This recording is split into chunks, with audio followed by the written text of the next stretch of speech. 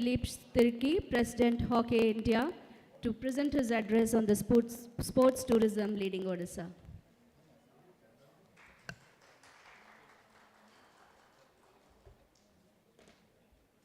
Thank you so much, Madam Ji. Namaskar. Good morning to all of you. आदरणीय श्री सुजीत कुमार जी महोदय, honourable member of parliament Rajya Sabha, आदरणीय श्री सुंदर कुमार जी महोदय, additional secretary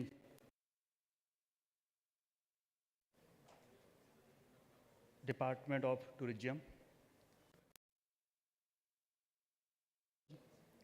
महोदय, MD Taj group of hotels, आदरणीय श्री राजीव मेहरा जी महोदय, president Indian association of tour operators, Shri JK Mahanty ji महोदय, chairman HRAO friends,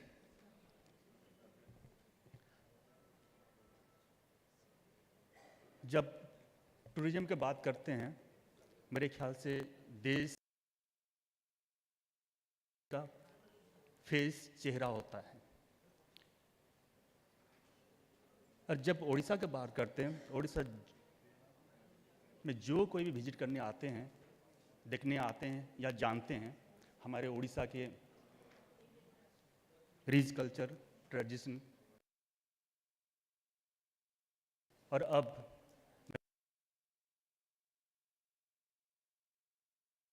के नाम पे स्पोर्ट्स चैंपियनशिप में लोग जानने लगे और विजिट करने आ रहे हैं।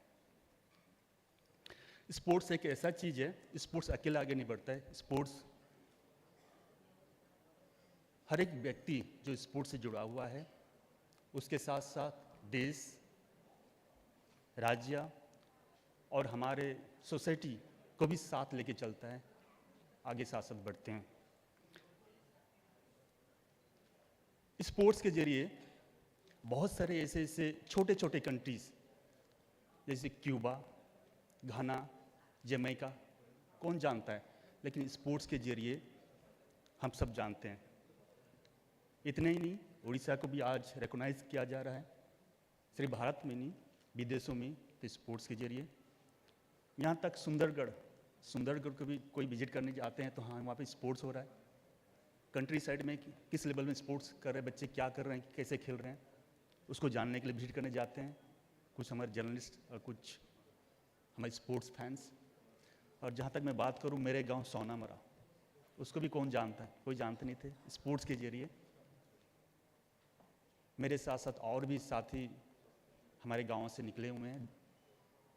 अमित रोहिदास, सुभद्र प्रधान फॉर्मर कैप्टन थे इंडियन हॉकी टीम के, दीप संतरी की, बहुत सारे खिलाड़ी सोनामरा गांव ने दिए। आप देख लीजिए, जहां भी ओलंपिक्स होता है या वर्ल्ड कप खेला जाता है, वेन्यू बनता है, ब्रॉडकास्ट के जरिए, लाइव टेलीकास्ट के जरिए ऑटोमेटिकली वो वर्ल्ड के ग्लोबल टूरिस्ट डेस्टिनेशन बन जाता है, इसमें कोई शक नहीं है। और यहाँ से शुरू होता है हमारा स्पोर्ट्स टूरिज्म। और कहते हैं कि स्पोर्ट्स टूरिज्म एक सिक्का का दो पहलू हैं, ऐसे ही बात है। हमारे मुख्यमंत्री श्री नवनीत पटनायक सर जी ने कुछ सालों से टूरिज्म के साथ स्पोर्ट्स को जोड़ने का प्रयास किए हैं और मुझे लग रहा है कि हम सक्सेस हुए हैं। आज हम बात करते हैं 2018 वर्ल्ड कप से लेके अब रिसेंटली 2023 वर्ल्ड कप भुवनेश्वर और राउरकेला ग्रांड सक्सेसफुल रहा है। और मेरे ख्याल से आप लोगों का काफ़ी हाथ भी इसमें रहा है, होटल और हॉस्पिटल में सपोर्ट करने के लिए। और आज देखिए, इतना ही नहीं है, और बहुत सारे इंटरनेशनल इवेंट भी कराए गए। हम under 17 women's junior world cup, इसके साथ एशियन एथलीट मीट चैंपियनशिप और भी बहुत सारे इवेंट उड़ीसा गवर्नमेंट ने टेकअप किया है। इसके पीछे ये भी है कि टूरिज्म कैसे आगे बढ़ेगा। देखिए इतने सालों में कितने खिलाड़ी वर्ल्ड कप में 16 कंट्री की टीम, इंडिया के साथ 15 कंट्रीज पार्टिसिपेट करते हैं।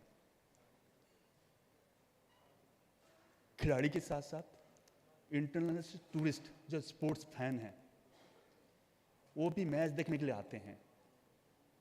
मेरे ख्याल से हाँ, कोरोना ईयर में थोड़ा सा डिस्टर्बेंस हुआ है, थोड़ा सा दिक्कत हुआ है, लेकिन जब वर्ल्ड कप हुआ है मेरे ख्याल से डोमेस्टिक टूरिस्ट और इंटरनेशनल टूरिस्ट काफ़ी फुटफॉल हुए हैं हमारे उड़ीसा में।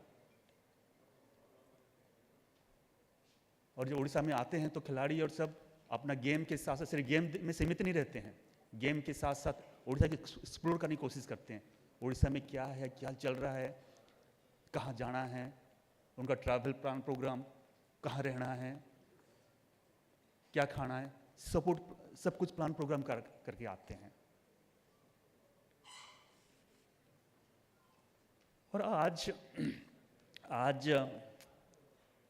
मैं गर्व के साथ कहूँगा जो मुख्यमंत्री की सपोर्ट से, ब्लेसिंग से आज स्पोर्ट्स में एक नया चेंजेस देखने को मिल रहा है। दोबारा सा क्रेज़ हॉकी में हिस्ट्री हम पढ़ते थे, लेकिन हॉकी में लोगों का जो रुझान है, लोगों का जो प्यार है उतना जुड़ा हुआ नहीं था। अब मेरे ख्याल से लोग जुड़ चुके हैं, मैचेस देखना चाह रहे हैं, इंटरनेशनल मैचेस देखना चाह रहे हैं। उसके साथ साथ आप देख लीजिए डोमेस्टिक सर्किट में, डोमेस्टिक स्पोर्ट्स में भी, जैसे हमारे आईपीएल की बात करें या हमारे हॉकी इंडिया लीग की बात करें, एसएल की बात करें, और भी चैंपियनशिप हैं, लोग देखने के लिए जाते हैं, विजिट करने जाते हैं, वो भी उस जगहों का एक्सप्लोर करना चाहते हैं।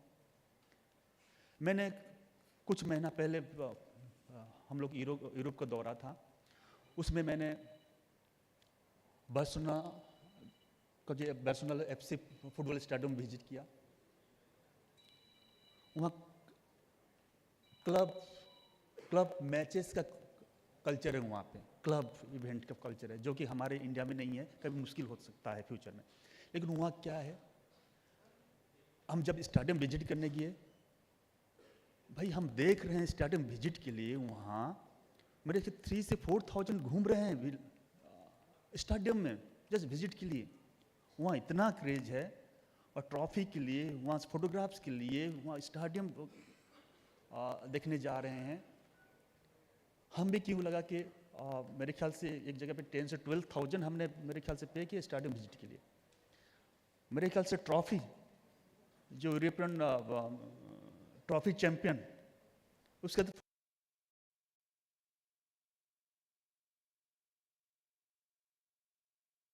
मेरे ख्याल 1,500 ना 2,000 हम लोग पे किए।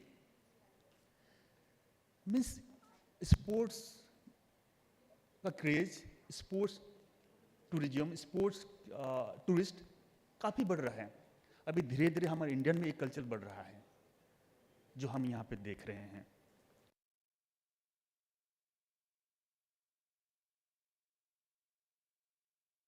पटनायक सर जी, उड़ीसा गवर्नमेंट ने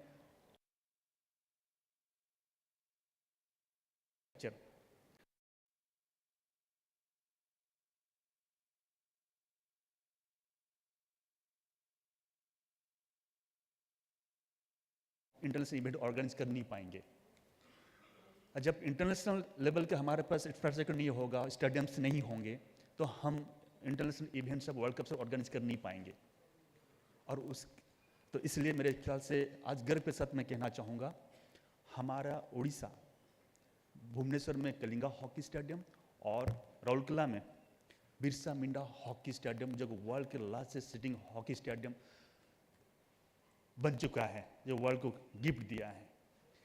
राउरकेला को कौन पहचानता, राउरकेला के बारे में कौन जानता था, लेकिन आज राउरकेला में हॉकी वर्ल्ड कप होने से, वर्ल्ड के लार्जेस्ट सिटिंग कैपेसिटी स्टेडियम होने से, वहाँ पे international sports fan, international tourist footfall हो रहे हैं, आए हुए हैं वर्ल्ड कप के दौरान। देखिए वहाँ पे हॉकी इवेंट होने से हम लोग सुन रहे थे एयरपोर्ट, राउरकेला में एयरपोर्ट बनने जा रहे हैं, कई सालों से सुनते आ रहे थे। लेकिन जब वर्ल्ड कप हुआ, जब हॉकी हुआ, जब स्पोर्ट्स हुआ, तुरंत बन गया। तो स्पोर्ट्स का, हॉकी का यही वैल्यू है। उसके साथ साथ सिटी का भी डेवलप कराते हैं। कितने लोग, मेरे ख्याल से हर एक मैच में 20,000 लोग विजिट करने आते हैं मैच को, एंजॉय कर रहे हैं। ये तो हमारे लिए गौरव की बात है। और अभी भी जो वर्ल्ड के लार्जेस्ट हॉकी स्टेडियम को विजिट करने जा रहे हैं, लोग आ रहे हैं विजिट करने के लिए।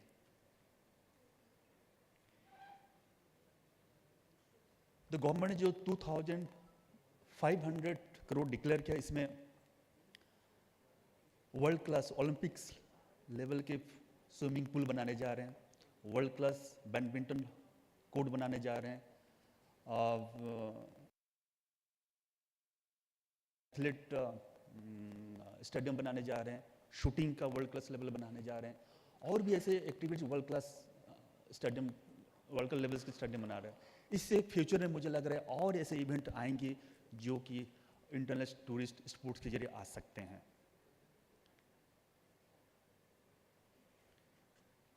मुझे आज बहुत ही अच्छा टूरिस्ट कंक्लेव प्रोग्राम बुलाने के लिए टूरिज्म डिपार्टमेंट और आप लोगों को मैं शुक्रिया अदा करना चाहूँगा। और फ्यूचर में भी आपके सपोर्ट से स्पोर्ट्स और टूरिज्म साथ मिलके आगे बढ़ेंगे, हम सब बढ़ाएंगे। Thank you so much. Thank you so much for your kind words sir. ज़रूर स्पोर्ट्स सिर्फ एक खेल नहीं, अब हमारी पहचान है। And can we have a big round of applause for the hotel and restaurant members for playing a vital role in the recently hosted Hockey World Cup 2023 and making it that successful. May I now request Sri Rajiv Mehra, the President of Indian Association of Tour Operators, to kindly present his address.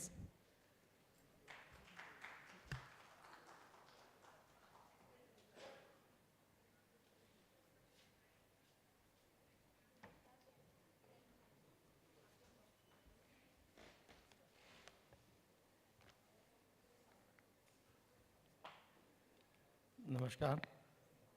Respected Sri Sundar Kumar ji, IAS, Additional Chief Secretary, Department of Tourism, Government of India. Sri Sujit Kumar, Honorable Member of Parliament, Rajya Sabha. Mr. Puneet Chatwal, Managing Director, Taj Group of Hotels. Mr. J.K. Mohanty, Chairman HRAO and Chairman ITO Eastern Region. Mr. Dhri from the President of the Hockey Association. Friends, ladies and gentlemen, and the media. First of all, I'm grateful to the organizers of the 5th Odisha Tourism Conclave for inviting me to this august platform. It is indeed a pleasure to be amongst the tourism stakeholders of the magnificent state of Odisha. Well, the world has opened up, so has incredible India. The focus is on hygiene, safety, security, eco, wellness, spiritual destinations are on the bucket list of tourists. And Odisha is endowed with all these things which they can give. Well, under the dynamic leadership of Shri Naveen Patnaik, the Honorable Chief Minister of Odisha, the state has marched in the field of tourism and especially in investment in tourism infrastructure, which its successful investors meet. Yes, we still need more quality hotels in Bhubaneswar and other tourist destinations like Chilka.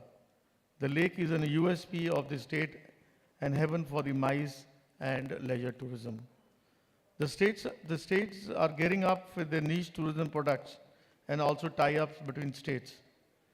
Well, as reported, Himachal and Goa are tying up for development of their tourism synergies. Goa is working on a golden triangle within the state and focusing on heritage tourism. Well, Odisha has its own Bhubaneswar, Puri, Konarak. It needs focus on conventions, religious tourism, and destinations like Chilka and Puri. Tribal tourism is another unique tourism portfolio for Odisha, just like adventure, now a thrust area in, say, Rajasthan. Sign tourism is in states like Uttar Pradesh, and Odisha too, with its coastal line and Chilka, can cater to this segment. A tie-up with the West Bengal and Chhattisgarh will go miles in this direction and forming a tribal tourism circuit. The states are upbeat on their marketing and promotional efforts. The participation of a strong Odisha tourism team at WTM 2022 is indeed a welcome step, as marketing and promotion is an imperative for success of tourism. Participation in the upcoming international mart at ITB and other marts will leverage the state in the eyes of the foreign tourists across the world. Road shows across India and fam trip of foreigners and Indian tour operators, media and bloggers are important and will go a long way in strengthening membership base, in a long way in positioning the state and leading to tourism destinations. ITO, with its strong membership base, is always ready to participate in all your marketing and promotion campaign. The participation of Odisha Tourism at the recently held ITO convention in Lucknow, the address by the Honorable Shri Ashwini Kumar Patraji, the Honorable Minister of Tourism, and the presentation by Shri Sachin Jadhav, Director of Tourism and Managing Director of Odisha Tourism Development Corporation, was well appreciated by our members and will go a long way in promoting your state by our membership. Well, the UDAN scheme has taken up earnestly in states like Rajasthan and connectivity in states like UP. And this needs to be done more aggressively in the state of Odisha also. The connectivity to Singapore, Bangkok and Dubai is indeed a boon for the state, and this must be there. Also, Odisha can play on its Buddhist tourism destinations in Thailand especially, as Calcutta is the landing point for Buddhist tourists. A tie-up with West Bengal, Bihar and UP will help augment the Buddhist tourism in the state. Well, ecotourism will lure tourists from Dubai, so will investors from Dubai and Singapore. So we must focus on Buddhist tourism in this state and make it a circuit with other states. This needs to be done ASAP. To take tourism to the state of Odisha on a mission mode, let us focus on enabling policies in due consultation with the relevant stakeholders and trade bodies. Tourism tie-up and synergy with other states, health, hygiene, safety of tourists to be prime concern, investment in tourism infrastructure, airplanes, airports, last-minute connectivity, hotel rooms, heliport, cruises, terminals, marketing and promotion, road shows abroad, fam trips to India for foreign tour operators, media and bloggers, static development of destinations, inclusive development of in tourism, responsible and sustainable practices, and this will all make Odisha a 365-day destination, which is required today. Mr. Monty, as he was saying just now, out of those 50 destinations, at least two circuits must be made in this state. And whatever ITO can do for it, we will definitely do it. And also, more airports need to be developed. Some suggestions to our respected Mr. Surinder Singh Ji, the Honorable Additional Chief Secretary. Sir, we had interactions with our stakeholders yesterday evening. And one of the points which came in was an assistance to the tour operators or the hoteliers who are going abroad and participating in the Odisha stall. As things have gone very high, expensive, and the inbound tourism has not reached that peak at the moment. Rather, it is just 1/3 of what it used to be before February 2020. The MDA kind of a thing state, which at the moment is giving 75,000 rupees assistance to those who participate in your road shows or in the travel marts. This need to be increased to a minimum of 2,50,000 rupees, sir. This will go a long way in helping our tour operators, friends, and travel agents in promoting Odisha. This is required because for some reason the government of India is still not spending funds on overseas promotion, and many state governments, with Odisha being also one of them, are doing their own publicity, which I am very grateful to them. Also, I would like to inform the August gathering here that yesterday we have submitted a proposal to the Honorable Tourism Minister of holding the ITO convention in 2025 in Puri. So let us hope it gets cleared, because there's a long list of states who want to have the ITO convention, but Puri would be a good destination with so many changes. I remember when I joined the trade, there used to be one hotel called the Northeast Railway Hotel. There was nothing else there. But today, hotels are coming here. So, all of you here have the blessings of Lord Jagannath, and there's nothing bigger than that. Odisha is all set to find its justifiable place in the tourism map of the world, and ITO will always be your partner in progress. Thank you, and Jai Hind. Thank you.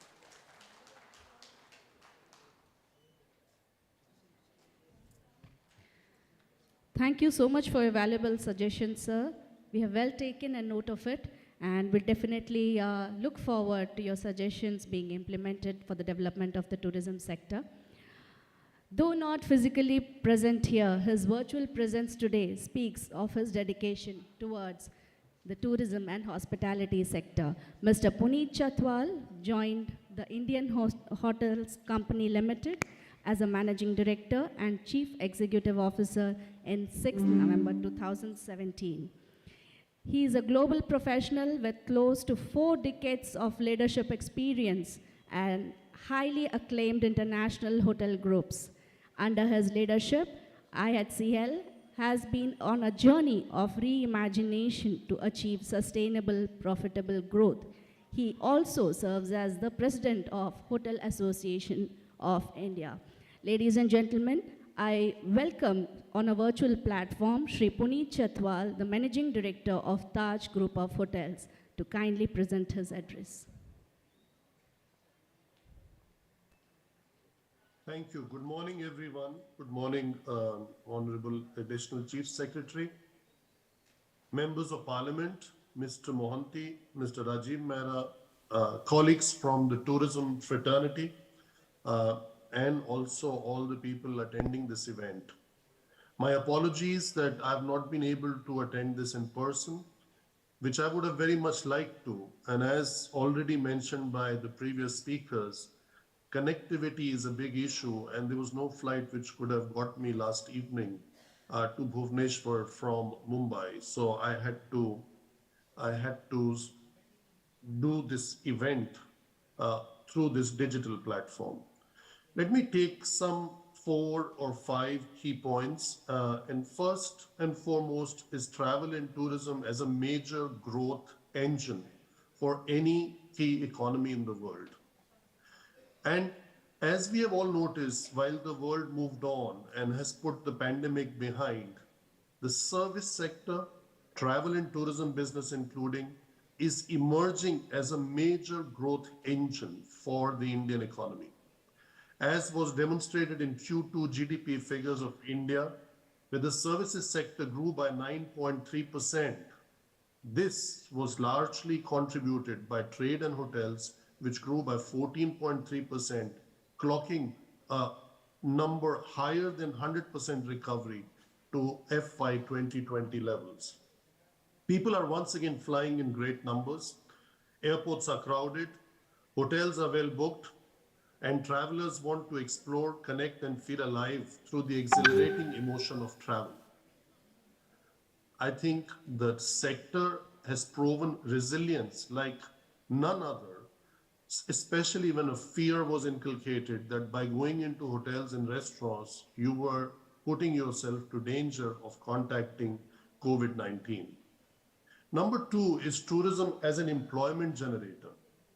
Tourism is seen as a major driving force for any economy. It is the highest multiplicator of direct as well as indirect jobs. Interestingly, as per the latest World Travel and Tourism Council report, the sector is expected to create 126 million new jobs globally within the next decade, with at least 20% of those coming from the Indian subcontinent. So a nation with young population, with a demographic base like India, I think this is a very good news for the country. Also, it found relevance in all the programs announced by the Honorable Prime Minister himself in the campaign of Dekho Apna Desh, the 50 new destinations, and I fully support what the previous speakers have said, especially Mr. Mohanty. Hopefully 2 destinations of those 50 happen to be coming from Odisha. Now I move on to the third platform, and that is a strong potential for Indian tourism industry. In India, this sector has contributed 7.5% to overall GDP and is one of the biggest employer of human resources, providing 10% of direct employment and impacting livelihoods of millions of others. Which takes you to the temple. It takes you the person who carries your bags while you are hiking. It is all the people who are, doing the shikara on the Dal Lake. These are not counted in organized sector, but these are jobs that are directly or indirectly dependent on the tourism activity in the country. The further boost has been happening through the increase in disposable income, and that's why domestic tourism is on the upswing. The tourism sector is well placed to reach $3 trillion by 2047 on the back of this opportunity that we have in India, in its various states, in its diversity, to unlock that potential of both inbound as well as domestic tourism. However, and having said that, the infrastructure in this sector needs to grow together. And one of the requests that we have been making is that tourism should be granted the infrastructure status at the center level and industry status at all state levels, with the highest level of grants, highest level of subsidies, as are applicable to other comparable sectors which create so many lives and livelihoods, or support so many lives and livelihoods. Moving on to Odisha, I think as the previous speakers have suggested, and as the theme of the conference is, I do believe it's a hidden gem. Not so much hidden as is being spoken, or the best kept secret.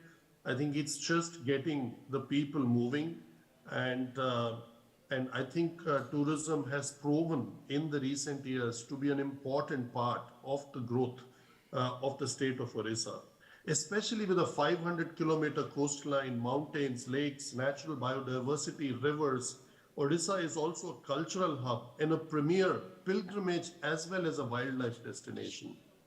Odisha, as one of the speakers mentioned, has established itself as a sports capital of India. So sports tourism has been given that importance, and with the recently concluded World Cup, I think the entire world could see Odisha live in some of the very important inbound destinations for India.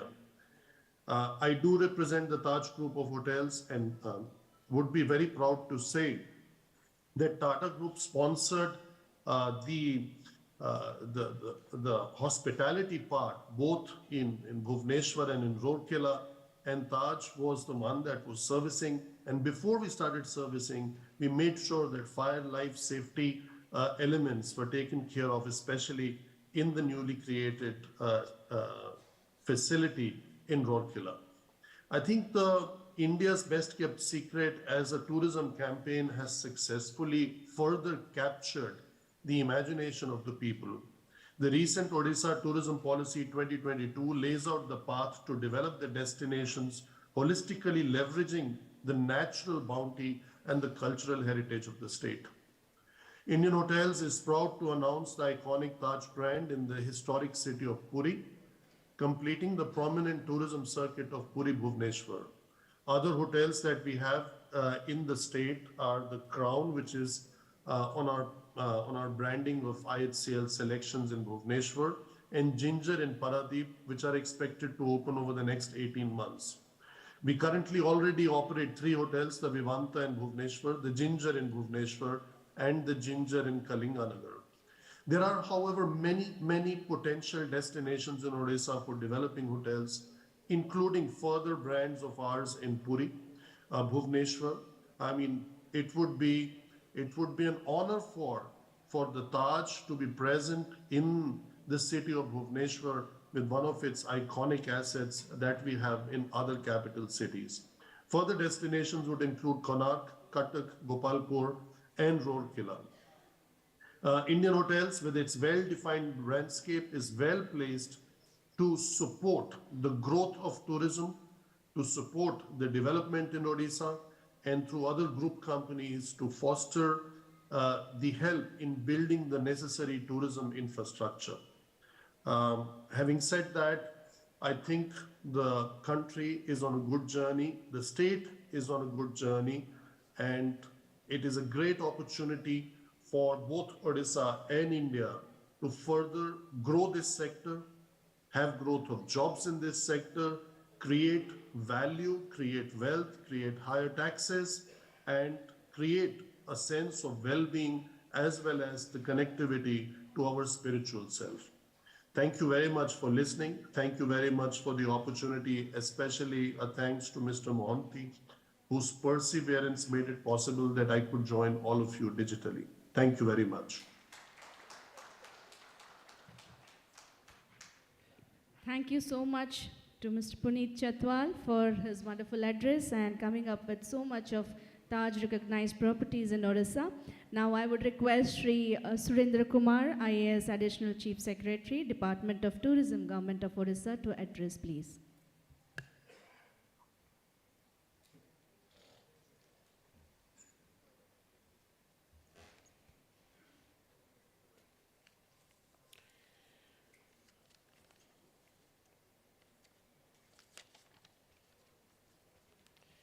Thank you. Sri Sujit Kumar, Honorable Member Rajya Sabha on the dais, Sri Mehra, Sri Dilip Tirki, Sri J.K. Mahanti, all the dignitaries sitting on the dais, all the colleagues who are from the tourism sector in front of me. I begin with saying a thank you to all of you for having given this opportunity of coming in, participating in this conclave, and welcome all the dignitaries on the dais also for having made it convenient to participate in this deliberations for the day. I've heard many of the august speakers who spoken about the potentials of Odisha, the best kept secret. So I'd not spend my time speaking on the strengths that Odisha offers. What worries me as a Secretary Tourism, you see, I have a responsibility on my shoulders to develop tourism as an industry in the state of Odisha. It is easier said than done. All eyes always remain on me, whether it is the general public, whether you as the stakeholders, or the people on the dais, or even the political class, because the ideas have to come from our end. And we've been grappling, trying to offer new experiences to people who travel. See, when I address the issue as a secretary of the department, I place myself in that shoe as if I was a tourist, and when I go to a destination, what should I look at and what will I expect when I go to a location? Obviously, traveling to Bangalore is not tourism destination, because Bangalore is more of a business destination where people go for work. So is Hyderabad, and so is Chennai or Calcutta or Delhi or Chandigarh or Pune. These are more of business where offices are there, and therefore it is a different kind of tourism which you call as tourism. It's actually not tourism. We call it tourism. We call it business tourism. But when you work, you actually work. You don't enjoy. Or if at all you do, probably you enjoy it for the evening, or maybe a couple of days extra. So what is tourism? Tourism means unwinding, getting an experience. That's important. Why should I go to a particular place? What will I gain by doing that? When I go to Gopalpur, for 2 days, I just unwind from the various responsibilities that I have. Or if I go to Puri, 2 days, or if I go to Mahabalipuram, or if I go to Munnar, what do? Different people have different definitions of tourism. For some people, going and seeing the historical places, or Qutub Minar or Taj Mahal or Red Fort will be tourism. For some other people, it could be the culinary specialities of a particular place which could be tourism. For some people, free marketing would be a tourism, and for people like me, is just going, enjoying a good hotel, having food, sleep, unwind, and then come back. So different people define tourism differently. And that is where we are lacking in this country. Honestly, I'm telling you, because we are still way away from giving that experience to people. We have to curate products which caters to the different requirements of different people. All people cannot be the similar. My taste cannot be same as Mr. Mahanti's. His priorities while traveling will be different with my priorities. For a sports person, Mr. Dilip Tirki, his priorities when he goes for a tourism will be very, very different. It's bound to be different. No two persons are similar in nature. Therefore, first of all, we should focus on creating an experience. I'll give you an example. Recently, I got an information from the highest office of my state that a group of tourists, and a very high-end tourist minded, very, very high-end, were visiting the state of Odisha. So a package was developed by a travel operator. And obviously, when they are big people, they definitely must have got some big travel operator. Now, surprisingly, in the itinerary, the tribal museum was missing. The handloom, textile, handicraft museum was missing. The Mantran, which offers the typical Odia cuisine, was missing from the itinerary. So what was drafted? Who drafted it? Now, when people come here and don't go to these places, then when they go back, they'll simply say, "Maja nahi hai yaar, kuch खास नहीं है उड़ीसा." गलती किसकी है? मैं किसी की गलती नहीं कर रहा हूं, मैं अपनी भी गलती कह रहा हूं कि शायद मैंने अपने वेबसाइट पे नहीं दिया है, और आपकी भी उतनी ही है कि आपने जो जेम्स होते हैं, you have to show that. When we curate a tour, and that too at a high end, when I'm telling high end means they are actual high end people. It was a whole group coming to Odisha, and fortunately we came to know about them, and then these destinations are added. So what I'm trying to say is that we have to give an experience to people. When I use the word experience, I use it very, very responsibly. That when a person is coming to a particular place, let us take him to the right place. I'll give you my own example. I visited Pattaya in Bangkok. And in Pattaya, I booked this normal tour operator. वो लेके गए कहीं बीच पे लेके जाएंगे और लेके आएंगे. अब वो जिस जगह पे खाना खिलाया, मैं जिंदगी में कॉलेज में पढ़ता तब भी वैसे खाना नहीं खाया था. मैं जब कॉलेज में ही पढ़ता था तो मैं उससे ऊपर लेवल में खाना खाता था. कॉलेज में पढ़ता था. मेरे पिताजी की तनख्वाह बहुत ज़्यादा नहीं थी, 1000 रुपए के करीब रही होगी. फिर भी उस लेवल पे खाना नहीं खाया था. उसके बाद कान पकड़ा जिंदगी में कि कभी ट्रैवल ऑपरेटर के थ्रू मैं नहीं जाऊंगा. क्यों? मेरा एक्सपीरियंस खराब था. This is what I am trying to tell you. See, as a secretary, I'll speak something which probably you may not like because I am also a customer. I'm not speaking as a secretary. After that, I have never taken the risk of going to a travel operator because now the technology allows me to access every service by my own mobile phone. Why should I go to you? You tell me why should I come to you unless you offer me something which is really unique. When I go to a hotel, and let me name, when I go to his hotel, I get a lovely experience. I'll tell you, my own daughter, I'll give you my own example. I went to Bangalore. My daughter likes to stay in suite rooms. I booked a room worth 20,000 rupees. But the experience was destroyed in just 5 minutes because she was very small, 4 years at that time, and told somehow I didn't like the hotel because the room was very, very small. So if you're talking of a suite room, then we have to give an experience because that experience put me off, and it's a very, very big brand, let me tell you. After that, I have never risked myself with that brand. So what I'm trying to tell, it was my experience. So when a person comes to Puri, he or she must get that experience that says, oh wow, next time I'm going to make it even more longer stay, which Mr. Mahanti has been talking about, that from 3 nights, let's try and make it to 7 nights. But it will happen 7 nights only when it pushes me that my experience has been wow, and I want to come back, and next time when I come, I'll bring 3-4 families more, and then we'll spend 4-5 nights here. Then it is going to develop. If my experience is not good, I'll say, चलो हो गया, एक बार लगाना था, पैसा खर्चा कर दिया, भगवान का भी दर्शन एक बार कर लिया, हिंदू धर्म में एक बार आपका धाम का दर्शन हो गया, काफी है. अब उसके बाद कोई जरूरी तो आना नहीं है. ठीक है?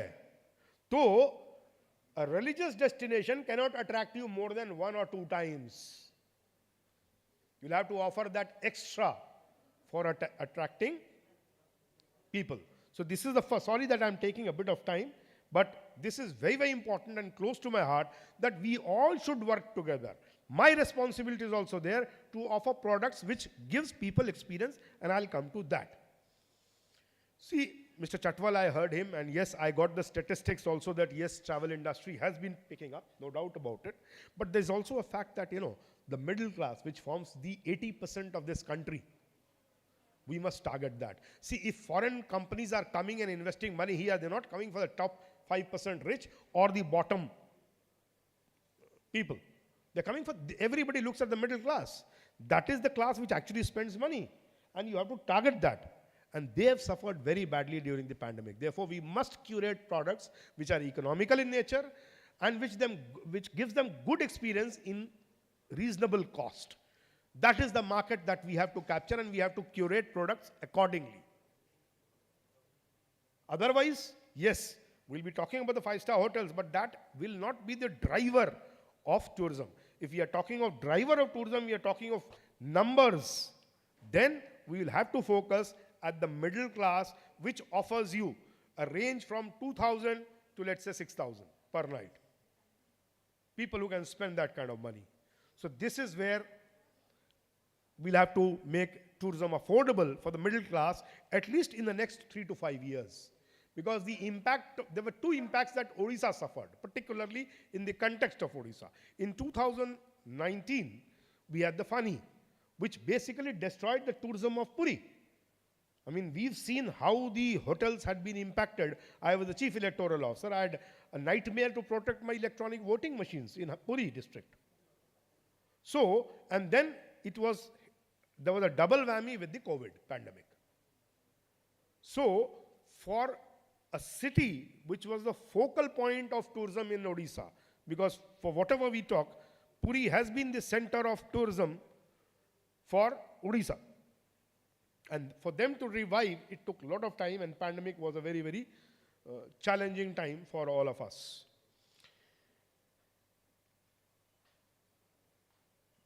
I have talked about the experience. There are no shortcuts for success. We all know it. We've got the experience. I was recently seeing on the social media one of the customers of a EV, of a popular brand of the country. I'll not name that. But the customer was talking in the tone that I would prefer burning the vehicle rather than using it anymore. Now, this is our country actually. And I remember long back, when I was a student, and by the time I came, it never happened. At that time, buying a shoe of 130 rupees for us was a big deal. Even today, in this country, exchanging a product is next to impossible. That is the post-sale service that we give. And when I said that there are no shortcuts to success, we'll have to be very resilient. We'll have to, the tourist, the guest, whatever terminology that you use, make him comfortable. Make him have an experience. Let him go back with an experience that, yes, this is a place where I came. Even if I lose 2 rupees is not a big deal. But what is important is that he says, and he spreads the word of mouth rather than the tourism department giving newspaper advertisements. Ki saab eco retreat mein aa jaiye. I am doing it. But if you think that by doing advertisement things would happen, then Pathan would not have garnered 1,000 crores. You put 1,000 ads, everybody has been advertising about various movies. Why Pathan made 1,000 crores? It was quality that they offered. It appealed to the people. People started dancing in the theaters after probably 20 years. So please remember, there is no compromise with quality for whatever we may discuss in these kind of conferences. Until and unless you give experience to people, they are not coming back. And if they are not coming back, you have only one-time person. So as a secretary, because see, as an IAS officer, we remain in a sector for a particular period of time. We are called jack of all trades, but mind it, we also put a lot of effort. We try to develop, and sometimes we succeed, sometimes we don't. But definitely one must sincerely try to do that. So this is what I wanted to tell you as a secretary of the department. Now I'll come down to, and I'll just conclude my speech with what are the products that we have up our sleeves, which can prop up our tourism sector. You've already heard Mr. Dilip Tirki and Mr. Mahanti talking about the sports tourism. Our Honorable Chief Minister has a vision, and that is how tourism and sports have combined, and that combined synergy is now showing results. Odisha Tourism was one of the major sponsors of not only the Hockey World Cup, but also of the Under-17 women's soccer this year itself. So we've been very aggressive. Rather than going into electronic media or print media and giving advertisements, we are trying to support sport. Because ultimately, it will bring dividends to us if the footfalls increase. And that will happen only when I develop an event, make it an annual feature, and ensure that people start coming. It becomes a national symbol. So in that line, sports is one of the core areas where this Department of Tourism and Department of Sports and Youth Services are started to show results. I hope that in the next 3 years' time, we have many more such events. We have a velodrome coming up. We have a national level swimming pool now here. Host of soccer stadiums are there. So infrastructure in sports as well as hotels is improving. We have, I think, something like, I'm not sure about the data, so I'll not be able to share, but we have around 5-7 hotels already coming up. We have a convention center coming up, which is one of the state-of-art and probably will be one of the best in the country in terms of capacity as well as the services and facilities that are offered. We're also looking at some innovative products like yacht tourism. Now, yacht tourism is on the highest agenda of the department as of now, because this is one experience that has not been offered in many states. There are private yachts which are available in Bombay and the western coast, but eastern coast doesn't boast much of yacht tourism. We are working very seriously on that, and hopefully sooner than later we'll be rolling it out with an experience that becomes a destination, not only for yachting but also for weddings and other things. It's basically a high-end clientele experience that we plan to offer. The second product that we are looking at is, with Jaipur being covered under the Udan scheme, there's an opportunity for us to develop Devmali so that people from Visakhapatnam and Jaipur can converge at Devmali. And Devmali can develop not only as a tourist destination, but also as a wedding destination. Because see, people, why should I go to a particular place? It should give me some return. What is the return? That if somebody goes to Auli and does a wedding, why can't that same systems and facilities be offered for the people living in Eastern Coast? People from Calcutta. People from Odisha have gone to Raipur for do a wedding in Raipur. So why can't we capture that people? You have the entire Telangana, Andhra Pradesh, West Bengal, Ranchi. So you have that catchment area. And then let people develop that destination which offers you a end-to-end facilities so that if somebody wants to have a wedding destination, I know of a gentleman whose daughter got married yesterday and he's traveled all the way to Jodhpur. So if somebody can spend money taking his people to Jodhpur, why can't I offer that services here? So that is another thing that we are looking at. And developing Devmali Hills is again a top priority for us. We are also looking at developing Konark, Talsari and Bhitarkanika, which are our USPs. The only impediment is the laws that we have with regard to the CRZ and the forest conservation laws. We are working on it, trying to make the government of India understand. I have also requested the Honorable Member of Parliament to, with some suggestions, which if he can take it up with the government of India. And hopefully, we'll be able to sort this issue out because anybody who comes to the beach wants to be close to the beach rather than being in the hinterland almost a kilometer away. And I don't want to get up in the morning and see some shrubs and bushes around my room. I'd prefer to see the sea from my room. That's very, very important. Religious tourism, of course, remains our forte. It's our, if I can use the word, the pillar for our tourism. And there is nobody more bigger and more important than Mahaprabhu Sri Jagannath. This is the land of Jagannath and shall continue to be the pillar for developing tourism. In fact, tourism shall develop around the Lord, and I'm sure with his blessings, we'll go miles from what we are today. And last but not the least, one thing that I've been thinking about is the weekend tourism.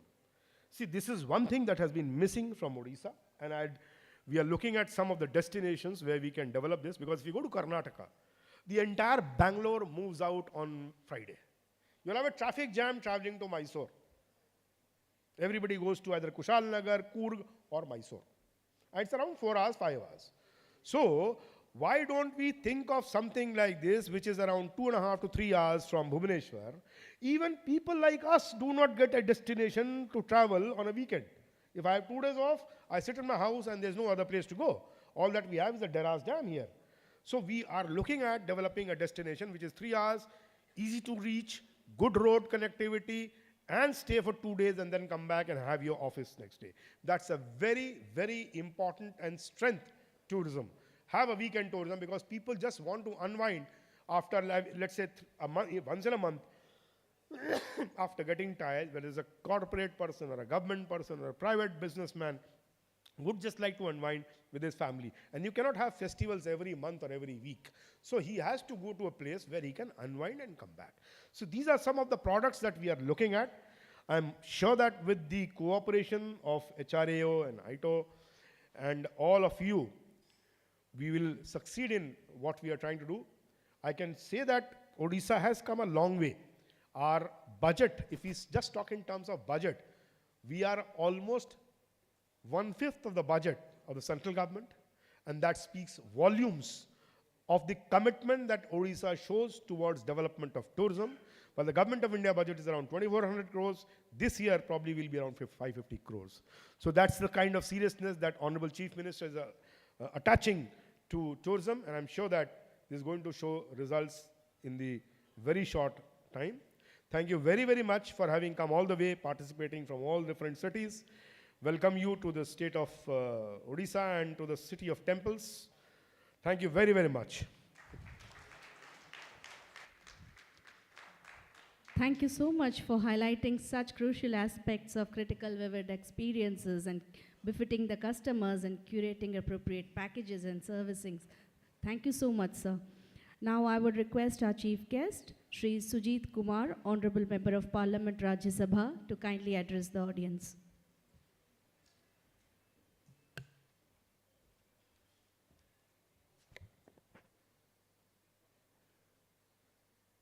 Good morning, Namaskar.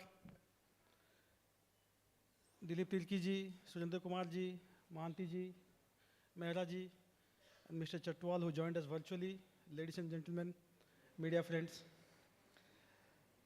Let me first compliment HRAO, WTC, and Government of Odisha for organizing this 5th Tourism Conclave 2023. It's usually customary to invite politicians to be part of such events, irrespective of whether they add any value or not. But nevertheless, I'm glad to be here. Thank you for inviting me. If anything else, it has given me an opportunity to learn about the concerns and challenges of the sector, of the industry, and also the opportunities after hearing the speakers, particularly after hearing ACS Surinder Kumar ji. I definitely have a better understanding of the sector now. I think he has hit the nail on the head by summing up the challenges of, or rather the crux of the sector, by saying that it's the quality that's the be-all and end-all of tourism. And until and unless you offer an experience, you won't have the tourists come back again. So I think that sums up what needs to be done. And in fact, that reminds me of the study done by the World Economic Forum, where I was working for a couple of years, 20 years ago. They do publish something called the Travel and Tourism Development Index. So the latest index of 2021 ranks India at 54, which is pretty low compared to the fact that we have close to 40 World Heritage Sites, a country with 5,000-year-old civilization with so much to offer in every possible way. And even tiny nations like Singapore is ranked 16th, South Korea 19th. So it's a pretty bad scenario. And one of the, or rather, some of the reasons they have highlighted in the study is that we have very lousy enabling factors, whether it's infrastructure or whether it's the hygiene and sanitation issue, whether it's connectivity or whether it's aspects such as safety and security of the tourists, particularly the women tourists. So until and unless we look into these aspects, into these elements, then I think tourism will certainly not flourish in our country. Some numbers were cited as to how tourism is an engine, is a driver of economic growth. We all know that, in fact, 5% of our GDP, India's GDP, comes from this sector. And often people say that tourism sector has a multiplier effect of 2.5, meaning every rupee invested in tourism gives a return of 2.5 rupees to the GDP. So I think the government of India particularly should have been more proactive in promoting tourism. ACS Surinder Kumar ji was talking about numbers.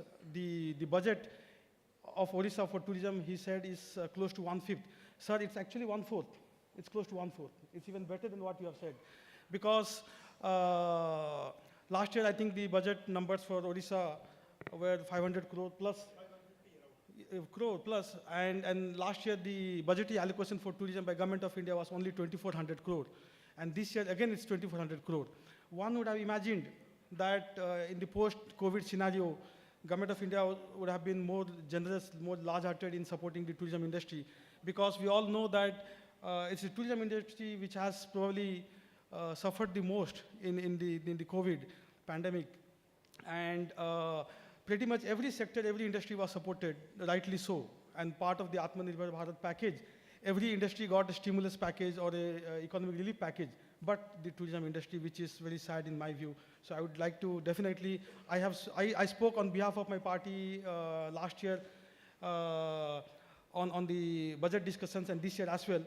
And last year I did highlight the fact that the support to the tourism industry is certainly not optimal, and it should have been much more than what Government of India did offer. Coming back to Odisha, a lot has been spoken. We all keep saying that Odisha is India's best kept secret, but at some point the secret needs to be unraveled. We cannot continue keeping it a secret forever. We have, it really gives me immense pride to say, not because I'm from the state, not because I'm an Odia, but it's genuinely a fact that it's probably one of the very, very few places in the entire world which has almost everything to offer to a tourist. Goa is known for its beaches, for its backwaters. Kerala is known. UP is known for its religious tourism. Tamil Nadu is known for its temple. Rajasthan is known for its palaces and forts. Odisha has it all. Odisha is one of the few places which has it all. We have most pristine virgin beaches. We have splendid temple architecture. We have the best wildlife. We have amazing handloom handicraft. So when ACS Kumar was speaking about experience, we have every potential to offer the best experience to a tourist. And in fact, Honorable Chief Minister has taken personal interest in ensuring that we emerge as one of the most preferred tourism destinations in the world. And he was speaking about the steps that government of Odisha has been taking. Budget allocation is one thing. We are one of the few states that has a dedicated tourism policy. We have ensured that tourism is one of the 6 priority sectors of the state. In fact, 13% of our GDP, close to 13% of our GDP comes from this sector. So, government of Odisha is very, very committed to ensure that tourism as a sector, as an industry develops in the state under the vision and leadership of Honorable Chief Minister and ACS Surendra Kumarji and his team. They are doing a wonderful job of ensuring that we as a state offer the best tourism experience. Now finally, I will just offer one or two, and before I do that, I'll certainly take your inputs, Mahantiji, regarding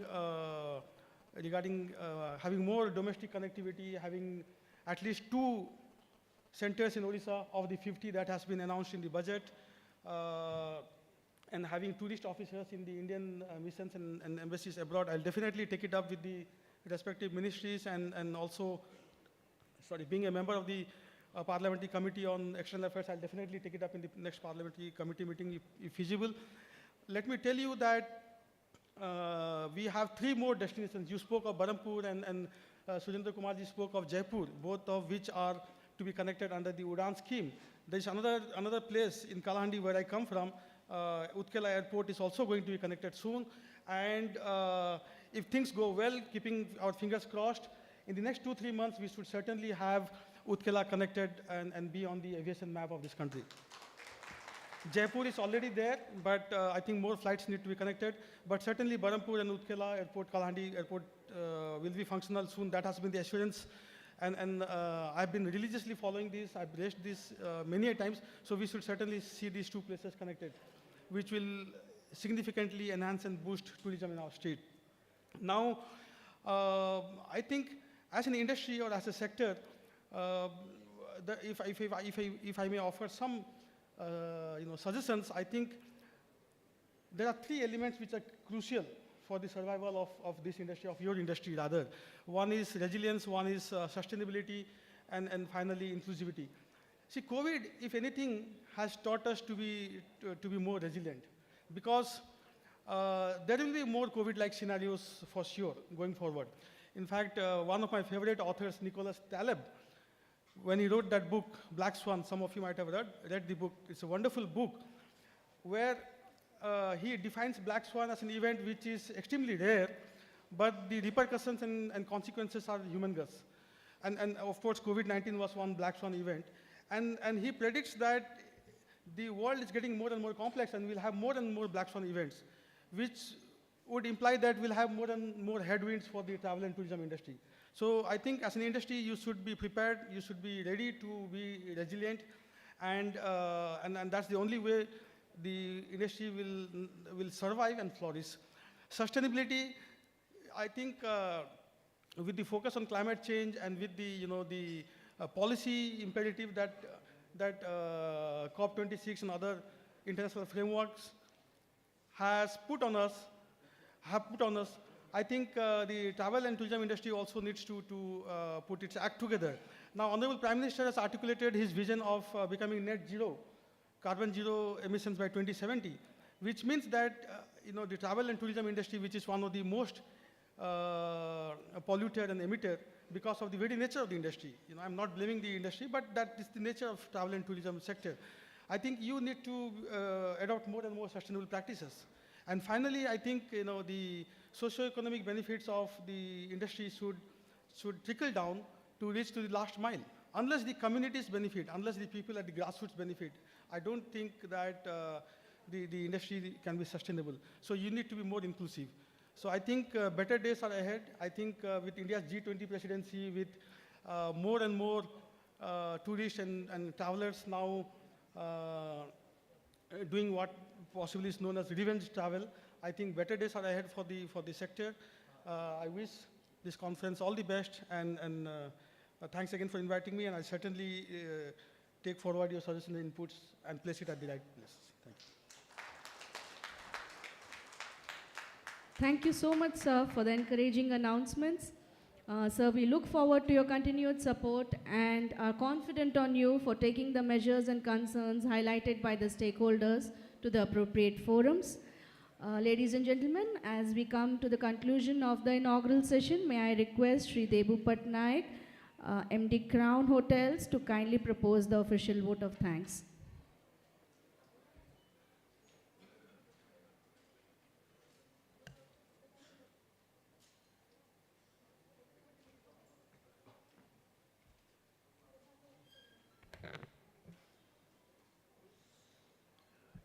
Good morning, dignitaries on the dais, ladies and gentlemen. We are meeting for this Odisha Travel Conclave after a long gap of 4 years, but we couldn't have had a more wonderful beginning of the event. We are HRAO is extremely thankful to our guests for being here and for enlightening us with their valuable ideas, concepts, and thoughts. Let me be a little more specific and thank our Honorable Chief Guest, Honorable Member of the Parliament, Mr. Sujit Kumar. Sir, this is no customary to invite you as a political leader. We know your knowledge and your input, and we are enlightened. And we look forward to your continuous support for this industry in the Parliament. We have with us the Additional Chief Secretary, Tourism Department, Mr. Kumar. His thoughts were mind-blowing for all the participants out here, and particularly his presentations about his personal experience, not as a secretary of the department, but as a tourist. What does one expect? That was quite informative. And thank you, sir, for sharing that with us. Our pride, our state's pride, Mr. Dilip Tirki, Chairman of Hockey India, and also a torchbearer of our Honorable CM's concept of sports tourism. Sir, thank you for being with us and supporting the event and also bringing the hockey event to Odisha. And last but not the least, Mr. Mehra, Chairman of HRAO, who has been a long friend of Odisha and always there with HRAO, with Odisha Tourism for all our events and all our, to support us at all points. So thank you, Mr. Mehra, for being with us here today. And we are also extremely thankful to Mr. Chatwal, Puneet Chatwal, MD of Taj Group, who, in spite of his, poor connectivity, that is what he said, and other engagements, he could not join us, but he could find time to join us virtually. Thank you, Mr. Chatwal, for the event. And before I end, on behalf of HRAO, we would like to thank our chairman for initiating the whole process of this Odisha Travel Conclave. Thank you. Thank you so much. Thank you so much, sir. May I now request the members from HRAO, Mr. Tarini Prasad Mahanti from Joda, to come on to the dais for felicitation of the dignitaries. May I request Mr. Abhishek Lath,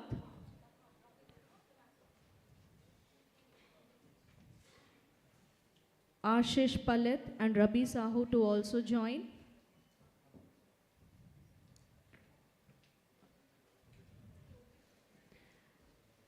I request Mr. Tarini Mahanti to kindly felicitate Shri Sujit Kumar, Honorable Member of Parliament, Rajya Sabha.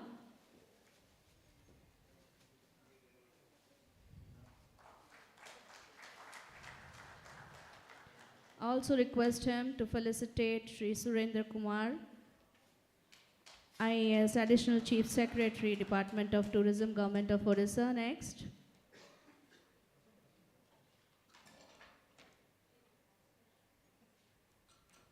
So please be on the dais.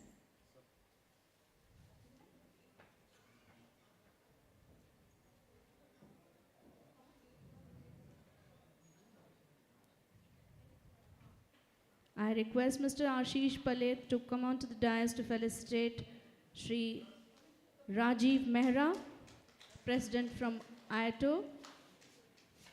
Mr. Ashish Palit, please. Mr. Abhishek Lath to kindly be on the dais to felicitate Shri Dilip Tirki, President Hockey India.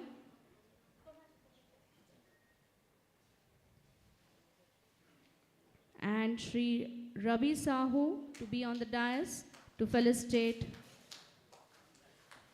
Shri J.K. Mahanti, Chairman HRAO.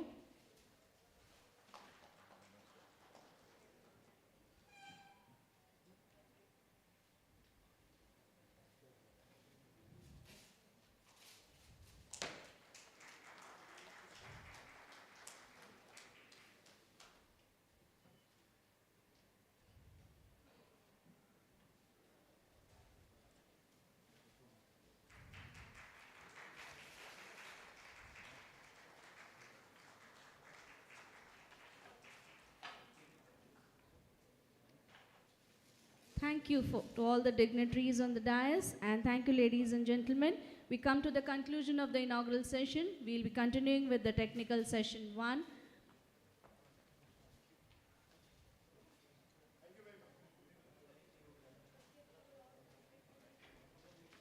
May I request the moderator and the panelists for the technical session 1 to please come closer to the dais.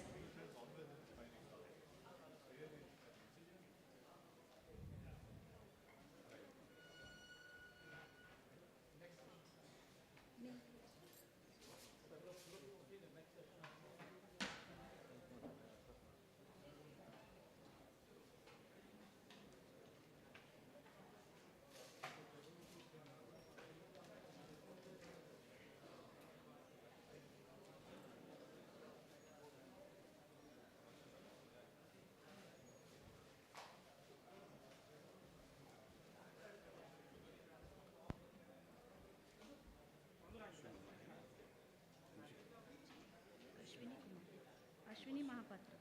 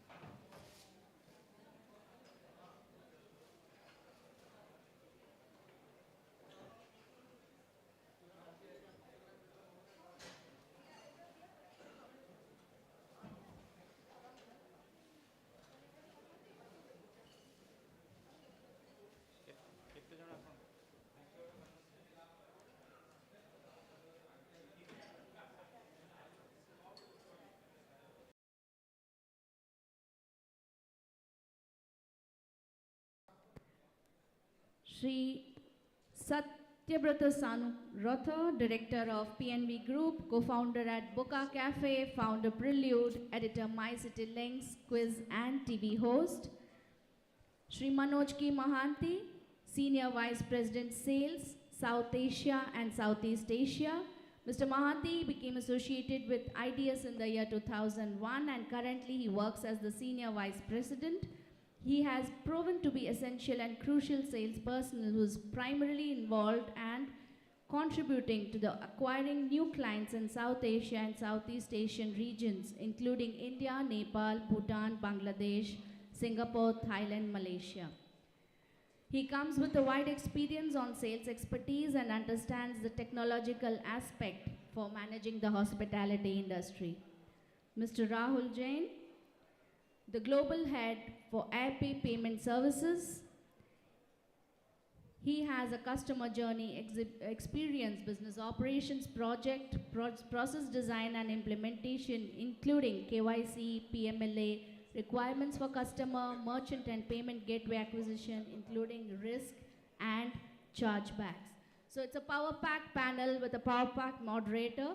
May I take the privilege of inviting the HRAO members to come along onto the dais to welcome the panelists and the moderator with the floral bouquet, please. Mr. Wasim Nair to present the bouquet to our moderator, Mr. Nilambar Rath. Mr. Ashwini Mahapatra to kindly present the bouquet to Mr. Shibashish Mishra, CEO Booking Genie. Mr. Prashant Kumar, may please come on to the dais to present the bouquet to Mr. Sanurat, co-founder PVN Foundation. Mr. Rajesh Dhal, present the flower bouquet to Mr. Manoj K. Mahanti and Mr. Debashish Kumar to kindly come on to the stage to present the bouquet to Mr. Rahul Jain.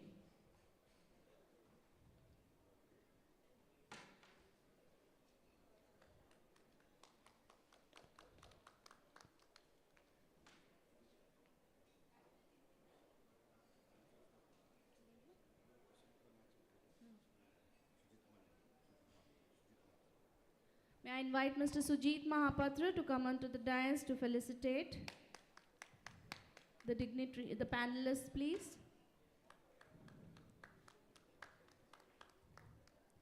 Mr. Sujit Mahapatra. Yeah.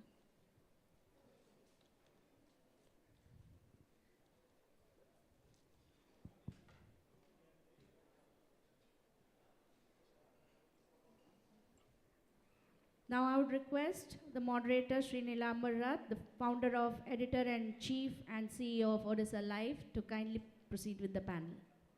Thank you, Nimesika. Good morning, ladies and gentlemen. This is a wonderful subject given to us for this panel today. Odisha, basically marketing destination Odisha or brand Odisha. I welcome all of you once again to this wonderful morning. Odisha is basically a unique destination. It offers many tourism attractions alone, which many other Indian states do not.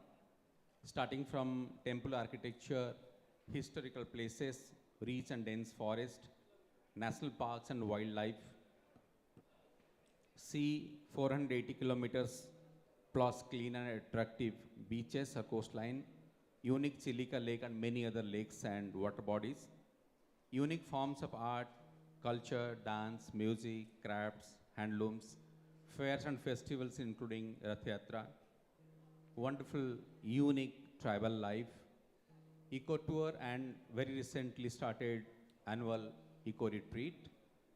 Additionally, the modern homestays at heritage sites or the princely properties. There are many more things Odisha offer today to the guests.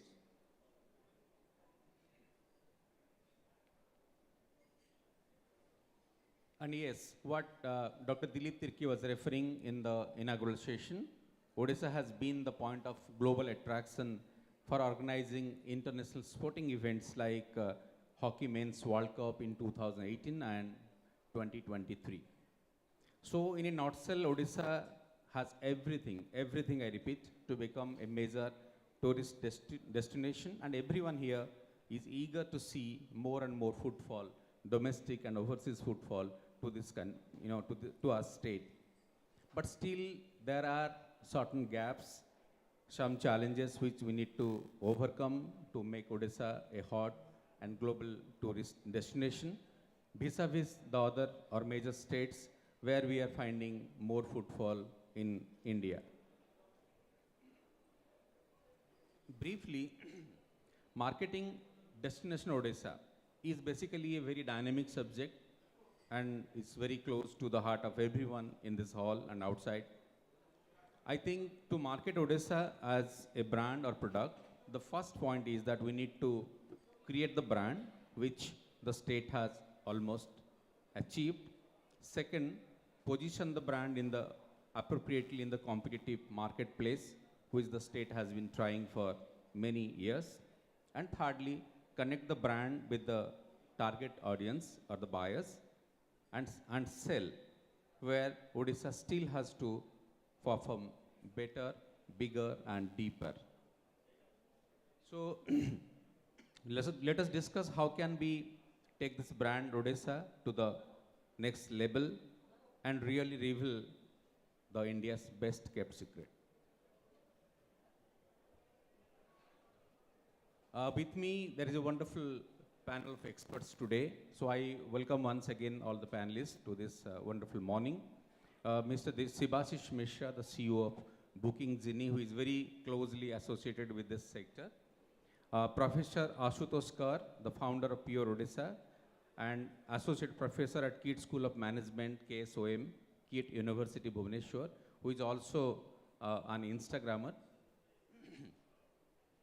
Mr. Sanu Ratha, Managing Director, Prelude, an expert in media and brand communication, who is very closely associated with the tourism and hospitality sector in Odisha.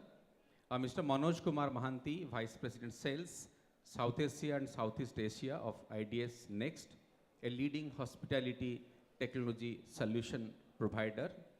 And Mr. Rahul Jain, Senior Vice President Operations of AirPay, which is also a leading fintech brand. We have a brilliant panelist. Now I'm coming to the crux point. Friends, basically marketing a destination is no more limited to branding and advertising or promoting the product on outdoor, print and television media. Now it is more about having very engaging content, having smart technologies, having wonderful mobile apps, exploring digital and social media, and tourism is also not limited to physical sites and services. It is more about the unique experience the visitor perceives vis-a-vis we deliver. So what the visitor is expecting from a site or from a place, from a destination, and what all we offer. Yes, the dynamics of this sector is changing with time, but are we all ready to change or adopt the change appropriately? So we have to answer that. For that we are here. So I would like to start from Sanurat. Basically, you are a media and brand communication expert and closely associated with the tourism sector. Would you like to enlighten us that how can we take Odisha, brand Odisha to the next level? What all we have achieved, everybody is aware about that. But what are the gaps, or where we should focus right now to take Odisha to a very big level, next level? Mr. Sanuratha. Thank you so much, Nilay Babu and all our co-panelists. Obviously my professional job is into events and advertising, and we have also got into a bit of hospitality by starting the Boca chain of cafes. And in the last 2 years, COVID was a very bad situation for all of us, especially in events and as in the hospitality in cafes and hotels. But I got a small opportunity to host a television series in News 7 channel Odia. It's called Explore Odisha. So in the last 2 years, I must have done around 60 to 70 episodes moving all across Odisha. So I got this chance to move inside Odisha, see places. and having a mind which is more into media, creativity, advertising and events, and going to these places, it was astonishing. And when we put on the promos across social media, and when I sent it to my friends across the world, they were very, very thrilled. Wow, Odisha is such a wonderful place. But I realized that they are seeing Odisha on the drone level actually. So when you take up a drone shot from Odisha, every place looks fantastic and there's a greenery everywhere. It looks wonderful. It's wonderful to promote Odisha at heights. But when you come down, the story is a bit different. So I would say instead of thinking of taking branding to the next level, we have to take 2 steps back and see what do we have and how do we reinvent what we already have. Like Odisha is India's best kept secret. I keep on saying that on my television show. I also say, "Iti jaha achi au koti nahi." All that is fine. Iti jaha achi au koti nahi. Kintu jane loko jodi baharu asuchanti, jane tourist asuchanti, whether it is in a non-resident Odia or of somebody from outside the state or outside the country, what is the kind of experience? Tourism is actually experiential. What you experience, you take back, you tell your friends, relatives, your peer group. So that is very, very important. So I feel there is a disconnect. There is a lot of things happening in the media part of it. There's a lot of money being spent. We have hoardings all over the country, across the world, showing beautiful places in airports, and all that is fine. But what's the next level? Once they see that photograph in the airport, how do they connect? Is there ease? Sibashish would know better. He has got into that. And once they come here, what is the kind of response they get, not only from the hospitality sector, those who are professionals, but also from the people in Odisha? Are they hospitable enough? Are our tour guides good enough? So these are small, small question marks which we need to actually build up, because we should not create a sorry figure. We brand Odisha in a wonderful way. We spend lots of money, get influencers, put it on social media. There are amazing ideas we can put forth. Yes, we have the funds right now. We have the way to project Odisha. We have great places for people to come in, but there is a lot of gap in the middle. I think that connectivity is very, very important. So I would suggest travel agencies are there, hotel association is there, people are interested in opening new restaurants and things like that. But there should be some organizations, maybe it could be part of the government, where you need to connect the dots. For example, when I go to an eco retreat, I've visited almost all the eco retreats because of my television profile. I find the eco retreats are good, the places around them are fine, but if somebody wants to go out of the eco retreat for some experience, there's nobody to tell them, the family or the friends, that "Akkapakare jaga achi," you can really explore and see new places. See, today's traveler who's ready to spend money wants a new experience. That's why they want to come to Odisha. They've seen a lot of Goa, they've seen a lot of Kerala, they've seen Kashmir, everything. What is it in Odisha which is going to give them a new experience? So I think we need to reinvent ourselves. Instead of saying, "I'm Odisha ko Goa bhaliya kar dava, Odisha ko Kerala bhaliya kar dava." Why? Odisha is unique in its own way. Can we reinvent ourselves? And I think there's another gap. I'm into events. If you have big shows, big Bollywood stars coming to Odisha, it's money for the event management companies, the vendors, people everywhere. But I don't think a person from Bombay would come to visit Odisha to see Sonu Nigam. Or maybe also Pritam. Maybe I'm being a bit negative on this. The Hockey World Cup, the inauguration, was it for a global audience or for an audience from Odisha and India? So we need to recreate our own culture, our own performances in such a way. There's a gap.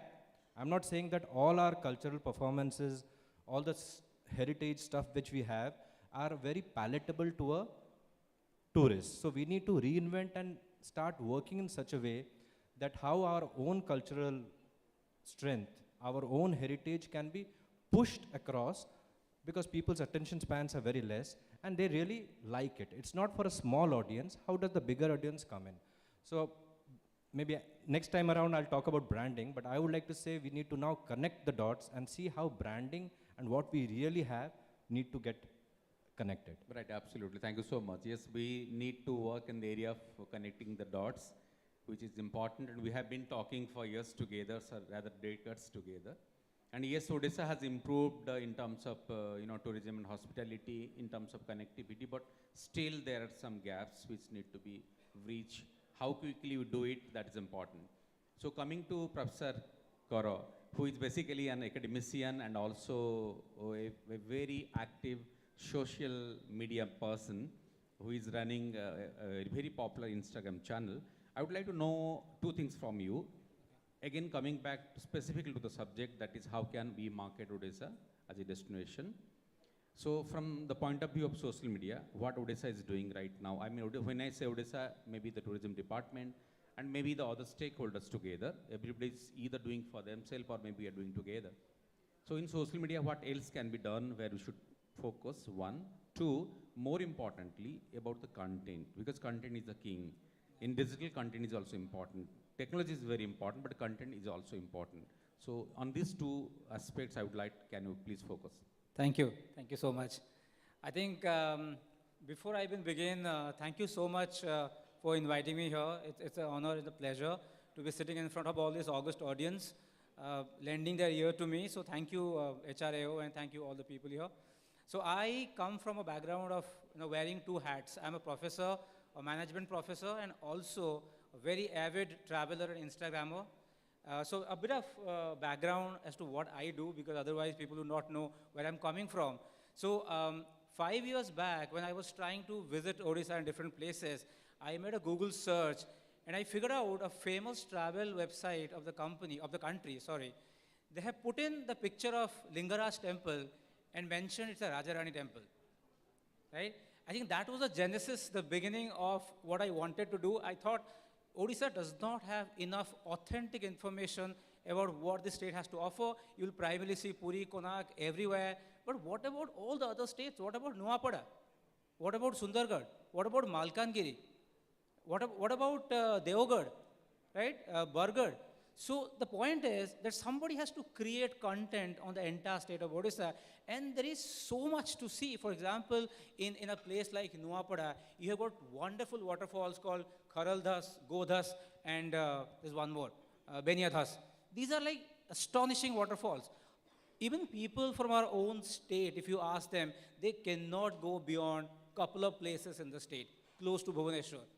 There is nothing else available. So last 5 years, we have spent all our effort in creating 3,000 posts on Odisha. Today, Pure Odisha Instagram page is probably the largest database of Odisha's tourist destination collections, right? We are reaching more than 2 million people every month, and each of our posts are garnering 300,000, 400,000 views. It's all about packaging. So we have the beauty. The question is, are you able to package it properly? Because you need to create interest. And if our own people do not know what our state has, how do we even reach out to people who are outside the state?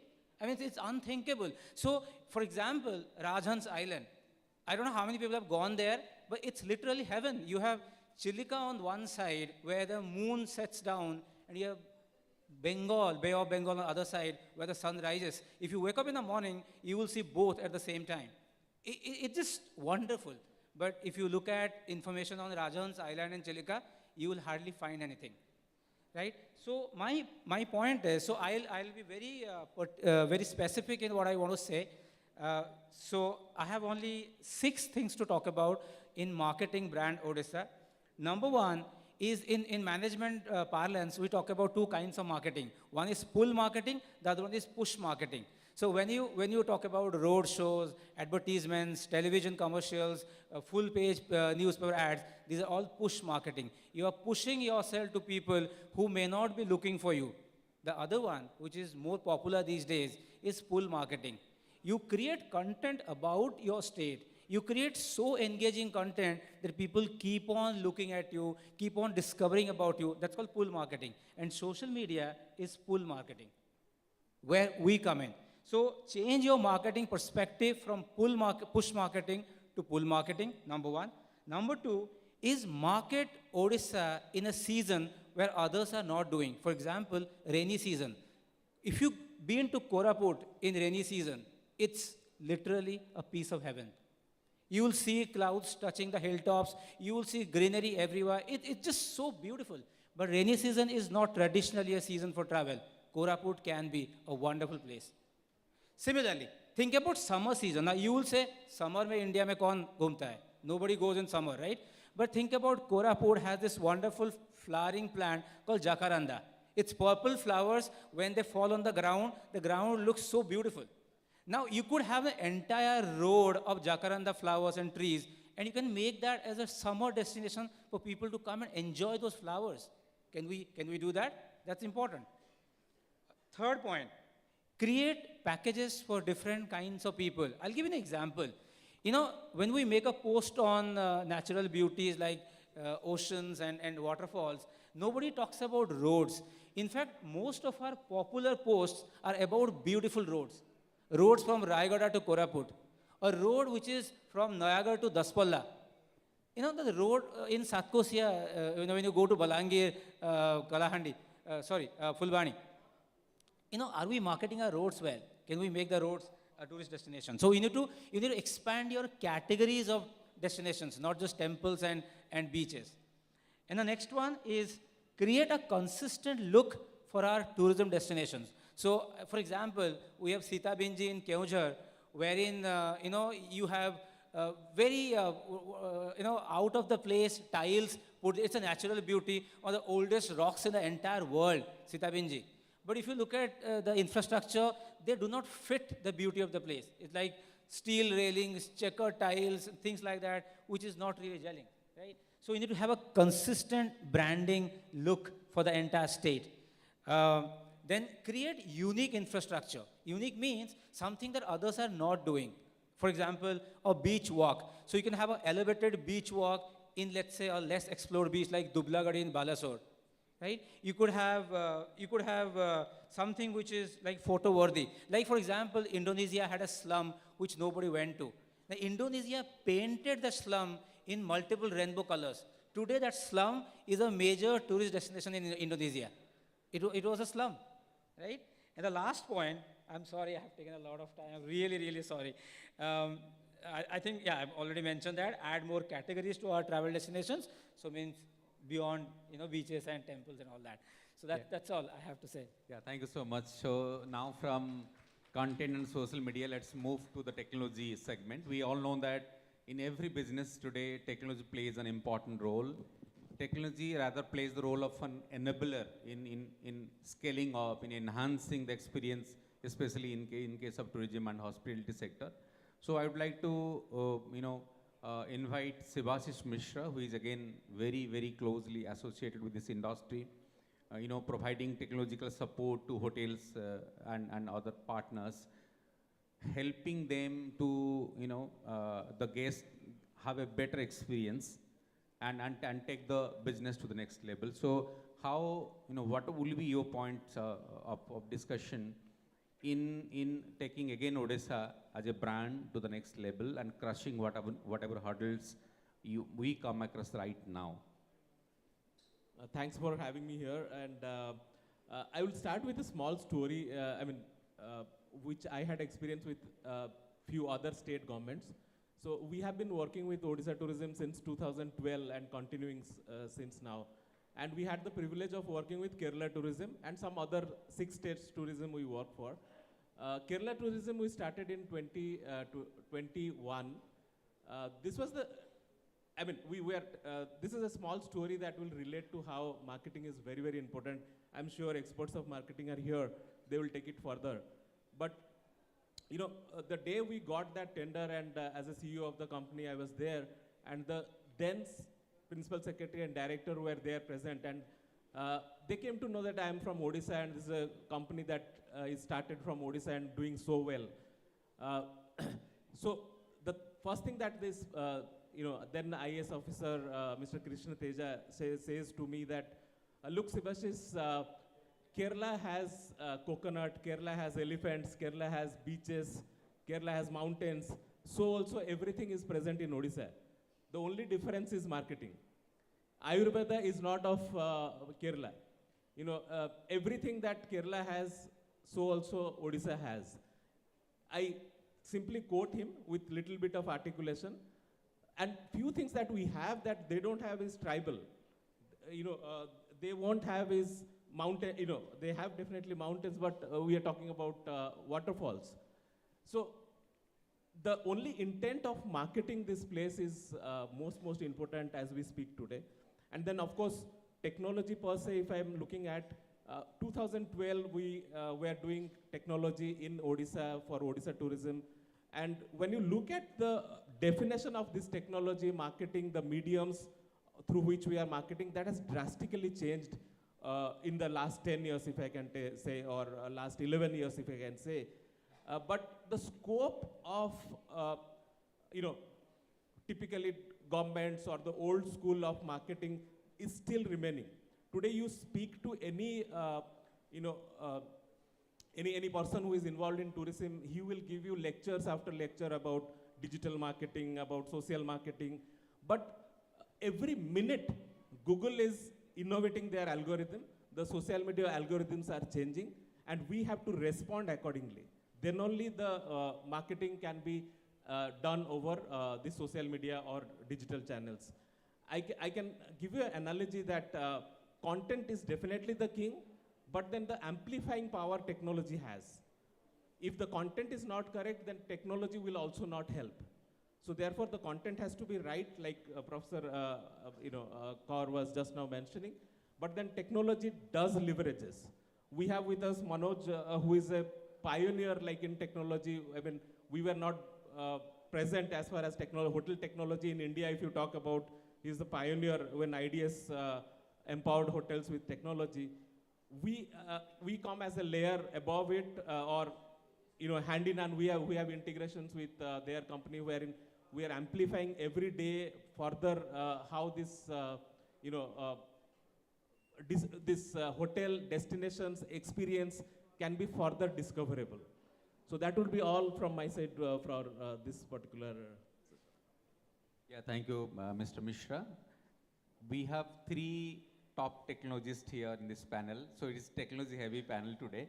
And technology is important, as he rightly said, that we need the right content. We also need the right technology to leverage the efforts. So coming to Mr. Manoj Kumar Mahanti, who also provides a wonderful solution to the hotel industry in terms of technology. So please speak, how can we use technology in hotel industry along with other the industries or say the areas under tourism, and sell Odisha rightly to the right audience. Thank you so much. Thanks. I feel really, really honored and privileged to be here, actually back to my home state. Kind of emotional stuff, but really appreciate this kind gesture by HRAO, the chairman, and the esteemed members. So I won't discuss anything about ideas or technology because the topic is a little different, right? We are talking about how we can market Odisha in global space. I completely agree with what Sivasi said, that content, you need to create good content, and technology can amplify that, right? So I have a very, very precise, small, little suggestion here. Not from technology side, but I would suggest that look at the strength of 50 million people of the state, right? Isn't it around 50 million, right? 50 million people, there are three things which we need to do. If you would like to market, we talk about hygiene, come on, that's nothing. You think that people go to Masai Mara to get kind of hygiene stuff there? You think people go to Vietnam to stay at a farmer's house to experience hygiene? I don't think that. I don't think that's necessity, right? You think people go to see a waterfall to experience hygiene? I don't think. You don't need actually beautiful road inside your national park. What do you have to do? Three things, very, very important. I leave this thought with all of you to introspect and see that whether we can apply in a true spirit, whether it is government, whether it is association, or the media, or anybody. ban. That's very important. You know that participation, awareness, noise. There are three things very, very important. Participation of every individual of this state to kind of take Odisha to a global space. How you're going to take it? Technology. Every person today has a mobile phone in his hand. Take it to the rural area. Tell everybody to post as much as possible the heritage, the place where they stay, the beauty of the place, the amazing, the coastlines, the mountains, the anything which, the temples, the heritage. And imagine that 50 million people morning when they wake up and if forget, I mean, even 10%, 5% of them, they create awareness in social media platform, right? Insta, Facebook, everybody is glued today. And you know what will happen, as Sivasi said, Google's algorithm will take us to everywhere, isn't it? That's something which is interesting, right? Awareness is most important, creating noise is important. I feel so happy when I see that now Odisha the best kept secret, right? At the airports. Last week I was in Bangalore, so I saw in Bangalore airport, Delhi airport, a lot of these places. So small story, I was traveling back, I was in Malaysia, I was in Kuala Lumpur airport, I met a British girl, and she was traveling all the way from New Zealand, and she was traveling to Vietnam. And she said, I'm going to stay at a farmer's house to see how they do, you know, the kind of, you know, how they grow the paddy and all those. I said, why don't you come to Odisha? And she was surprised. She said, where it is? Right? So the thing is that if you create that noise and you have to take the people's participation, you have to take it directly to the people. Wherever you go, every media, everybody, including government, it's not about fun, it's not nothing actually you have to invest. Just simply imagine the combined strength of 50 million people. And technology is there to help and support. So participation, awareness, noise, these three things will take Odisha to the right spirit, to the global map. So I don't have to say anything about ideas because we are one of the leading Indian technology company. We are in hotel technology space. What we do, in fact, we are a proud Indian company. Past 35 years, we are making in India. And we empower the hotels with a comprehensive, full suite enterprise application which covers their front of the house to the back office. And I mean, obviously, these are something which is related to technology, but I'm not talking about hotels. I'm talking about how we can take Odisha to a different level. And that's only possible through technology if every Odia person will start kind of creating content. You don't have to create content. You have to be very, very truthful. Just go post it. Post it on Facebook. Post it on Insta. Make noise. Odisha will automatically get marketed, right? You don't need the government's help. You don't need anybody's help. People will start coming in from far away places, whether it is Africa, from Southeast Asia, from the Latin America, because you see that these small things today, because today you have backpackers, today you have people who love travel, and they're traveling for months to stay in different places, right? So it is not about infrastructure. I don't agree because you don't expect actually, you know, kind of fabulous expressway to reach a destination. Yes, I mean, it is required, but inside the sanctuary, you don't expect actually hygiene and all those. We have everything, but the three things is very important. Thank you. Thank you. Thank you, Mr. Mohanty. You have very rightly said that yes, infrastructure is important for tourism, but more importantly, you need the inclusive attitude of the people of the land, where every ODI can become a brand ambassador of this state. Now, moving to Mr. Rahul Jain, who is also working in the technology space, basically in the payment gateway. So, we would like to hear from you how you see or what are your advice in the same concept of establishing Odisha as a global brand, and again giving every visitor who is coming to the state a very seamless and good experience. Thank you, team. Good morning, dignitaries, friends and colleagues. My take from the conversation that we have been having so far here has been that experience is prime.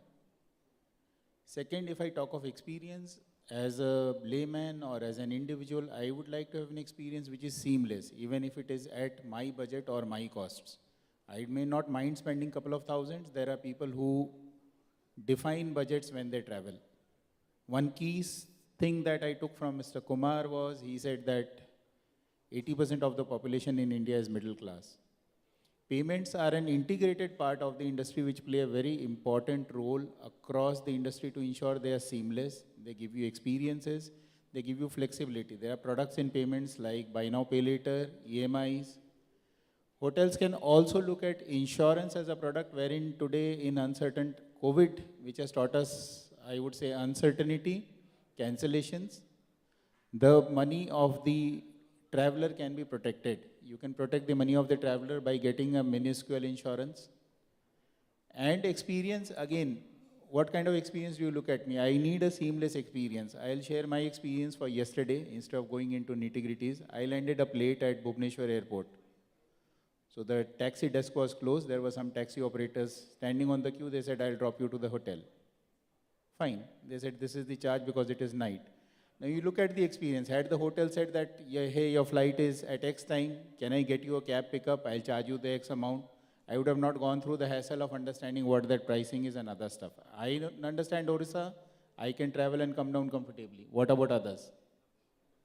So I think that certain things that we need to look at is, if we talk of affordability, we need to bring in more products which people understand, simplified payment systems. Hotel should also, if we talk of security, give customers the comfort of maybe possibilities to withdraw cash from the hotel systems, wherein they can swipe their card and get cash in between. These small products and steps will for sure, take the industry to the next level and ensure that the traveler gets delight. Connectivity, of course, as rightly pointed out by my colleagues, is not a concern. When you want an experience, it has to be seamless. I don't mind traveling in a bus, auto, or a car, but if the experience does not come through, it doesn't help. Lastly, what I foresee in a hotel is, I have traveled to many places in India. Here I see that, you have a buffet spread, but you don't have a local cuisine. Everything is standardized. Today I had South Indian, I had paratha, I had fruit, I had porridge. There was nothing from Odisha in the cuisine. There are 50 different dishes in the hotel. I will not name the hotel. But there was nothing from Odisha. You go to Kerala, you will find a pottu. Whether I eat it or not is a different conversation. But you will find a pottu. You go to Andhra Pradesh, you will get a pesarattu. Here there was nothing promoting the local cuisine that this is what we have. If I personally talk, I find chena poda is very interesting. But I don't get it in hotels. I have to eat it on a nearby shop somewhere. Thank you. It should be available in every hotel, I believe. It should be. It's not there. So before you leave Bhubaneswar, you should taste Senapur today. No, Thank I do you it so regularly, but it was not there. So this is how I found my experience here. Yeah. Thank you so much for your inputs. And very quickly, we have another 5 minutes to wind up this session. So very quickly, Mr. Sivasis Mishra will have a point. After that, we'll come to the audience for only 2 quick questions. So please keep the mics ready for the audience. Hello. Please make a question pointed to the panel. Yes, Mr. Mishra. Yeah, so quickly just to share a quick paradigm shift on the search. When we talk about search, today everybody will say Google. Google is the destination of search. But of late, almost 76% of the people are searching in Google Maps, not in google.com. So, the paradigm has drastically shifting, and we, as a destination, the youngsters, Z generation, everybody is going to the Google map and searching the destination, and whereas we do not have the least attention on the Google map. One hotel particularly was getting very negative ratings because we found out the root cause being that whenever this person was traveling with the help of Google map, and the Google map girl wonderfully says the destination is at the left, but he has to walk to another 15 meters to get the destination. And that led to the first initial moment of truth dissatisfaction for the hotel. So what I'm point is that the paradigm is shifting as far as technology is concerned every minute. So we have to be updated, not just the old school, what happened in 2015 or 12. We are not talking no more about search engine optimization or digital marketing. Is nowhere in the match today. Yeah, thank you. So any question from the audience? quickly, sir. Very Yeah. quick. Is it okay? You know, everybody these days talks about Chat GPT. It's an extremely intelligent artificial intelligence software that talks to you like a human being, right? I asked Chat GPT that why is Odisha tourism not so famous like Kerala or Rajasthan? And this is what I was answered. That's very pertinent. Lack of marketing. It says limited accessibility, limited hospitality infrastructure, limited cultural awareness, and safety concerns. Just one last point. Because the point is, as he mentioned, you know, it's not going to be Google. Tomorrow, people are asking ChatGPT to create 7-day, 5-day itinerary for their trip. You're going to Dubai, ChatGPT, please tell me 7-day itinerary Dubai. I want to experience this. ChatGPT, tell me wildlife experience in Odisha. It will tell you because it goes through billions and billions of documents and figures out what is the best for you. So if we are moving towards that, so unless we create content about itineraries in Odisha, ChatGPT will not tell people where you would go in Odisha. Yes, I will just clarify one point in continuation to Professor Kar. ChatGPT picks the information from the vast internet space. So again, it is coming back to the content. Content in terms of any information, text, comments, everything. It compiles and delivers. Yeah. So if you have enough content, You will have- content, enough favor, Yeah. so ChatGPT will also deliver a wonderful And a friend of mine, just last point, a friend of mine wants to come from Mumbai on a road trip to Odisha. He tells me, koi Naxal ka problem to nahi hoga.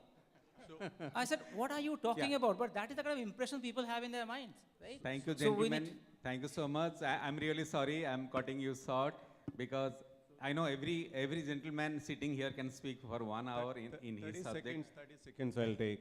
Yes. Regarding ChatGPT, right? Let me tell you that 1 or 2 people, 20 people, 100 people will not be able to change the technology landscape where you get all this information which, you know, ChatGPT collects information, collates and process and give it to you. That's the reason I suggest that create awareness amongst the people of the state to go. There is no content required, absolutely nothing. Tell them to be truthful, post what is there, the beautiful places where they live, surrounding. Immediately next month you'll see that all these what ChatGPT is talking about will change. Absolutely. Right? Yeah. That's it. Thank you. Hello. I Yeah, am A. very good Talukdar. afternoon. I'm a hospitality consultant and HRAO member.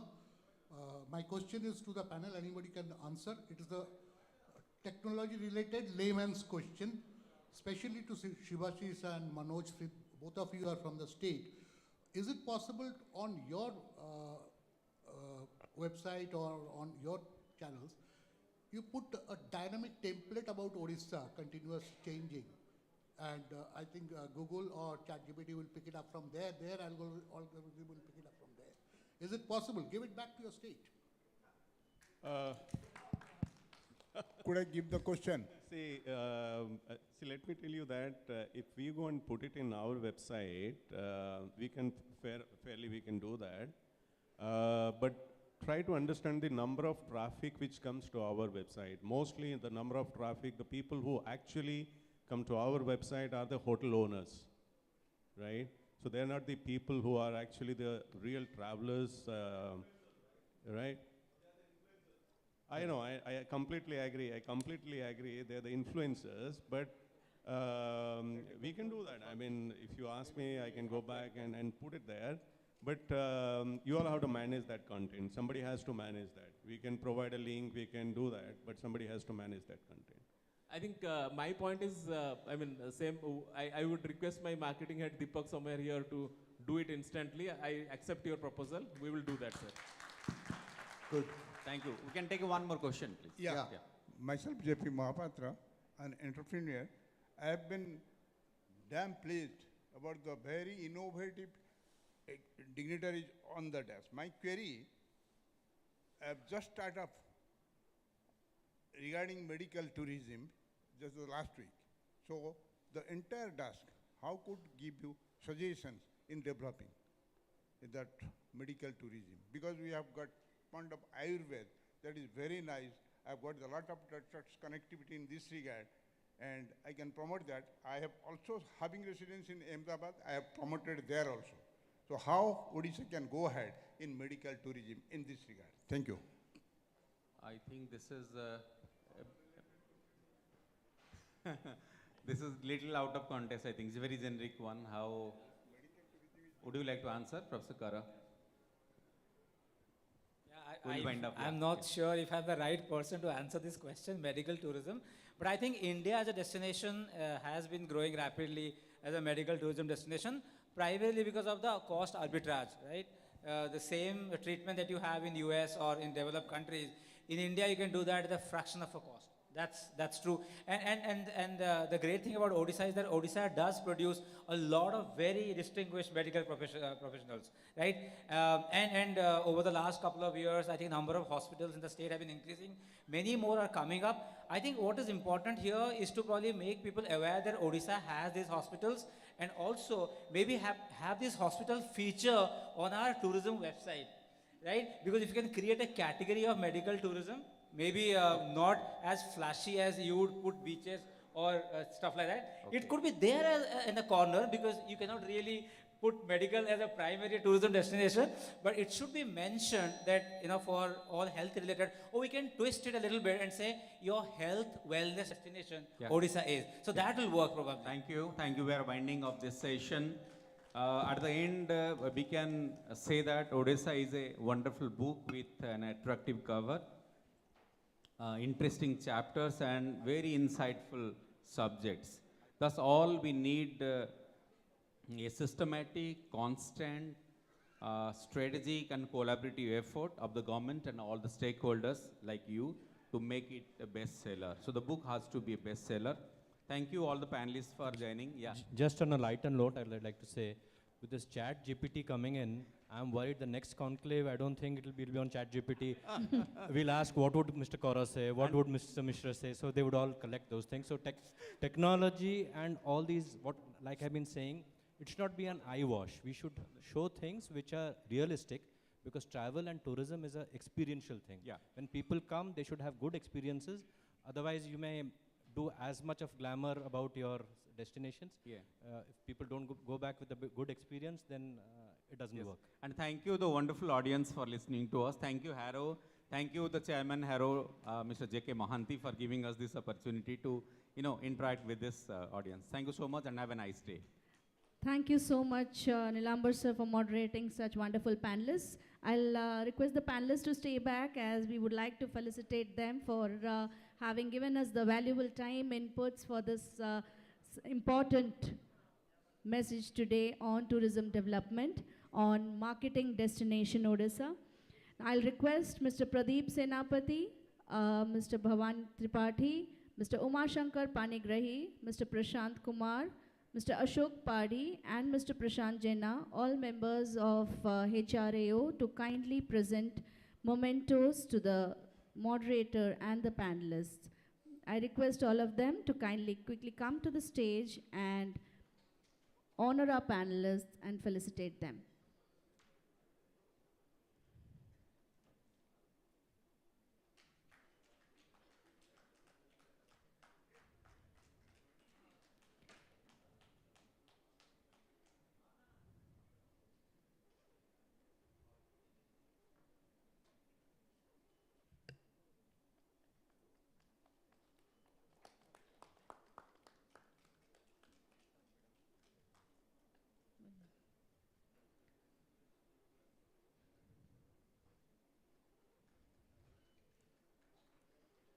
I know many of you must be waiting with your questions as well for interaction.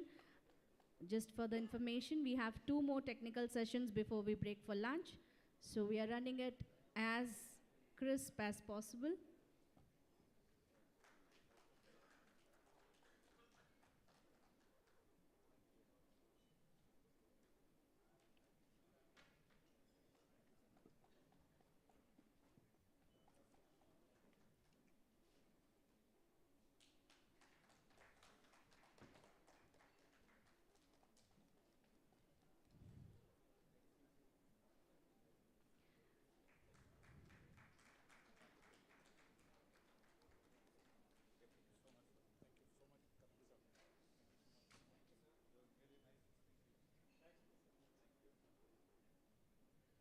Thank you so much. Thank you, Nimesika, once again. Thank you so much, sir.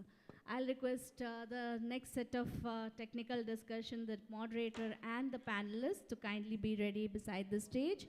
Meanwhile, just giving us a couple of minutes to rename the stage.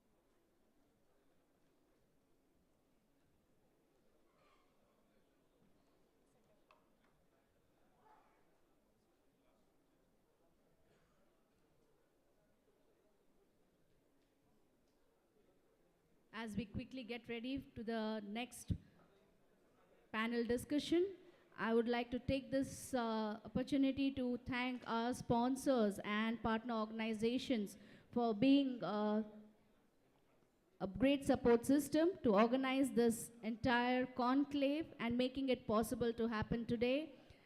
India Tourism, the silver sponsor for today, IDS Next, Evos, Hotel Valley, for being the associate sponsors, Kanhar Equipments, Vikas Eco Retreat, Loom Crafts, The Orchard, Pravat Power, Excel Engineering, for having joined us as the supporting sponsors, supporting organizations, IATO, FICCI, CII, UCCI, and the organizing partners, Moho Design Studio, OdishaLIVE, and RR Events.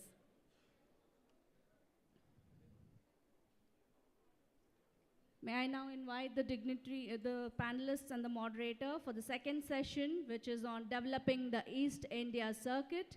Definitely something which the entire tourism sector is looking forward to discuss out. I invite the moderator, Shri Debashish Patnaik, MD Crown and founder Dalma Restaurant Chain, Dr. Sagnit Chaudhary, Regional Director, India Tourism, the Chief Speaker, Shri Prasanna Pradhan, Airport Director, Biju Patnaik International Airport, Shri Debjit Datta, Chairman, IATO West Bengal Chapter, Shri Sanjit Bhattacharya, the Director Sales, North and East India from Indigo Airlines, Shri Debashish Mishra, the Director of Pure Trip and Vice President of Ekta. Shri Gagan Sarangi, the Chairman of HRAO Odisha Chapter. I request the moderator and the panelists to kindly occupy their positions on the dais, as I quickly would like to introduce them.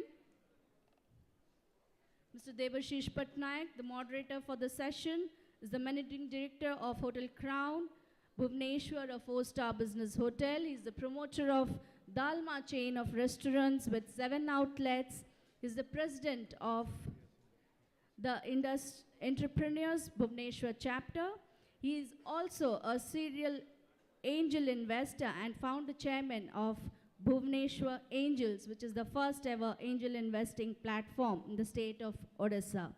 Dr. Sagnik Chaudhary, a passionate result-oriented hotelier and incisive policy analyst, a committed team builder and a seasoned publicity, events and promotions professional. He's been associated with Incredible India, a top global brand, for over 15 years in the key leadership positions. Mr. Prasanna Pradhan, an engineering graduate. Mr. Pradhan has vast experience in the field of air traffic management, aviation economics, ICAO standards and recommended practices. He has conceptualized and contributed in the development of airport information management system all over Indian airports and airspaces. Mr. Devjit Datta, a tourism futurist and industry expert in responsible destination management across Eastern South Asia, also associated with skill development and community tourism initiatives and active in industry leadership. He is the state chairman of the West Bengal chapter HRAO and the director of and CEO of Impression Tourism Services Private Limited. Mr. Sanjit Bhattacharya, the director sales from North and East India from Indigo Airlines. Airline sales management includes trade management, revenue management, team management, management information, marketing initiatives, media management, and every aspect of leveraging revenue for the airlines. He is representing Indigo today here. Mr. Gagan Sarangi himself is a avid traveler. Mr. Sarangi is the founder and managing director of Dove Tours Private Limited. He is a chapter chairman Odisha of the Indian Association of Tour Operators, the national apex body of Indian tour operators, and also the founder secretary of Odisha Tour Operators Association. Mr. Debashish Mishra, a passionate tourism professional with an eye for minutest details to bring in customer delight at every point of service consumption. We welcome all of them onto the dais and request Mr. Debu Patnaik to kindly moderate the session. Before that, may I request members from the HRAO to kindly felicitate and welcome them with the floral bouquets. Mr. Sakya Singh Yadav, Mr. Lakshmi Chand Chaudhary, Mr. Rabindra Sahu, Mr. Sitaram Agarwal, Mr. Prabhudat Subuddhi, Mr. K. Mohanan, and Mr. Silap Siba Prasad. We welcome all the panelists and the moderator.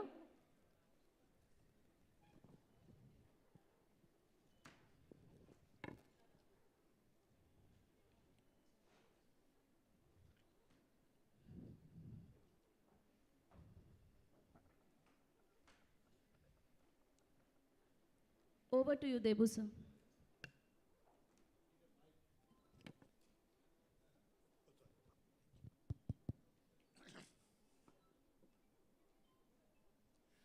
Good afternoon.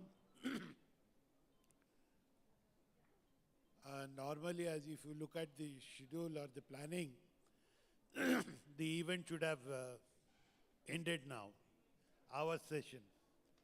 We are running late, and there is another session after this before we break for lunch. So we'll go into a fast forward mode and make it as crisp as possible for you. In fact, my request to all my panelists is that make it, let's go Maggie way, 2 minutes. Each question will go 2 minutes. But before that, I don't see chairman here. I have a wonderful news that the Honorable CM, Shri Naveen Patnaik, could not make it to the event, but he has just now sent us a video message, which we would play. Ready? Acha, we will play it after the session. Thank you.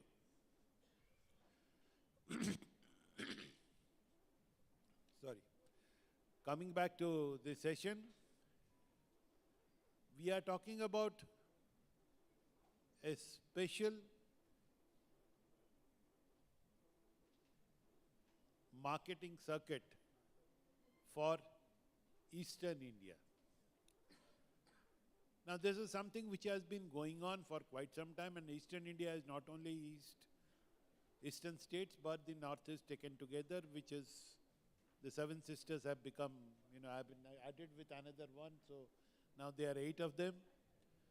So, plus the Eastern states of West Bengal, Odisha and all. Now, incidentally, this has been discussed in this forum earlier, and the person who had discussed this, or maybe the thought who he had initiated it, is sitting next to me, Mr. Devdit Jatta, the chairman of West Bengal IATO. I will ask him to, what is your thought today of reinventing East or repositioning East, and how do you see it after 4 years or 5 years that it has been being debated in different forums? Thank you, Mr. Patnaik. Good afternoon, all respected dignitaries and delegates, friends from the media and industry. Well, in 2018, I had the opportunity first time ever to initiate a dialogue on reinventing East and creating circuits beyond border here in this platform only, Odisha Tourism Conclave 2018. 5 years from now, and I'm happy to announce that now this concept, this opportunity is well recognized by the industry. We have series of discussions, dialogues in different platforms and forums. If I can remember correctly, Mr. Chaudhary was there in a couple of such discussion with me. We had the same discussion on Destination East initiated by CII in 2019. We had that topic discussed during the IATO convention in 2019 in Calcutta. I have personally conducted a Dekho Apna Desh for Ministry of Tourism, Government of India on that specific destination. So the biggest opportunity that we have in this part of the world is the shared border opportunity and Eastern India as a circuit. Incredible India is truly an amazing, campaign, media campaign. It's a promotional campaign. But now I think this specific idea is just to focus on regional tourism branding and promoting East as a destination along with its neighboring countries, what you call shared border opportunities. Now, 5 years in between, we have that COVID period, 2 years or 2.5 years, and lot more things has changed. Tourism has emerged as a new shape and form and gone through a transformation, and this is high time that we should now focus on what next, how to take it forward. And to do that, it is not a very easy job. We can keep on discussing about what are the possibilities, what are the opportunities, what to be done, but it is an enormous task. It requires a huge public-private partnership and the involvement and association of all the segment from the industry. They are working in the eastern part of India, be it the airlines, be it the government agencies, be it the state tourism department, the Ministry of Tourism, and the tourism department and the industry from the neighboring countries. They all need to work together to implement that. 5 years is enough. I think it has already been well appreciated, recognized as the biggest opportunity, and now we need to take this further to get this thing on ground together jointly, and we think we need to initiate a discussion on that, how to take this further. I will discuss that on my next, talk. Thank you. Thank you so much. Now, when you talk to the chairman of HRAO West Bengal and the chairman of HRAO Odisha is sitting next to you, you can't avoid him.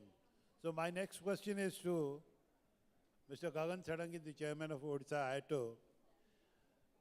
When we are talking about Eastern promotion of East as a whole, how do you see Odisha's role in it? Odisha tourism's role in this?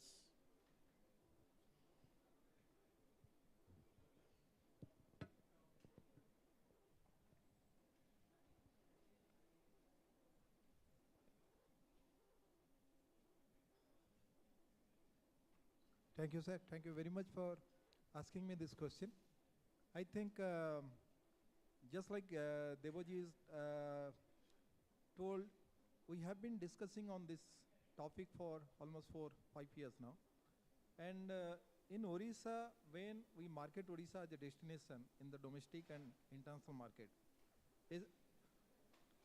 particularly while going for the international market, we try to sell Odisha, but I think, when we market the entire eastern region as a whole, it has got a lot of benefits. And Odishan operator, I tell you, we have been promoting the other states of eastern India because the products are very much similar.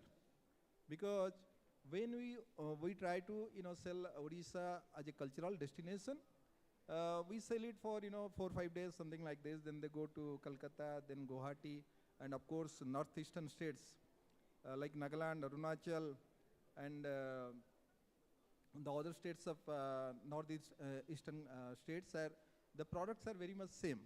And we get an opportunity, to market it for like 21 days, something like this. So definitely it has got an advantage, sir. And if we market this that way, that for 3 weeks program or 2 weeks program, it has got an added advantage. But it all depends on the connectivity issue, and we should talk about that. Because without connectivity, it is not going to be fruitful. That's my opinion. Now taking that from Mr. Sadangi, I would ask the other gentleman from Odisha Travel Trade, Mr. Debashish Mishra. Now, when we are talking about this, exploring this Virgin East, can Odisha's infrastructure or Eastern India's infrastructure match the demand that would be created by this repositioning?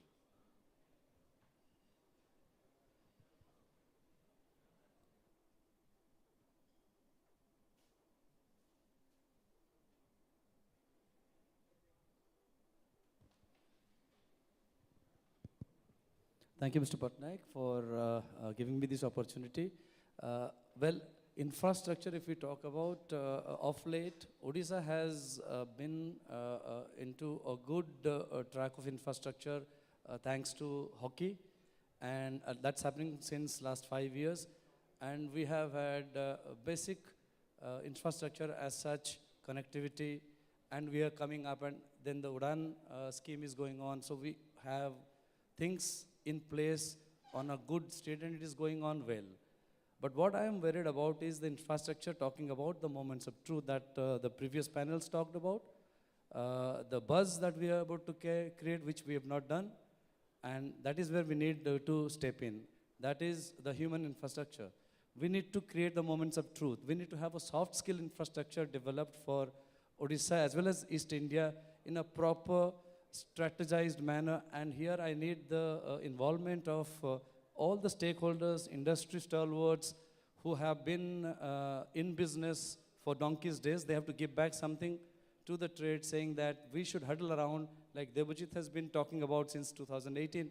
I have heard in the first session also, where we need to huddle around and brainstorm how we properly knit it out and create some kind of a differentiation between each state to give a better experience of people to make a longer duration, as Gaganji said. So we need to create that awareness in terms of our communication. A buzz has to be created, as Manojji has said just recently in the past session. We have not been up to the mark. Let us be very fair on this. We have to create that buzz. That wow factor will come from small, small things, not big things. We have done big things. Hockey is probably the mega. And Odisha name has come in Eastern India. As actually, we become leaders in terms of our marketing as a brand Odisha. Bengal, Jharkhand, Bihar probably are not anywhere close. I'm sorry, I'm not making any derogatory. Yeah, yeah. But when we talk about East, where we need to create this human interface, the soft skill development as an infra development, so to say, to create those experiences that we have been talking since morning. And experiences are what are new, we look forward, not the buildings, not the monuments. They will be there. Temple will be there. Thank you. Thank you, Mr. Mishra. Talking about the infrastructure, we have with us the airport director, the APD of Bhubaneswar, Mr. Pradhan. I have a question for you, sir. Bhubaneswar Airport has been, the Terminal 2, then Terminal 1, and you have been, there's a lot of buzz in the social media that this international airport part, the Terminal 1, is being recreated and designed, and a lot of beautiful pictures being circulated. Could you elaborate on that, when the terminal is going to be ready and when we can see those beautiful, like the Bangalore one, when is our terminal getting inaugurated? Thank you.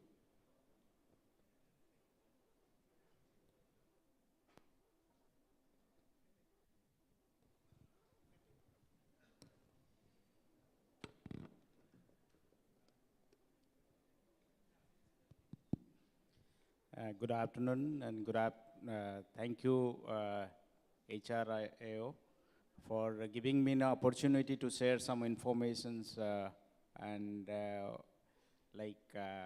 facilitate tourism.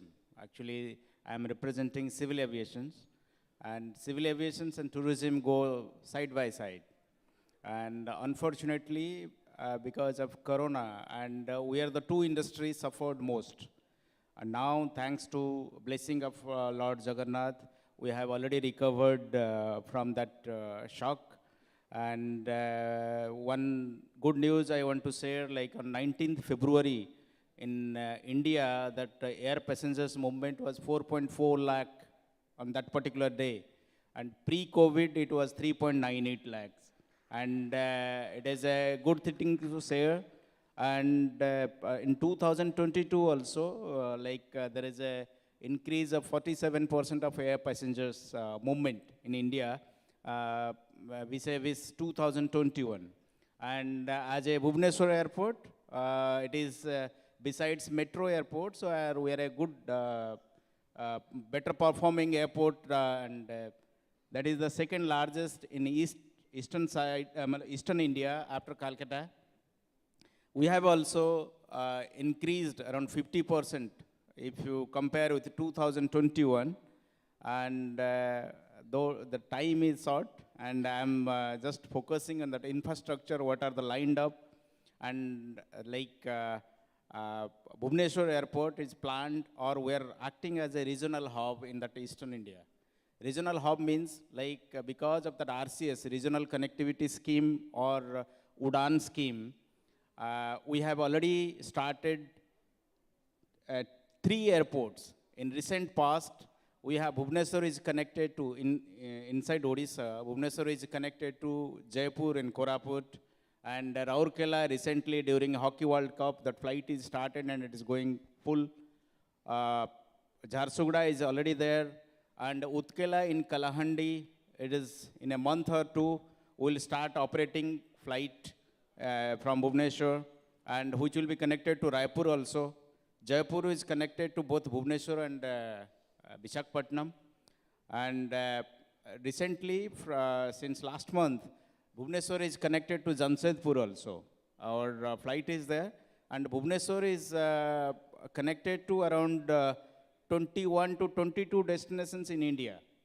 And it is a good, very better performing airport in India.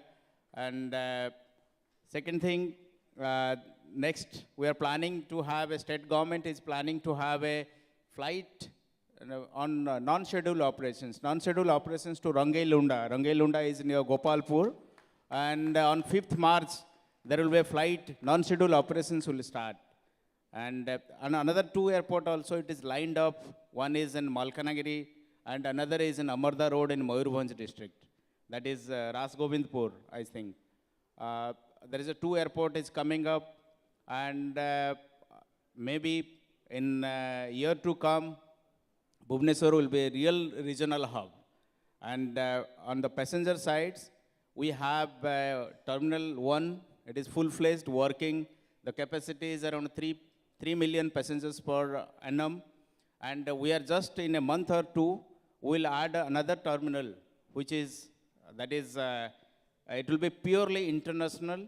That will be Terminal 2, and 0.5 million passengers capacity we will add on. And another Terminal T3 is lined up, which will have a huge capacity, like 8.5 million passengers per annum.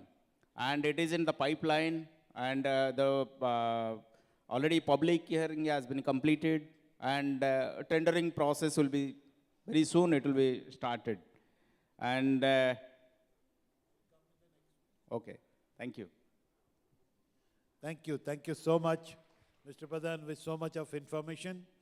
Now, I move to the man in news for different reasons. Indigo, Mr. Bhattacharya is here with us.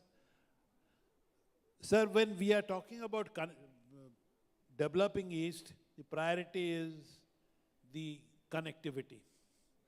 Now, what is Indigo's role and plans on this, supporting this only East, or Virgin East, or reinventing East, or repositioning East? Thank you.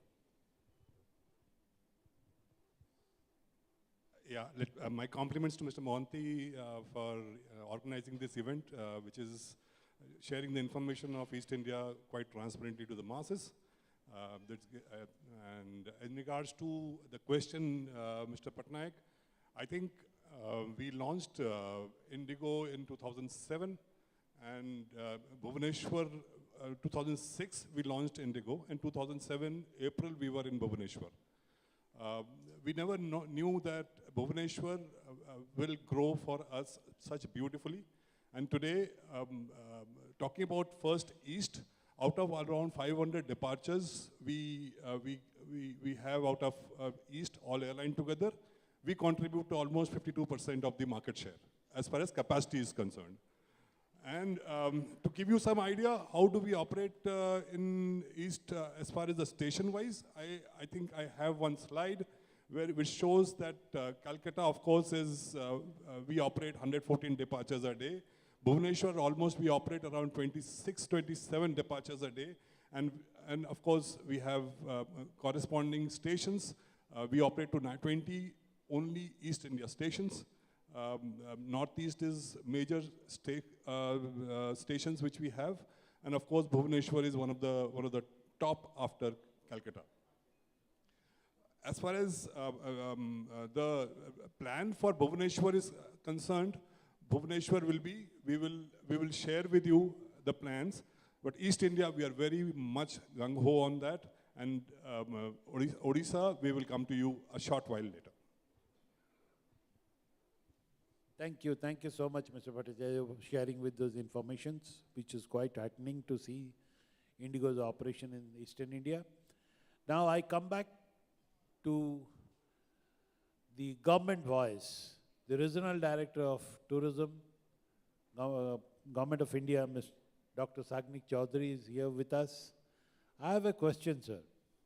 Now, when we are talking of reinventing East, we have a policy of Prime Minister Modi, which is called Act East policy, which talks about the, they say that we talk about 4 C's: commerce, connectivity, I think capacity building and culture are the 4 C's.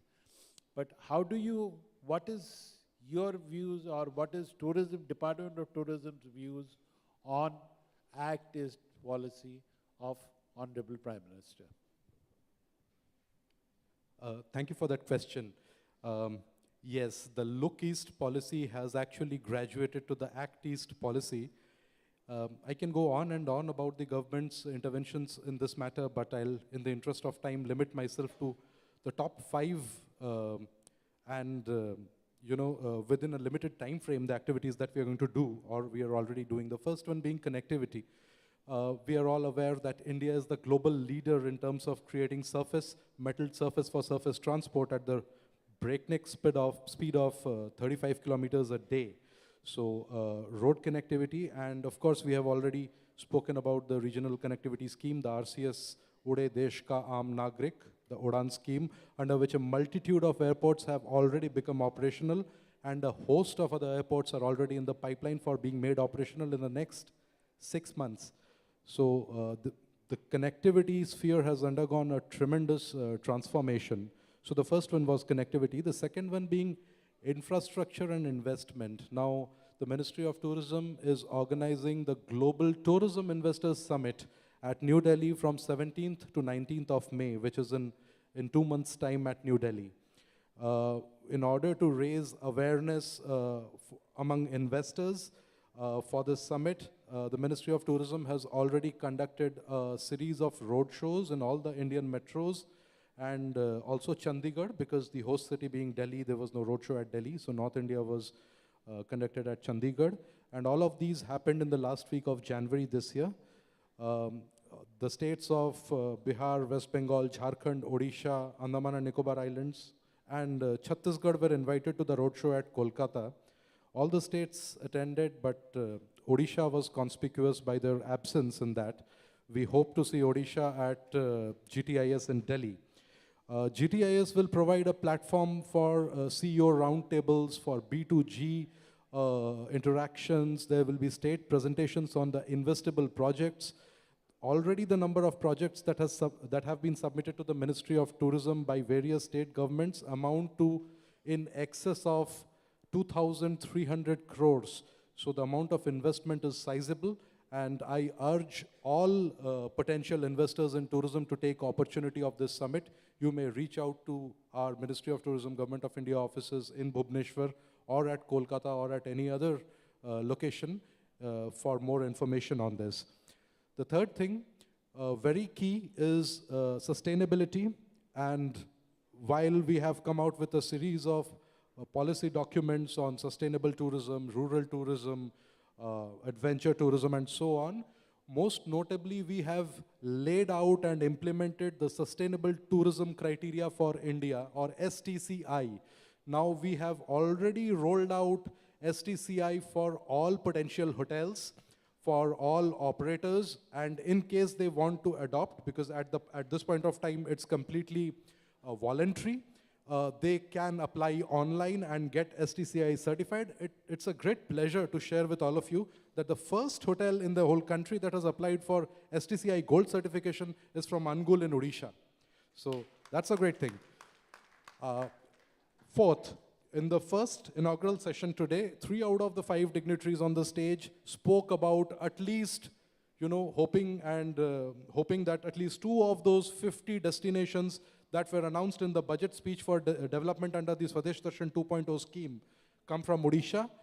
I'm extremely happy to share with you that the first one has already been selected, and that destination is Koraput. The 5th initiative of the Ministry of Tourism, which is, I believe, a masterstroke in terms of marketing, is an outreach for which the budget is ₹0. That is in the form of Yuva tourism clubs, for which the Ministry of Tourism and its field formation is reaching out to schools, colleges, institutes, and universities for forming these Yuva tourism clubs among its students, for conducting various activities, for taking them on study tours, excursions, because we all know that our students are our tomorrow, and they can be our best ambassadors in terms of publicity, in terms of promotion, and in terms of upholding the tourism flag of our country globally. So Yuva Tourism Clubs is also going on. In case you want more information, please reach out to us. We would be happy to, partner with you on this count. So I'll limit myself to these 5 points. Thank you. Thank you so much. And is happening, you said Koraput, is it?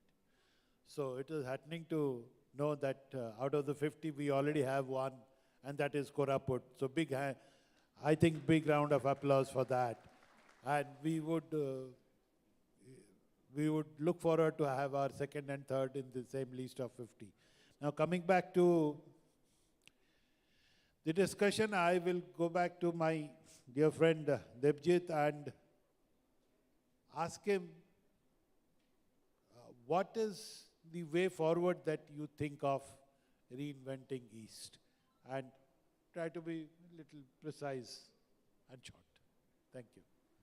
Thank you. Thank you, Mr. Patnaik. I think whoever they are present in this hall are somehow directly or indirectly associated with tourism.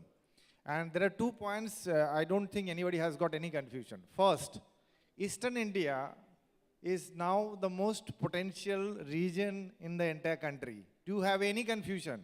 I don't think anybody has got any confusion.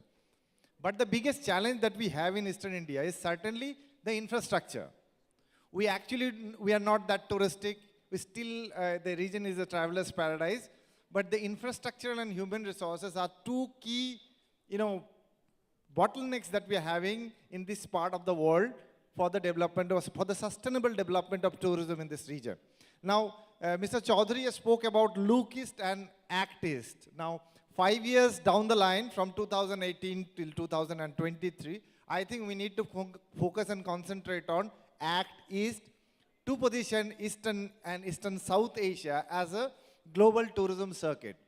First, I think I would like to recommend and I would like to request the Ministry of Tourism to form a task force. And that the industry association, all industry association, IATO, and whoever the related industry association, they should be a part of this task force, and they should work on framing a policy, a time-bound policy to act upon. Now, on today's date, you cannot think about something which is 10 years or 5 years, because everything is changing every day.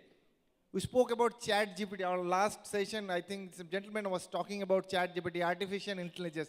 That is actually going to change the way the internet is working right now today. ChatGPT itinerary is possible. Try it out. I have tried it out. You just type 5 nights Odisha itinerary. That will give you an itinerary which any tour operator cannot give. So that is the future. So now we need to work on something which is short-term, meaningful, result-oriented, and time-bound. So a task force is very important. Second thing is that the task force should start working on product discovery and developing circuit. Limited number of developing circuit. And they should also, work on policy recommendation.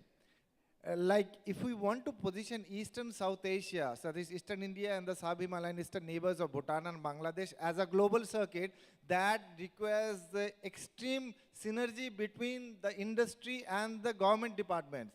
It has the State Tourism Department, the Ministry of Tourism, the tourism department from the neighboring countries, and of course the industry and the stakeholders from the neighboring countries and all those 9 or 8 states.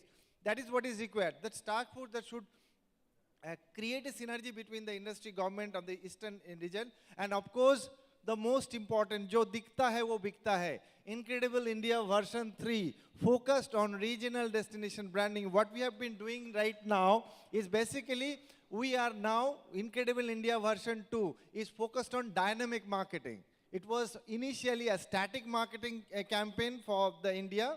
Now it has been converted into a dynamic marketing campaign since 2017. Now this is high time to focus on regional destination branding. So every promotion initiative, marketing initiative needs to be region specific. So it should be a north specific, eastern specific, south specific, and west specific. So if you work like that, what happens if you organize any promotional event, be it outside India, if you think about an India tourism event, a road show or anything, people are normally, they said, okay, fine, we again have all those, like North Indian circuit or, whatever is visible. Kerala has been very aggressive, so they are like, positioned very well. But if you do it in a different way, if you do and strategize your marketing initiative regionally, like for example, a road show on Eastern India only. So Eastern India specific road show in Singapore will attract more product developer than any other normal general roadshow, India-specific roadshow. So these are the few recommendations. Act should be the name of the game right now. We should start acting from 1st of April 2023. Thank you very much. Thank you so much. You can see the passion in him, the enthusiasm in him, and his vision is very clear about Act Taste and reinventing it. Now coming back to possibly Mr. Gagan, how Act Taste affect the Odisha travel market? Not working, is it?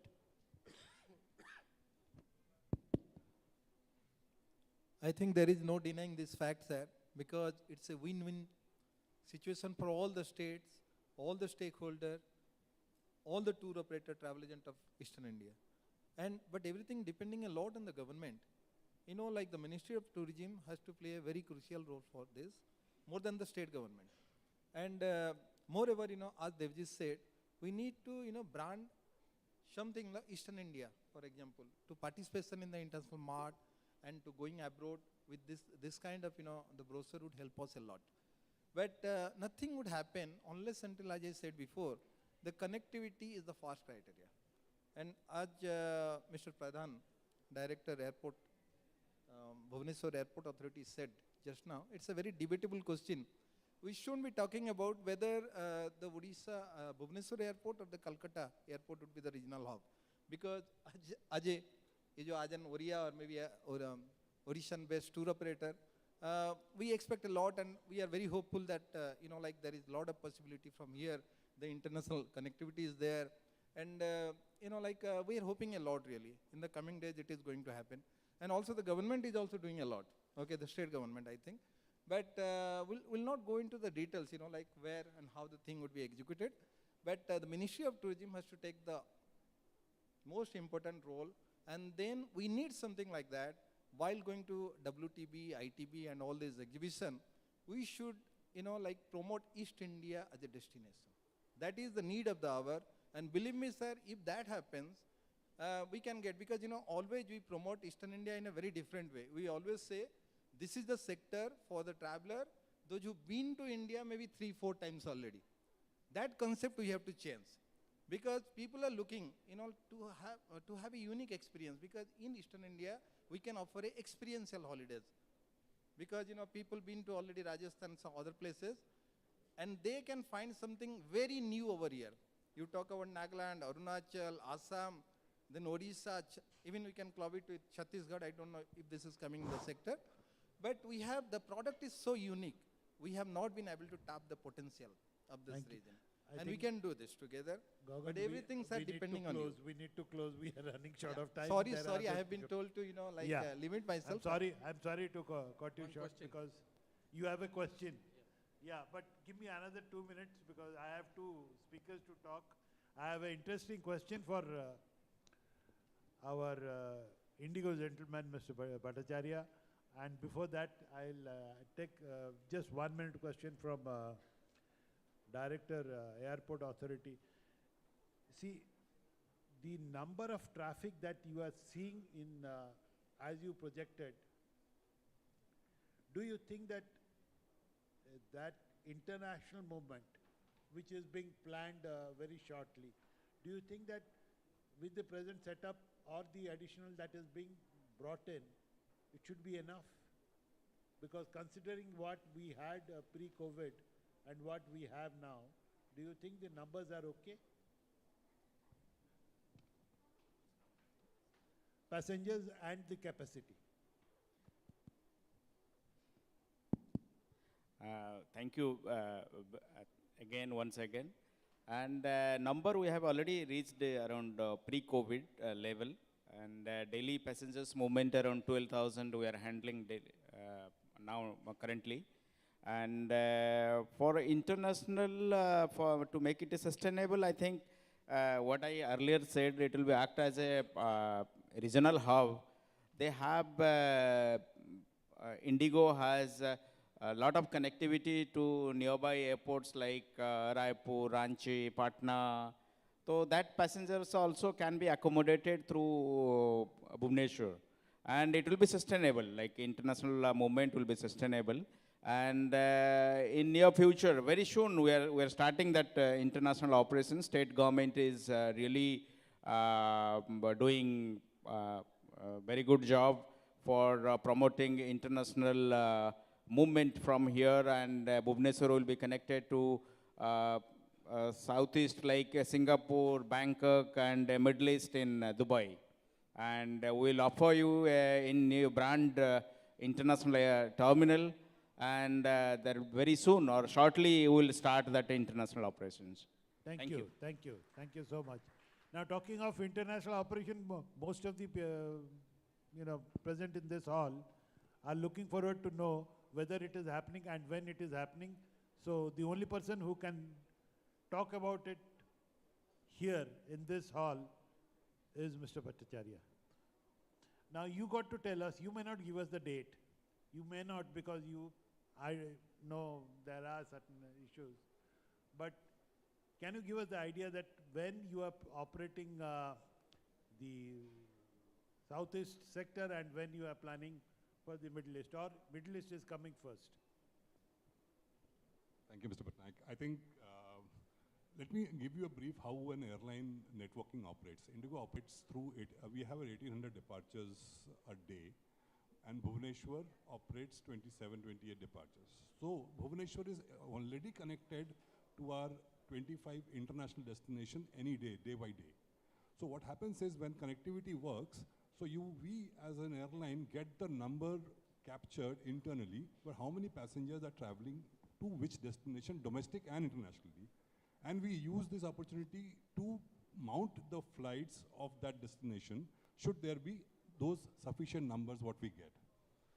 From Bhubaneswar, we have seen very exciting numbers to Bahrain. We have seen very exciting numbers to Dubai. We have seen very exciting numbers to, majorly to Middle East. So having taken the trend, Indigo very shortly will be operating a non-stop flight to Dubai. And we are just pondering on the date. We, along with the Government of India and of course Airport Authority, Mr. Pradhan will be in a better position to comment on that. But we should look at in next 3-4 months' time, we should have a direct flight to Dubai from Bhubaneswar. I think I hope I answered.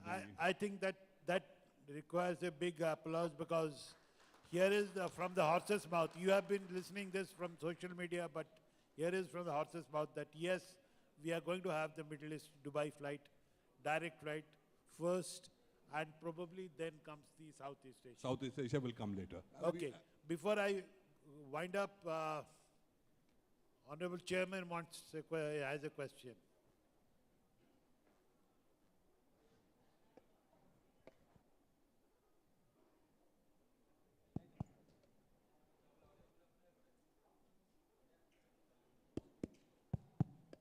Thank you, Mr. Patnaik, for giving me an opportunity. Rather than questioning, I will take this opportunity to give a suggestion. Since all of you who are sitting on the dais are from Eastern India, and all of you are fully aware that Eastern India has been neglected since long. Tourism in India abroad only means Delhi, Jaipur, Agra, Goa, Kerala, Rajasthan. Eastern India has long been neglected.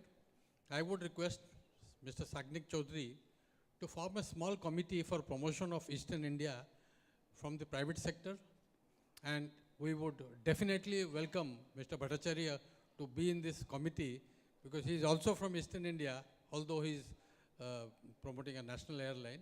And we have to have an aggressive action plan to take Eastern India to the next level. And unless we have an action plan, only meetings and lectures will not suffice. Thank you. Thank you, Chairman, sir. This is something which I was planning to say at the end. Now that you have said it, I would again request Regional Director which was initially suggested by the President, that we should have a task force and let us have an action committee, some kind of committee which takes it to the next level, and probably, possibly, hopefully, when we meet next time, we Hello. have something to say more constructive and more tangible for people. Your comments. The point is very well taken. In fact, you see, the Ministry of Tourism is a mother with 39 children. So it is very difficult to provide exclusive treatment to, say, 13 children. However, it is always right to provide more support to the weaker children. That is where the Act East policy comes from. And I don't want to be a weak child. So essentially, I will strive to see the day when there is no Act East policy, which means I have arrived on the scene. So most definitely, yes. Thank you. My question. Thank you. Sir. Here. Debu sir here. Okay. My question to the airport director, sir. What's the status of Sri Jagannath Airport of Puri, and what is the deadline, tentative deadline, can you say, after its completion? And second question for Mr. Chaudhary, Sagdik Chaudhary. You have said that first hotel of India, there is a hotel of Angul which has got its certification applied. Okay, then it's okay. So my first question stands for the airport director, sir. Yeah, but let me tell you, we are not taking any other question because we are running short of time. So this is one question we have taken. Thank you. Though I'm not authorized to speak on that Jagannath International Airport, and I belongs to Puri. I would love to have an airport there, and I can share some news. Like recently, we have a OLS survey, like obstacle limitation survey. It has been completed, and maybe in near future or shortly, you will get a good news, some approval. In principle, approval, it is yet to come. And we are doing some origin destination survey at our Bhubaneswar airport. And maybe in coming days, you will get some news for in principle approval. Land acquisition, government has done. And obstacle limitation survey is completed. You will get some good news in near future. Still, it is in the survey stage. Obviously, it is in a planning stage. Okay, planning actually. What will be the modalities, like who will be the owner of the airport, like it has to be decided. And there is some limitations in 150 kilometers to commercial airport, it is restricted, and it has to be approved by the cabinet. And a lot of things are there, like it is in the pipeline, and you'll get the good news. It is on, we're on the right track. Thank you, sir. Thank you so much. Thank you all panelists, because extremely good deliberation. Debu sir, one last question, please. A request, generous request. Yeah. Can you take one last request, please? So I think I would leave it to Nimshika. If she allows, then I have. Really short? If it can be really short, yeah, Okay. please. Sir, we talked about the infrastructure development, we talked about the marketing strategy and collaborations with other industry associates. But often we ignore is basically the question about the resource management. What about the behavior change that we are looking at, whether or not people are happy with the kind of service we are providing? What about the learning and development of the team which is doing it, which is into customer service? Are we doing enough to make sure that our resources are actually delivering their best to the system? That's it. Thank you. Yeah, we have another panel dedicated to this particular discussion. So Zahid, maybe your question will be well answered by those Great, panelists thank you so as much. well. Yeah. Having thanked Debu sir and all the panelists for a power-packed panel discussion on a very crucial topic, I request members from the HRAO to come on to the dais to felicitate and thank our moderator and panelists, Mr. Umakant Chaudhary, Mr. Shahid Rahim, Mr. Sivram Sahu, Mr. Gopal Samantrai, Mr. Subrat Chaudhary, Mr. Nilandra Mahapatra, and Mr. R.M. Manoj.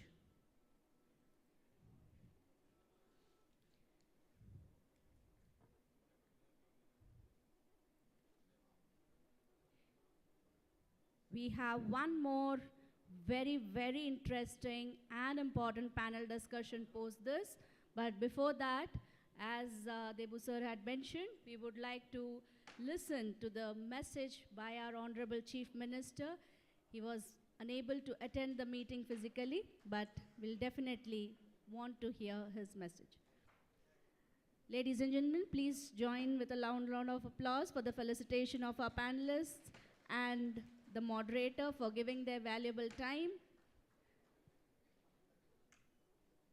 Insights and inputs are well taken and would definitely be put on record for the development of Odisha tourism.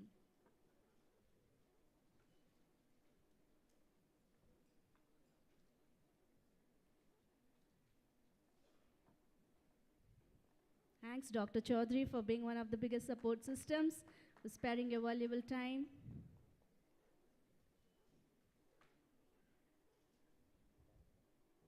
Shri Prasanna Pradhan.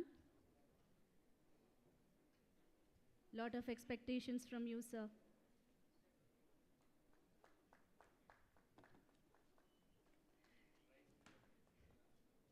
Definitely. Shri Gagan Sarangi. So as we all dream to fly indigo now abroad, after this panel discussion gives us all the hope to do that very shortly. Now I would like the team to play the Chief Minister's message for today's Tourism Conclave. Yeah, thank you, sir. Thank you.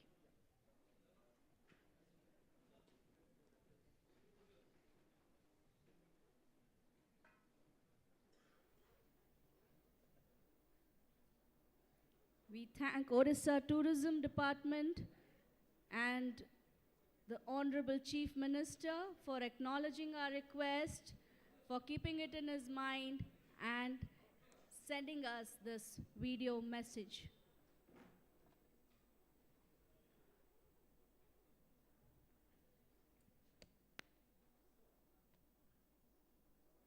Distinguished guests, ladies and gentlemen, Namaskar.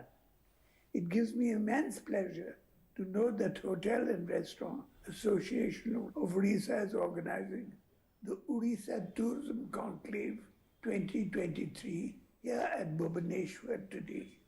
Odisha is a land blessed with nature's bounty, and responsible tourism is imbibed in both our culture and development vision of our state. In the recent past, the Department of Tourism has been working steadily to develop many tourism products to attract both investors and various travel communities to the state. To enable a more investor-friendly environment as a part of our development strategy, the new Odisha Tourism Policy 2022 was recently released during the Make in Odisha Conclave. We are currently working on integrated tourism development based on 15 destination master plans to develop diverse tourism circuits in the state. Apart from sustainable infrastructure development, we are making concerted efforts in branding Odisha as a diverse tourism hub. The Odisha government is committed towards sustainable development of the tourism sector with much focus on augmentation of livelihood of local communities. Plans are afoot to establish Odisha as a tourism hub of global standards. I thank Hotel and Restaurant Association of Odisha for organizing this beautiful event. Bande Utkal Janani.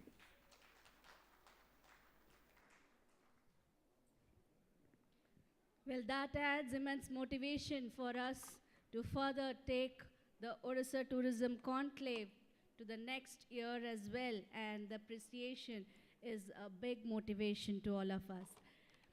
May I now request the next set of panelists and moderator of a very important, interesting and crucial session which speaks on strengthening ecotourism in Odisha.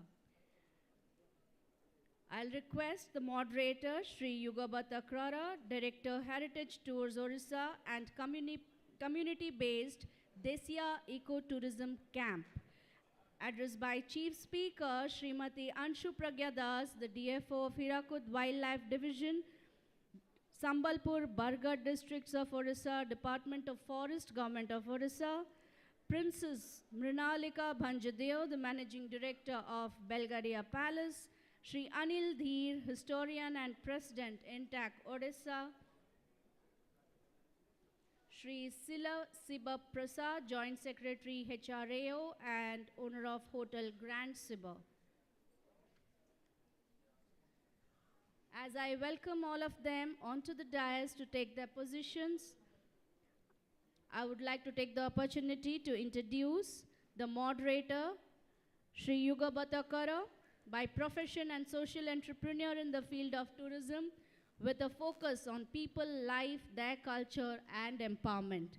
Srimati Anshu Pragya Das, OFS, presently working as the Divisional Forest Office, Hirakud Wildlife Division at Sambalpur, has worked extensively in the field of ecotourism and wildlife conservation.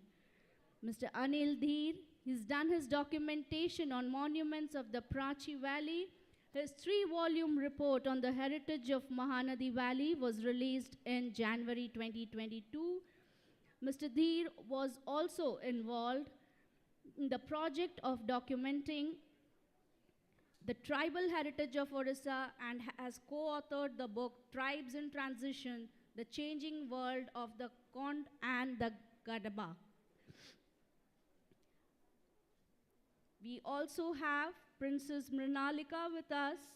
She is the owner of a 200-year-old Belgaria Palace in Mayurbhanj, and along with her family is working to build sustainable tourism with social impact at its core to the Adivasi-dominated region. Mrinalika is also a certified Hatha and Yin yoga teacher practicing in South Asia for the past 6 years.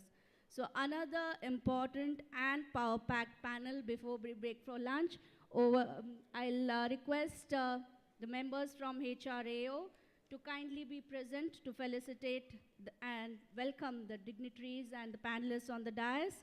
Mr. Rama Das, Mr. Rabi Pujari, Ms. Khushbu Sahu, Mr. Sabyasachi Das, Mr. Ashok Mahanti, Mr. B.M. Patnaik. They can kindly come onto the dais and welcome the panelists and the moderator with the floral bouquets.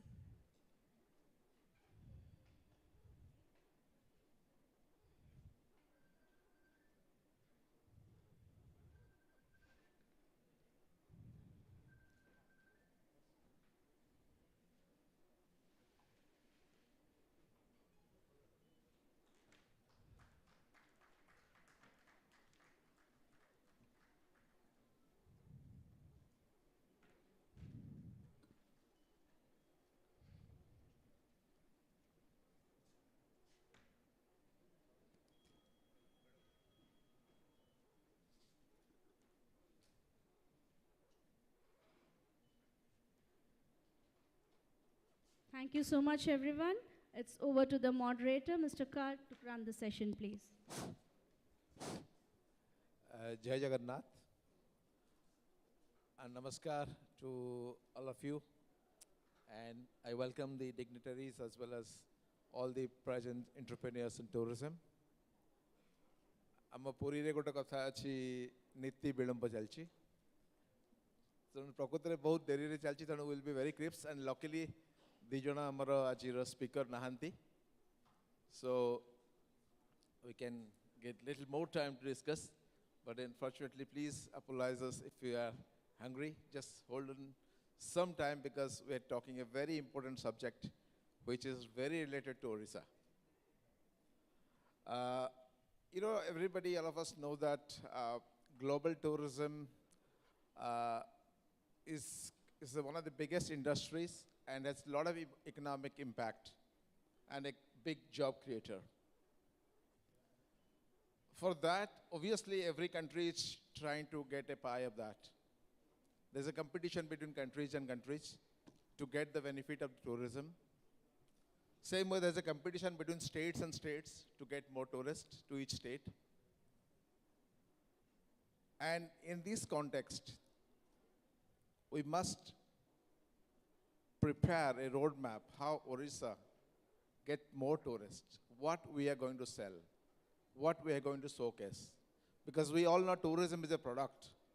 It has to be sold, people buy it, we give after-sale service. So it's a purely product. So we must see how we are going to design this product so that it sells better, brings more revenue, create more business sense, so that more infrastructure get created, more connectivity comes, what we have been talking, because it's all pure commerce. So ecotourism is not exception out of it. With 460 kilometers of coastline, 33% of forest coverage, 62 kinds of tribes, Odisha definitely gives a very good position, a strong place to be called as ecotourism capital of India. Because we have so much things. I just remember in this particularly this kind of meeting when Asit Tripathi sir was chief secretary, he told that we have everything, that's the problem. When you go out to sell Odisha, we don't know what we are going to sell. We are not able to make a USP for Odisha. Look at Kerala, look at Goa. When you think about beach, people think about Goa. If you think about responsible tourism, people think about Kerala. If you think about temple, people think about South India. So we have not able to create a holistic or kind of a specific image of Odisha, how we are going to market Odisha, which is our subject. In that context, I must say, ecotourism has a big opportunity, big potentiality because of our people, our culture, our nature. We are blessed with so much nice things. So with this, I would like to start this session where I have very eminent personalities starting from palaces to policymakers, from researcher to real-time eco player, who have been dedicated a lot of their experiences on this particular field. So I thank HRAO for such a wonderful selection of personalities who can really guide the state tourism, how we can take Odisha to the next level when you talk about ecotourism.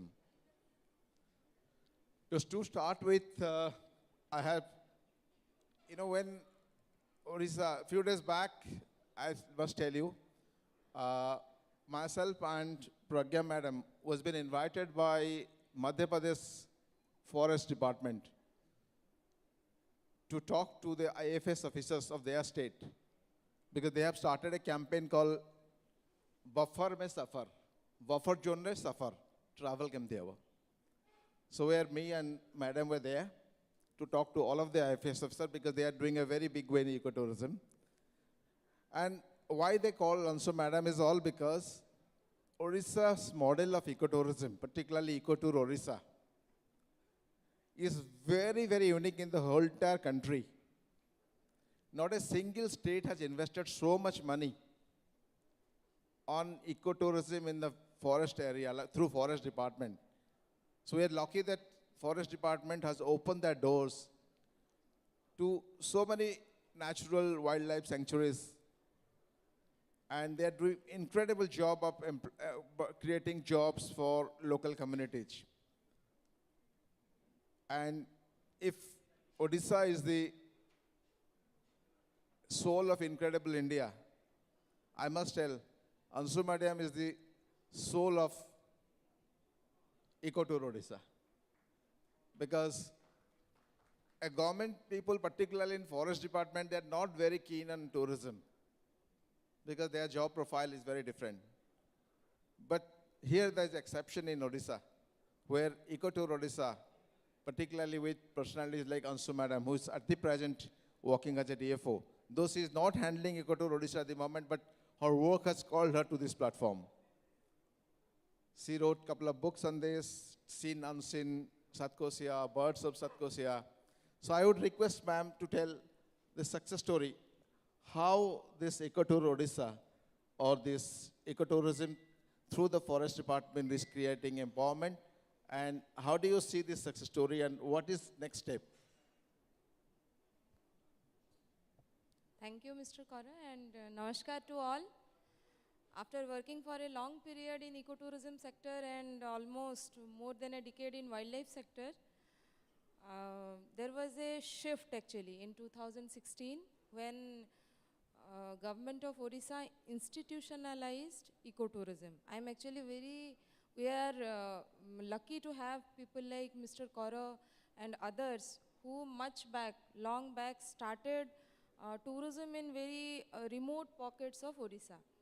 Actually, if we see our backdrop, I think it is very visible to all of you. 80% of the pictures speak about wildlife, isn't it? And this is all what Odisha has, the secret of Odisha, it is on the screen. We have birds, the highest, largest congregation of wintering birds we find in Chilka. Chilka is the second largest lagoon in the world. We have many things. We are first, second in world, not only in Asia. In Asia, we are first in many things. In India, we find only Irrawaddy dolphins in Chilka, and largest congregation of olive-ridley turtles. They are depicted here. We find in the entire world, nowhere you will find such a large number of olive-ridley turtles nesting in one place. And elephants, of course, wild tigers. Black tigers we find in wild in Simlipal. Of course, they are not visible because we are geographically placed very nicely. Odisha is placed very nicely geographically, but 80% of our population is rural population. And more than 55% of villages are in forest. That means hardly 20% of people are outside remote areas. So what about the 80% who are living and dependent on the forest and who are dependent on the wildlife habitat in which these wild animals are surviving? To be very honest, the other states like Madhya Pradesh, Karnataka, Kerala, they are rich in wildlife and they have marketed it well. Ecotourism is not only about traveling or experience, it is about livelihood generation of those 80% population of our state who are dependent on this wildlife habitat actually. So in 2016, when we institutionalized ecotourism, Odisha government now is pioneer in community model of ecotourism, which no other state is having. Because entire decision making is on the communities, and we have now more than 50 destinations. All thanks to HRAO actually, they have marketed it well. And if we want a 10-night or 9-night, 15-night package in Odisha, of course, 80% of the time will be in these wildlife areas. Around this, there are a lot of investment opportunities. Yes, when one destination gets promoted throughout the world or throughout our country, people will come and visit these wildlife areas. But when we started long back, 6 to 7 years back, we had only few hundreds of tourists coming to wildlife areas, forest areas of Odisha, but now we have lakhs. And during COVID, 2.5 times more visitors visited our ecotourism places. It speaks very clearly that nature heals itself. So people, we are culturally related to wildlife habitat and forest actually. We Odias, initially when we started ecotourism, the number of Odia visitors was very, very less. It was hardly 20%. But now it is 60%. It shows that in 5 years, when we have opened up, we have provided good infrastructures in different places of our state, our Odia people have started traveling throughout Odisha. So I would rather say that let us all, one of our friend was talking, actually he is right, technology is okay, but let us all speak about what we have in our state. May it be birds, olive-ridley turtles, all the 3 variety of crocodiles are seen in Odisha. You will not find it anywhere else in India. Debrigad, where now I am working, Western Odisha, after working a long time in Eastern Ghat, now when I am posted in westernmost part of Odisha, I find it more beautiful than the eastern part of Odisha actually. Hirakud Reservoir, which is the largest artificial lake in Asia, and a Debrigad sanctuary, when a tiger walked in 3 months back, I think most of you people might be knowing about it. Whole country started talking because a tiger walked 800 kilometers, covering 3 states. Nowhere it stayed for a long time, but in Odisha it is now, it is a resident tiger, we can consider it. So we people are actually culturally related to wildlife habitats. So let us speak what we have first, let us talk about our resources, and then we will be sure that this is the best kind of marketing we can do. Let us talk about our resources. Thank you. You know, time is very short, so we have to really crisp it. You talked about that you worked in the eastern side, now we work in the western, and you think it's more beautiful. Now we have a Joint Secretary of HRAO, Sri Sheila Sipar Prasad. He belongs to the Western Odisha. So now I would request you to pitch it to this audience. I'm sure, how many of you been in the Debrigad? Can you raise your hand? How many of you been in the Debrigad? You see hardly 10, 20 people. It shows what is our potentiality. In this hall, we all are tourism professionals. We have not seen our own state. Ama bitaru matra 10-15 jana Debrigad jayichanti. So you see the potentiality. Jodi ame nije na buliva, how can we expect other people also to come? So I would request you to pitch that how these people first go to you. Thank you, Government of Odisha, along with Department of Tourism. With special thanks, our chairman of HRAO, along with all office bearers. First of all, I belongs from Sambalpur, Western Odisha, main oldest city. Okay, I will say some 2 points. First of all, Debrigad. Debrigad is one of the important place of Odisha, Western Odisha, not Odisha also. Setire बहुत गुड़ाए natural जिनसों माने होचे, like sanctuary, चाहे bird और river, boating, everything facility जहाँ सब होची.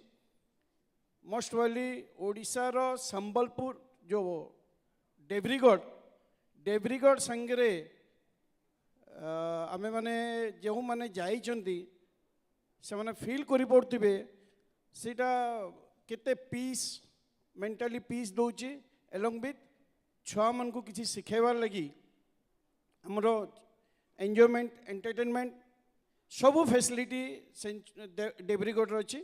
So I will invite all members along with tour and travels जो माने Debrigad थोड़े आसिकरी देखंतु सेटे गवर्नमेंट कॉटेज वगैरह फैसिलिटी देइची ता संगरे बोटिंग लगी फैसिलिटी होची ता संगरे आपनकर माने बर्ड्स एनिमल्स एवरीथिंग माने गोटे जंगल रो मजा भी नहीं परिबे ता आउ एन्जॉय भी करि परिबे एंटरटेनमेंट भी करि परिबे. तो गवर्नमेंट ताकू कॉटेज इंक्रीज करवाटा बहुत नेसेसरी होचे जोटा कि लिमिटेड आज कॉटेज जो अच्छी से लगी गुड़ाए कैंसल भी हो जाऊँचे. सो दैट मु गोटे गवर्नमेंट ऑफ स्टेट गवर्नमेंट को रिक्वेस्ट करी tourism department along with forest department कि नंबर ऑफ कॉटेज इंक्रीज करवा लगी. अनदर कॉटेज इंक्रीज हेले संबलपुर लगी भी फुटफॉल हम संगे संगे वेस्टर्न ओडिशा लाइक बलांगीर बरगढ़ झारसुगुड़ा आजिकल कम्युनिकेशन बहुत बढ़िया हो गलानी. से लगी मोर first request government of Odisha को और टूरिज्म डिपार्टमेंट को फॉरेस्ट डिपार्टमेंट को से कॉटेज इंक्रीज करवा लगी अलॉन्ग विथ जदि गवर्नमेंट पीपीपी मोड रे जदि सेटा को देई पारि थांते ताले आउ बेटर इन्वेस्टमेंट लगी लोक भी बाहरी थांते सेटा भी डेवलपमेंट हो पारिबो. सेटा आमे गवर्नमेंट को proposal they Parba but depend on government से करिवे न करिवे बिकॉज इटा फॉरेस्ट एरिया आसी जाउची सो दैट आमे सेतिरे प्रपोजल वेस्टर्न ओडिशा आडू संबलपुर मोर गोटे रिक्वेस्ट अच्छी HRO चेयरमैन को से गोटे प्रपोजल दोन जे PPP मोड रे यदि गवर्नमेंट दिए ताले सेटा गोटे बेस्ट हेई परिबो टूरिस्ट अट्रैक्शन लगी माने संबलपुर फुटबॉल हो संबलपुर संगे संगे along with Bargarh Balangir Jharsuguda also ये सब आमर तीनटा oldest city Balangir Sambalpur Jharsuguda Sundargarh both are oldest city so तीनटा सिटी सब कनेक्टिविटी बहुत बढ़िया हो गलानी road connection train connection like airport also function हो गलानी गुडाए फ्लाइट रो कम्युनिकेशन भी भल अच्छी तो यहाँ गोटे आमर HRO तरफ गोटे रिक्वेस्ट अच्छे प्रपोजल दि जाऊ नेक्स्ट आमर डैम री से हीराकुद डैम गोटे one of the oldest dam 1947 रे नेहरू टाइम रे सेटा ओपनिंग होता तार कंस्ट्रक्शन 1957 रे क्लोज होइछि तो हीराकुद डैम रे भी वृंदावन गार्डन पेटेंट रो गवर्नमेंट ऑफ ओडिशा रो प्लानिंग दिला 95 to 2000 रे that time deputy chief minister Basant Biswal आज्ञा थिले से सेतलकू आमर जवाहर मीनार जोटा योदन सेटा को वृंदावन गार्डन रो पेटेंट रे करिवार दिला सेटा स्लोली सेटा भी स्लो माने रही जाइछे ताकू केमिता इंप्रूवमेंट हो परिबो आमर हारोड तरफ सेटा भी टिके प्रपोजल दिया जाऊ next another one my request personally जल महोत्सव गोटे इम्पोर्टेंट आमर पार्ट अच्छे सेटा भी जदि गोटे सीजनाल जदि होता समर रे गवर्नमेंट जदि टूरिज्म डिपार्टमेंट सेटा जदि करि परथंता ताले आमर वेस्टर्न ओडिशा बहुत फुटफॉल होता एम्प्लॉयमेंट भी जनरेट हो पारिबो टूरिस्ट भी अट्रैक्शन हो पारिबो टूरिस्ट अट्रैक्ट करि पारिबो और आमर सेठी होटल इंडस्ट्री भी आउ टिके बढ़ी पारिबो इटा मोर पर्सनल रिक्वेस्ट HRO को जे दुईटा जिनस लोक आमर जल महोत्सव एनादर वृंदावन गार्डन दुईटा डेब्रीगढ़ रे किछि कटेज इनक्रीज करिया लगी बहुत गुड़ा कटेज अवेलेबल न थाउची सेटा लगी बहुत ता चक्कर रे गेस्ट कैंसल भी कर दउछन टूरिस्ट सेटा गोटे सपोर्ट दरकार thank you Thank you, sir. In fact, a type of conflict, one of the objective also to make a resolution, like what are the action plan this conference is going to give to the government. I'm sure Chairman HRAO has noted down the points sir has told. So definitely, like we talked about, look east policy. I think we also have to act west in Odisha policy also. Yeah. So now I think I'm very privileged and lucky to have with us one of the very, when you talk about Simlipal, there was a fire, you remember those big fire, Simlipal fireworks. And then there are two sisters who came forward and made the world know there's a fire happening because everything was totally hidden. And with the media, Twitter, social media, Twitter, these two sisters brought international attention about fire burning. Otherwise, Simlipal could have been really gone. So government woke up, things started moving, and we protected our Simlipal forest. Very few people know this story probably. Another story I must tell you, when we never thought of train, now we are not able to do connecting from Noyagarh to Balangir. In those times, Rupsa to Baripada, train was made by one of the kingdom, princely states, Mayurvanch. And medical college in Cuttack was made by one king from Mayurvanch. Is no other than the Niralaga from Banjadev, from Belgadia Palace Vijaras, with such a big legacy of heritage and service towards community and everything. And she passed out from United World College. It's a United Nations-based college. After World War, they made this college so that every faculty, everybody reads together and made a better understanding of the world. Then she worked abroad in New York. Now she's back to her roots with a passion to develop ecotourism. So I would request her to tell her experience and also what is your plan, how we are going to take it, make the ecotourism real ecotourism from a palace. Thank you so much for the introduction, and good afternoon, everyone. I'm just going to ask you a very simple question. Two questions, actually. One, how many of you all know where Mayurbhanj is? Just put your hands up. How many of you all have visited Mayurbhanj? All right. I'm going to take 5 minutes of your time to change a lot more hands out here in this audience space. And I'm going to tell you a little story. So the Bilgaria Palace has always been, it's a 200-year-old heritage property located in Mayurbhanj in the northern area of Orissa. Close to Calcutta, close to Bhubaneswar, also close to, I would say, Ranchi and Jamshedpur. This house has been my family home, my father's ancestral property for the past 200 years. And in 2019, with my parents' support and my sister's support, we decided to open up doors to guests and welcome guests. The palace has always served for foreign dignitaries in the past during my ancestors' rule. That's what it was served as. It was for bringing in foreign dignitaries for collaborations in Mayurbhanj. And there were three things that are our key ethos or our key mission statements when we started Bilgaria. Number one was to bring Mayurbhanj onto the global map. It was not just about promoting it in the domestic and outbound spaces, but also to inbound travelers, because as we've already mentioned, and today what the conclave stands for, is that Orissa has a lot to offer. Similarly, Mayurbhanj has a lot to offer. And there should be absolutely no reason that people from India and abroad don't come to our state.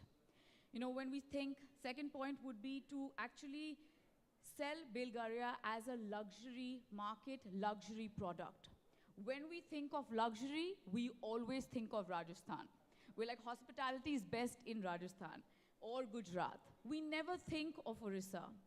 And I feel like Bilgaria today stands for that change. It stands today to represent that luxury can be brought to a state like Orissa. And we've done it with actually a very local team. All the members of my staff are actually from the local area itself. Maybe a few of them have been taken from management schools, but for most of them, they all are local boys who've been trained by just us as a family. Bilgaria is completely family-owned and privately run. And the third point, which is the main point of as to why Bilgaria stands today, is to promote something called experiential tourism. It's something that our secretary really talked about really well. And it's something where we don't sell rooms, we sell experiences. When a guest comes to my property, he does not just get to see a room which has a television, which has food, which is a multi-cuisine restaurant. No, we don't do that. We actually sell experiences, which is when they come, they get to see a chow performance, a dying art form of Mayurbhanj. They get to go to village clusters, which are represented by Sabai and Dokra. These are again all dying art forms of Orissa. And this is something that we would like to showcase. This is something that we would like to promote, because Bilgaria cannot just stand on its own. It needs a community. It needs people.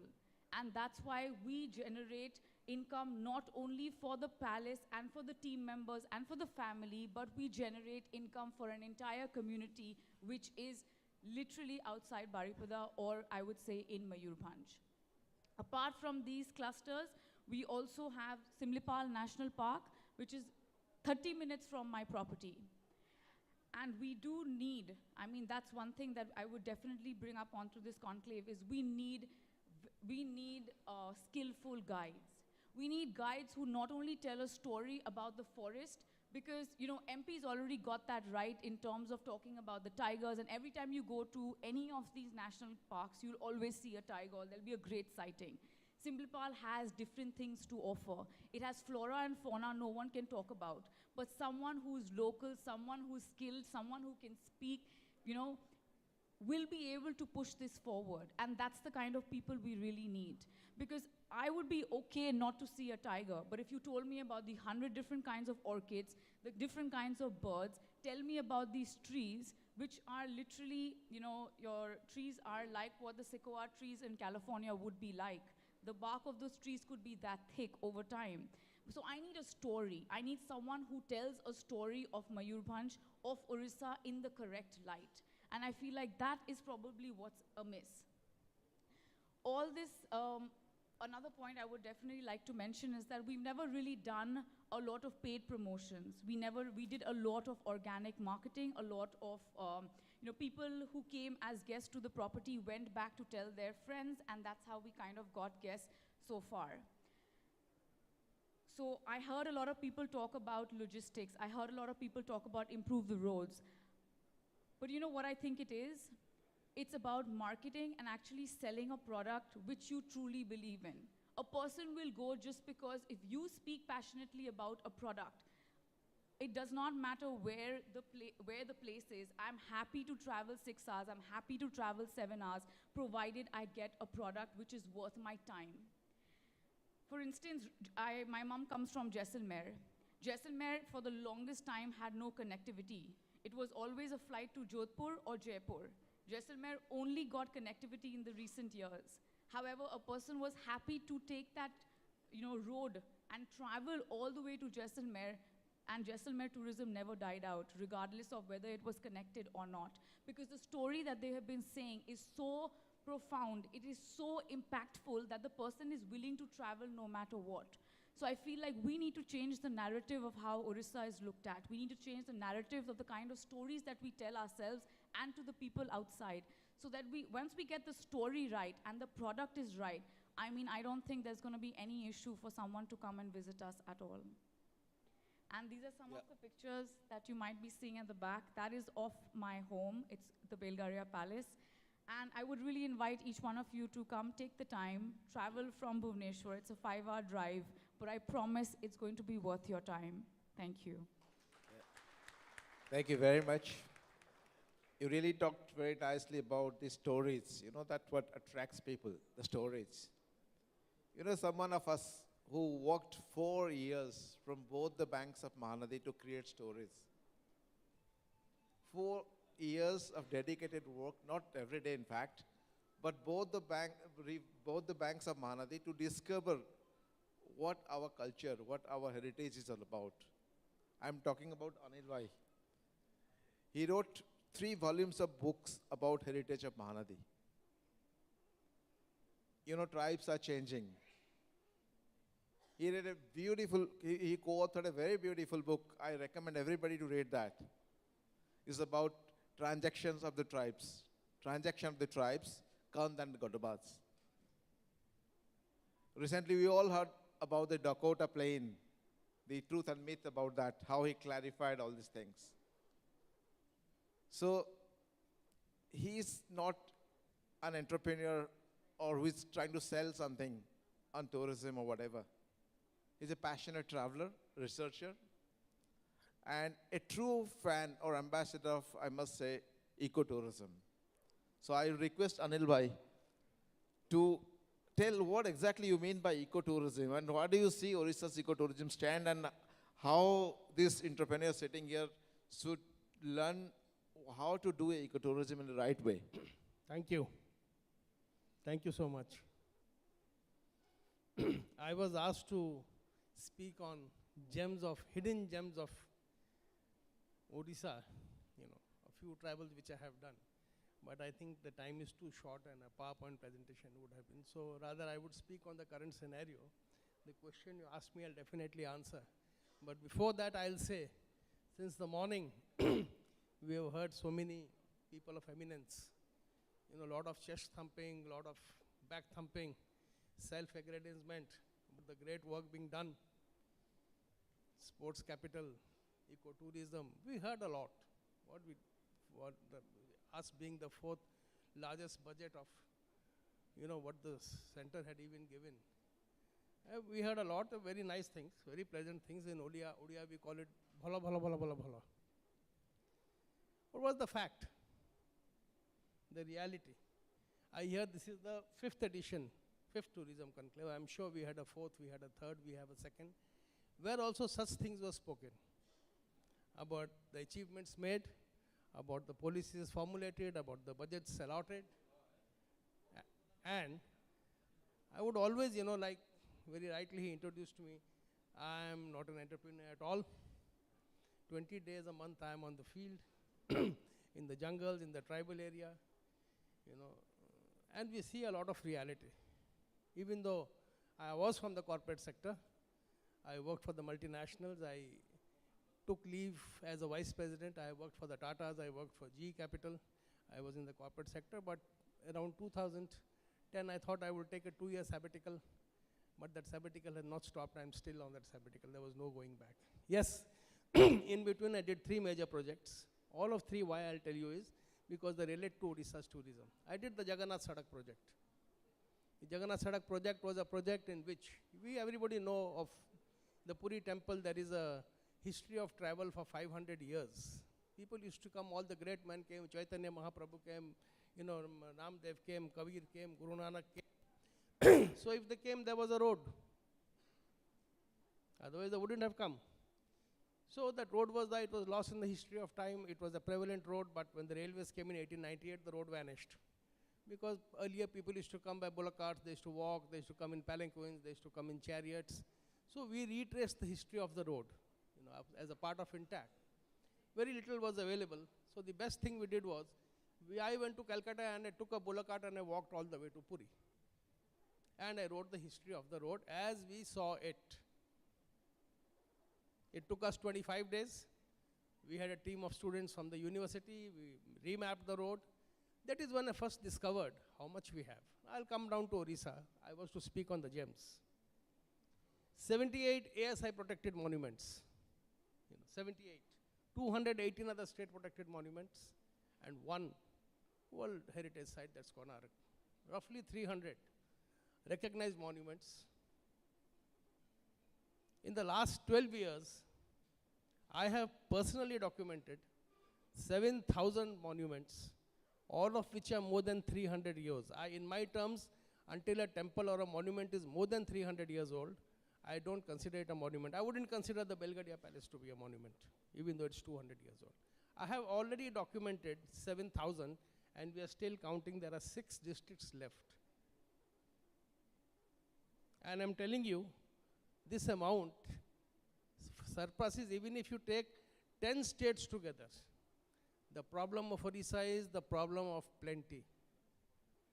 It's not only this number of heritage, it's the state of absolute neglect, criminal neglect, cultural harakiri. Just now he mentioned about the Dakota. It took me and Debu 8 years to bring it. And we had a friend who was the chairman of the Airport Authority of India, Mr. Guru Prasad Mahapatra, who died during the corona crisis, a classmate. Even he put in his efforts. 8 साल हमको लगे उसको यहाँ लाने के लिए.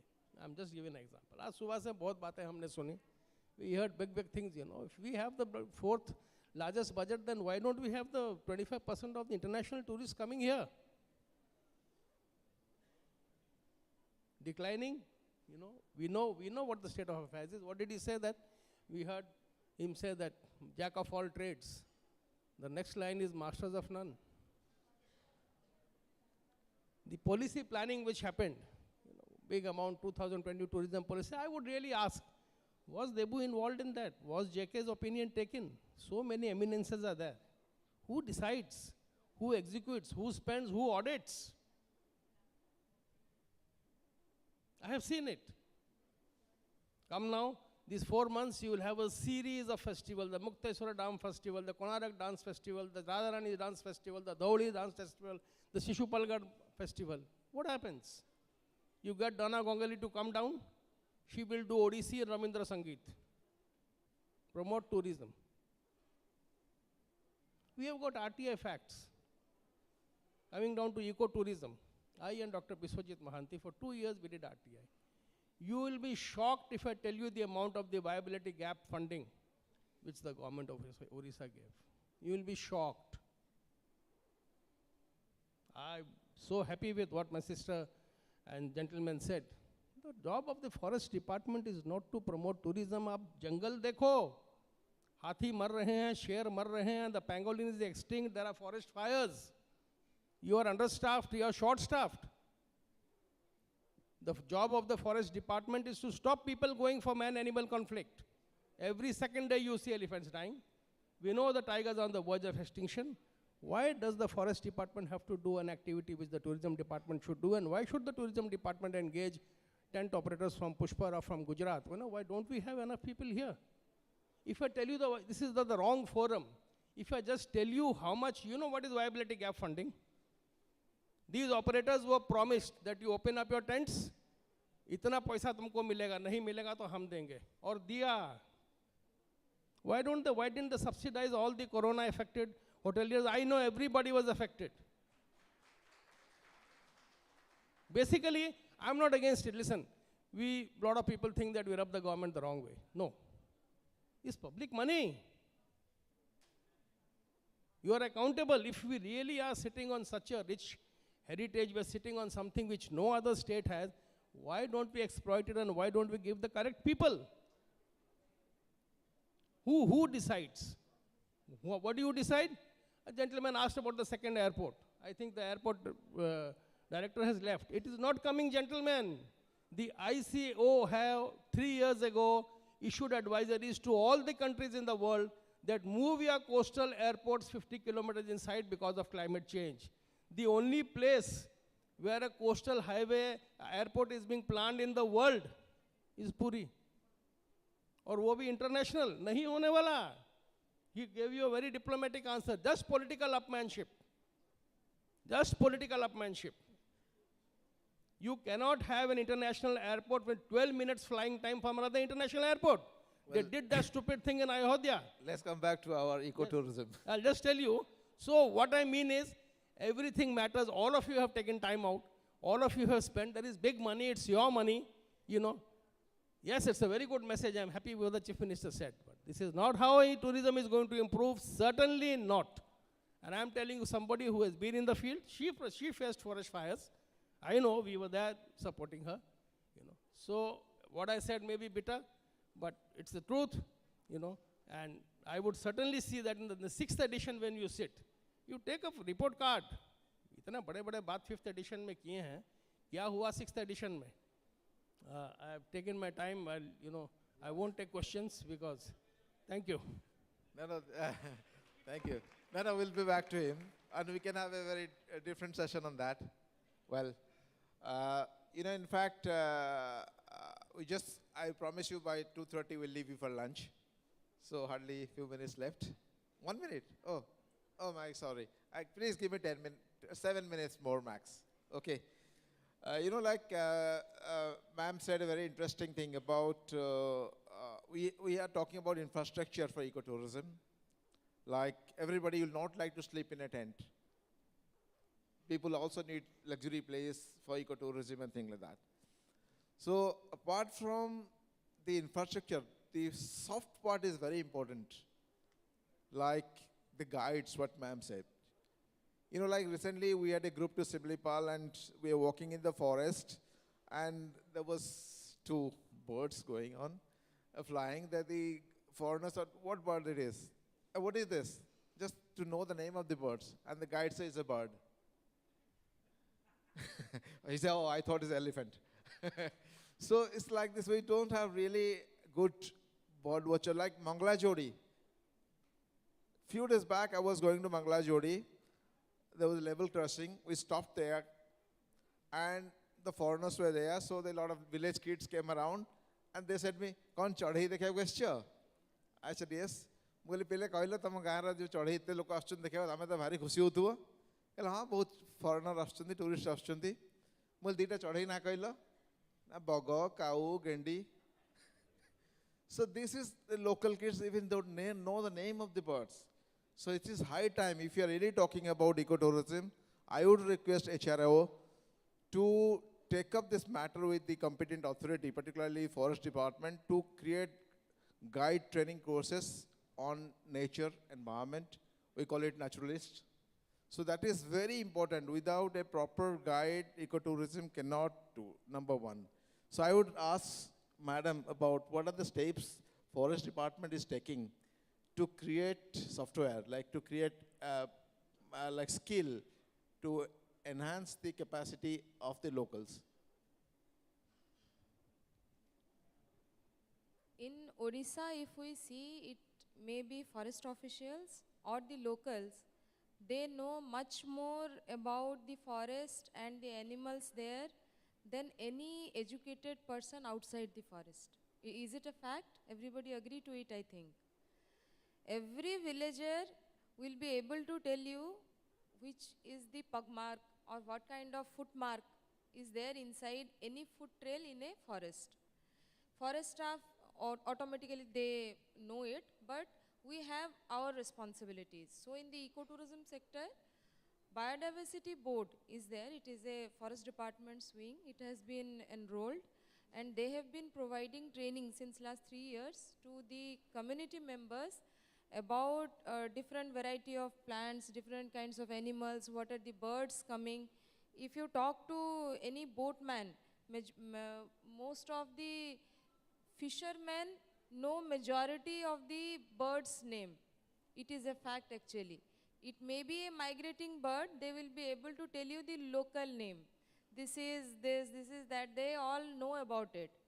So we just need to strengthen their expertise, which we are on job and we are doing it well.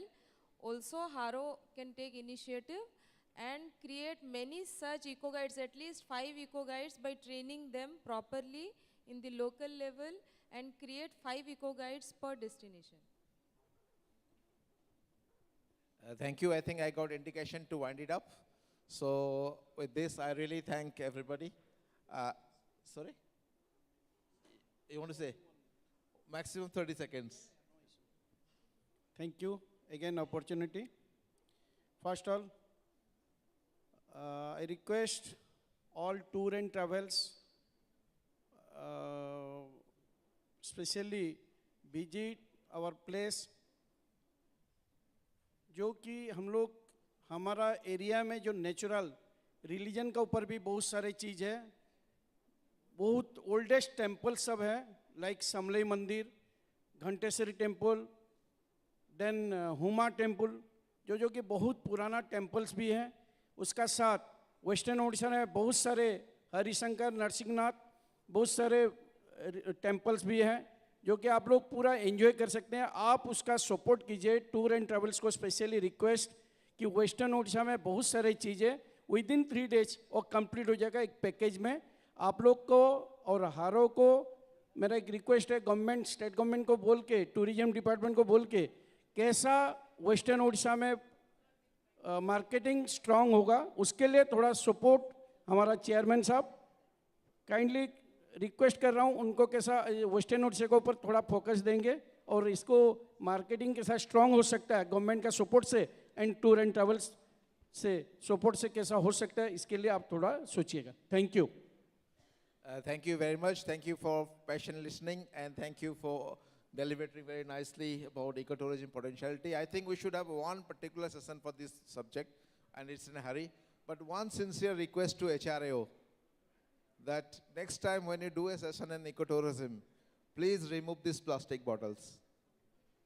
Thank you very much. Thank you so much, sir. Thank you to the panelists and the moderator for a power-packed panel discussion on a very crucial subject.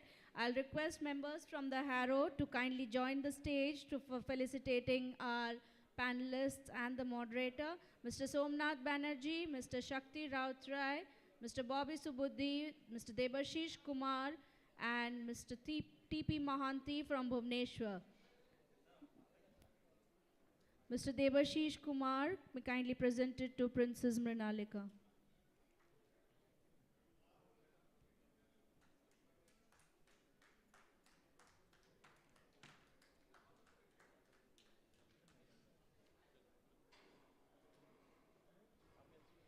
We have crucial panel discussions post-lunch as well, where we speak on building the tourism infrastructure and the skilled manpower.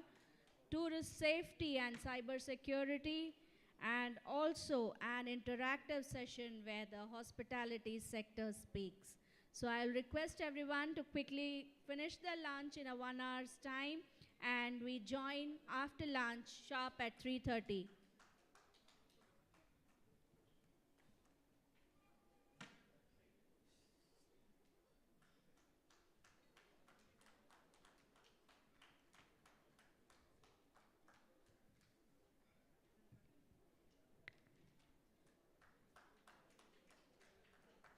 Thank you so much.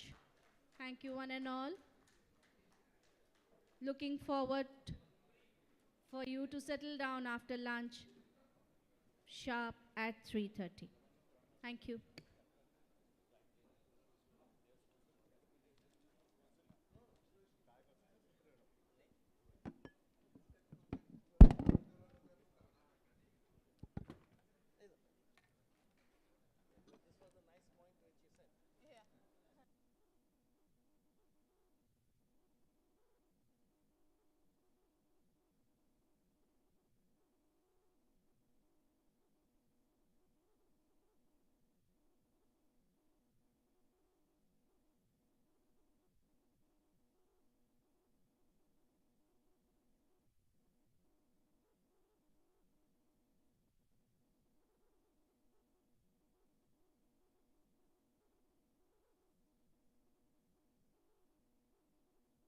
Of hotels.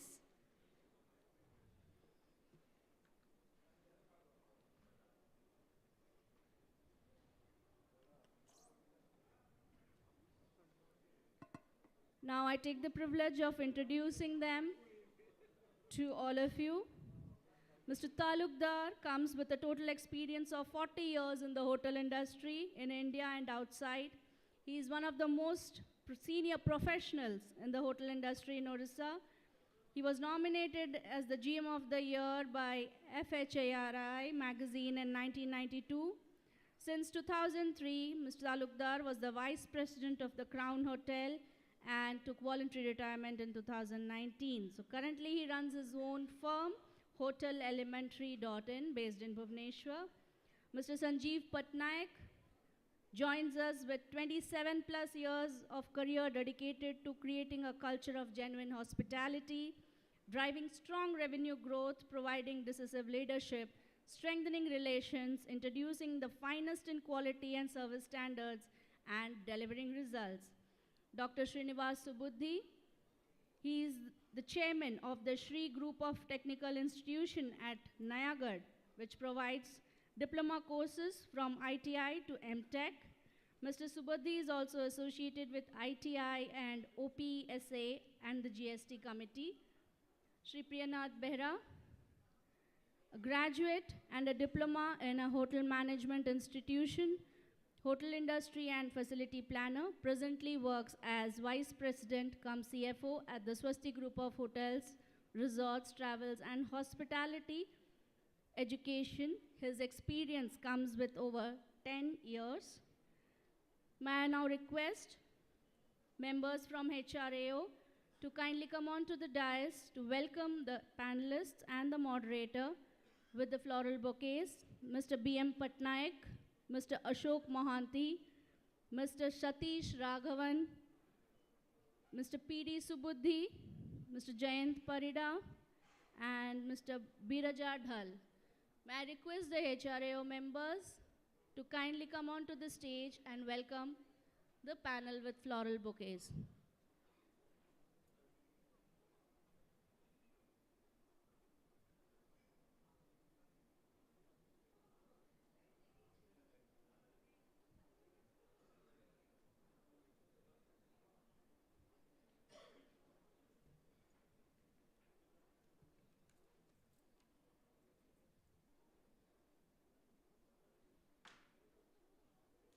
Ladies and gentlemen, a round of applause. Let it be as happening as possible after the lunch so that we can actually contribute and interact to the discussions happening on the dais.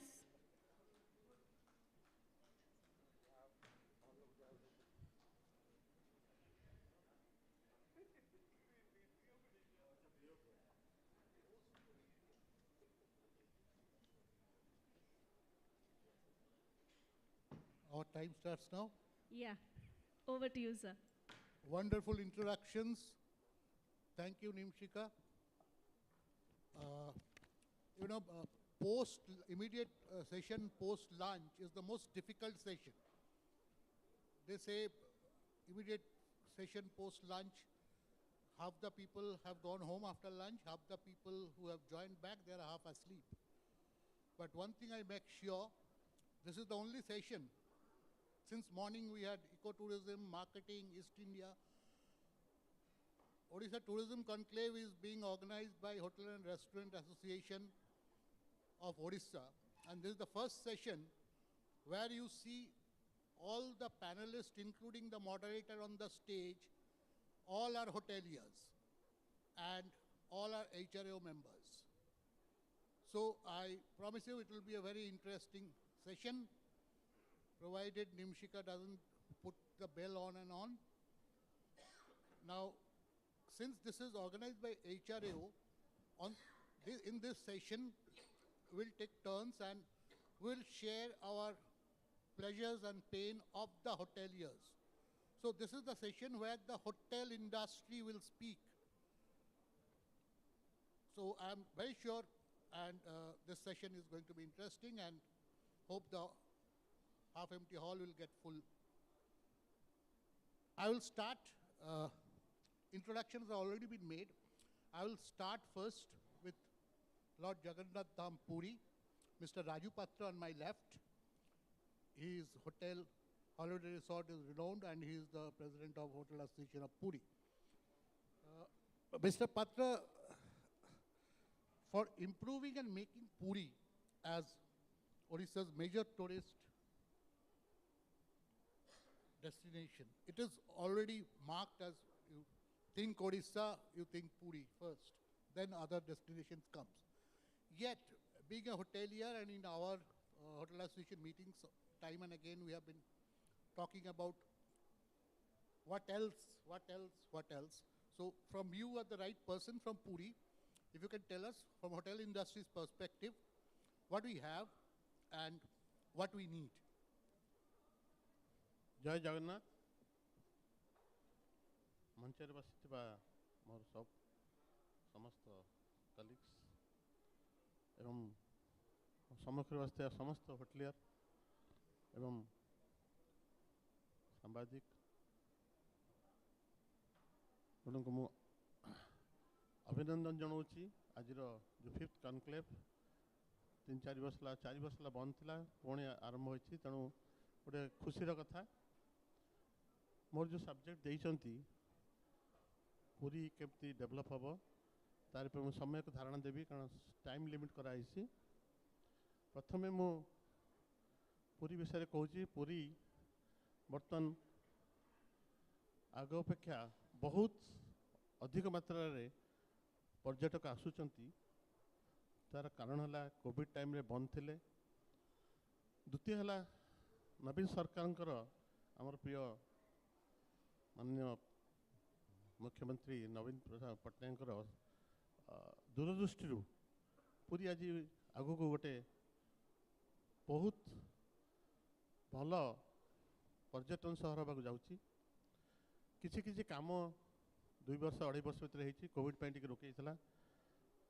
ଆପଣ ଦେଖିବେ temple corridor ଯେଉଁଟା ହେଉଛି ସେଇଟା world class କରାଯାଉଛି। 50% କାମ ସରିଲାଣି, ଆଉ 2 ବର୍ଷ ବର୍ଷେ ଭିତରେ ସେମାନେ ସାରିବେ କହୁଛନ୍ତି। ମୁଁ ବର୍ଷେ ଭିତରେ ସାରିଦେବେ ବୋଲି ଆଶା କରୁଛି। ନିକଟରେ ଆପଣ ଦେଖିଥିବେ ବାରାଣସୀ ଆଉ ଉଜ୍ଜୟିନରେ ଯେଉଁ ପ୍ରକାର କରିଡର୍ ହେଇଛି, ତାପରେ ସେ ପର୍ଯ୍ୟଟନ ସେଠି ବହୁତ ବଢ଼ିଯାଇଛି। ତ ଆମେ ଆଶା କରୁଛୁ ନହବାଣୁ ଆଗରୁ ଲୋକ ବହୁତ ଆସୁଛନ୍ତି, ତେଣୁ ଏ ନିଶ୍ଚିତ ଭାବରେ ଆମେ ଧନ୍ୟବାଦ ଦେବା ଆମର ପ୍ରିୟ ଗଭର୍ଣ୍ଣମେଣ୍ଟକୁ। ଆପଣ ଜାଣିବେ ଆପଣ ସ୍ୱର୍ଗଦ୍ୱାର ଗୋଟେ ପୁରୀରେ ଯେତେ ଗୋଟେ ଟୁରିଷ୍ଟ ପ୍ଲେସ୍ ବନିଯାଇଛି, ଏତେ ସୁନ୍ଦର ହେଇଛି, ଏତେ ସୁନ୍ଦର ବ୍ୟବସ୍ଥା ହେଇଛି, ସମସ୍ତେ ଆଗ୍ରହ କରୁଛନ୍ତି ସେଠିକି ଆସିବା ପାଇଁ। ଗୋଟେ ବିଶ୍ୱାସ ଅଛି ସ୍ୱର୍ଗଦ୍ୱାରରେ ଯାହା ହେଲେ ସ୍ୱର୍ଗକୁ ଯିବେ। ତା ବାଦେ ଏତେ ପରିଷ୍କାର ପରିଚ୍ଛନ୍ନ ରହୁଛି, ଆପଣ ଏଟାକୁ ଶ୍ମଶାନ ବୋଲି ଭାବିବେ ନାହିଁ। ଆପଣଙ୍କ ଜାଣିଛନ୍ତି ଏୟାରପୋର୍ଟ ଆମର ପୁରୀରେ ଡିକ୍ଲେୟାର ହେଇଛି, ଆଉ ତା କାମ ବି ବାଉଣ୍ଡରୀ ଆଗେଇଲାଣି। ସରକାରଙ୍କ ହିସାବରେ 2 ବର୍ଷ ଭିତରେ ଏହା ଚାଲିବ। ଆମେ ଆଶା ରଖିବା ଯେତେ ଜଲ୍ଦି ଏଇଟା ହେବ ପୁରୀ ପାଇଁ निश्चित भाव में आमर पर्यटन क्षेत्र को आगू नब यार HR को मु धन्यवाद देवी से प्रचेषा थिला सब एयरपोर्ट केमती पुरी हो तेणु ऑलरेडी काम स्टार्ट हो 1000 एकर अलर्ट कराई आशा रखी 2-3 वर्ष भितर आमर एयरपोर्ट हो जैसे जगन्नाथ इंटरनेशनल एयरपोर्ट ना दिखाई आप देखिए पुरी रे बीच ये 2-3 वर्ष 2-3 बीच है ब्लू फ्लैग बीच बहुत सुंदर बीच लोक मैंने जो जाऊँगी फीडबैक में रखीचु से मैंने भाई खुशी होती एत सुंदर परिष्कार परिच्छन्न ताकू उपभोग से आउर से मैंने आगू आगू ने विचार कर गोटे नीलाद्री बीच सी गोटे डिफरेन्ट बीच है कारुकार्य अच्छी पत्थर अच्छी पत्थर मूर्ति अच्छी सी डिफरेन्ट है आपंकर गोटे आगुरी थिला गांधी बीच ताकू भी नाल्को सहायता से आपको नहीं एवं रिसेंटली गोटे चक्रतीर्थ बीच हो मत 3-4 मास भर से ओपनिंग हम एमती बहुत किसी कम वाइडनिंग रोड होकर बाटमूलू स्टलिंग जाए से रोड देखले आप लगे यहाँ फरेन भाया तो सेपटे बर्तमान जो होटेल होची से निश्चित भविष्य बहुत भल अच्छी तो आमर भाई मानू कहि से होटेल तैयारी करूँ जगह नियंतु पुरीर भविष्य सब बड़े उज्जवल ये है सरकार को निश्चित भाव में धन्यवाद दबा बाद आम बहुत किसी काम आगे नवाक अच्छी आमर पुरी रे कन्वेंशन सेंटर बिल्कुल नहीं गोटे छोट अच्छी 600-700 बसला भाया किंतु पुरी की बहुत जो आसुच्च गुरु माने धर्मगुरु से मैंने चाहूँगी आसवाई बहुत संख्यार किंतु आम जगह दे पारना बा सुविधा दे पारना तेणु आम गवर्नमेंट पाखे निश्चित भाव में दाबी रखा पुरी रे गोटे 5000 बसला भाया कन्वेंशन सेंटर करा जाऊ तार सब फैसिलिटी जमी होती आप काशी विश्वनाथ वाराणसी हैदराबाद होती बहुत बड़ बड़ सहर रही आमर कहीं न हम आम निश्चित भाव में पुरी के आगे न गले सब निश्चय इंफ्रास्ट्रक्चर दरकार आम हायर तरफ गवर्नमेंट पाखे ये दाबी रखा आपण गोटे आमर से गोटे म्यूजियम 5 वर्ष है 5-7 वर्ष है तैयारी चलता किंतु से बंद आम गोटे वाटर पार्क वाटर एक्वेरियमटा जो कहते वाटर पार्क एक्वेरियमटा आम होता से आम जो मंत्री थे महेश्वर महांती होता किंतु कौन प्रकार अटकी जाकू निश्चित भाव में कले लोक पूरी रही किसी बुलियापाई सुविधा पाइबे किसी देखिए दर्शनीय स्थान देखिए यही उद्देश्य निश्चित भाव में पर्यटक आकृष्ट करेंगे आप गोटे देखते अर्बान हाट आशीष बाबू जो थे दिल्ली में से अर्बान हाट्र परिकल्पना आसी पूरी की आसते किंतु से भल भाव चली पारना तार कारण बहुत किसी अच्छी किंतु ताकू चलने हेले आम धर्म संस्कृति से जोड़िया पड़ो 12 बेश आप जो बेश अच्छी जगन्नाथ 13टी बेश से 13 बेश जदि आम रखीदे हाट चलो आप म्यूजिक प्रोग्राम रात्रि रखिए किसी कल्चरल प्रोग्राम रखिए एवं जदि आप जमती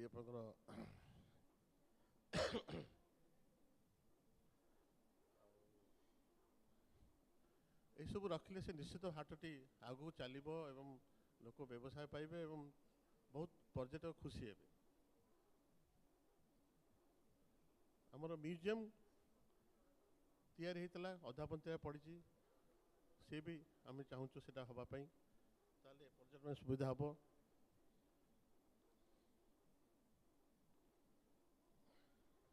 आप बहुत प्रोजेक्ट तैयारी होती अधापंत रही 18 नला बोटिंग 18 नल गोटे पार्क होता वाटर पार्क तापर तार ब्यूटिफिकेशन है बोटिंग फैसिलिटी दिया सेटा भी रही सेटा भी आम दाबी रखू से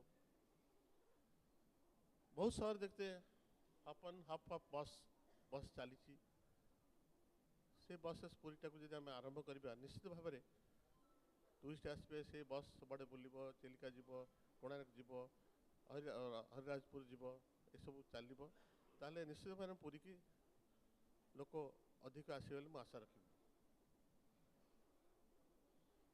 आउ गोटे आम दाबी रखी पुरी रे जिते बीच अच्छी आमर जिते होटेल अच्छी ता सामना बीच गुड़ाक रहे जो रक्षणाबेक्षण आम होटेल को दि जाए ताले सेठी बसिया आम टूरिस्ट ठिया करूँ लाइट लगेबू पानी देवु एसबू जिन आम करूँ मुझे आरथर पुरी भी कही एथर भी कहूँ से मैंने खाली मुझे आलाउ करेंगे ये लोक बसापी आमर जो पुणी जहाँ हम इवनिंग आम तक नहीं आसू यहाँ गोटे दाबी रखा जाओ हार तरफ तेणु आमको निश्चित भाव में लोक खुशी हे कारण बीच रे आम किसी दे पार्न लोक बसी पारना तेणु से हैरान होती खरा खाऊँ यू जिन आम निहाती दरकार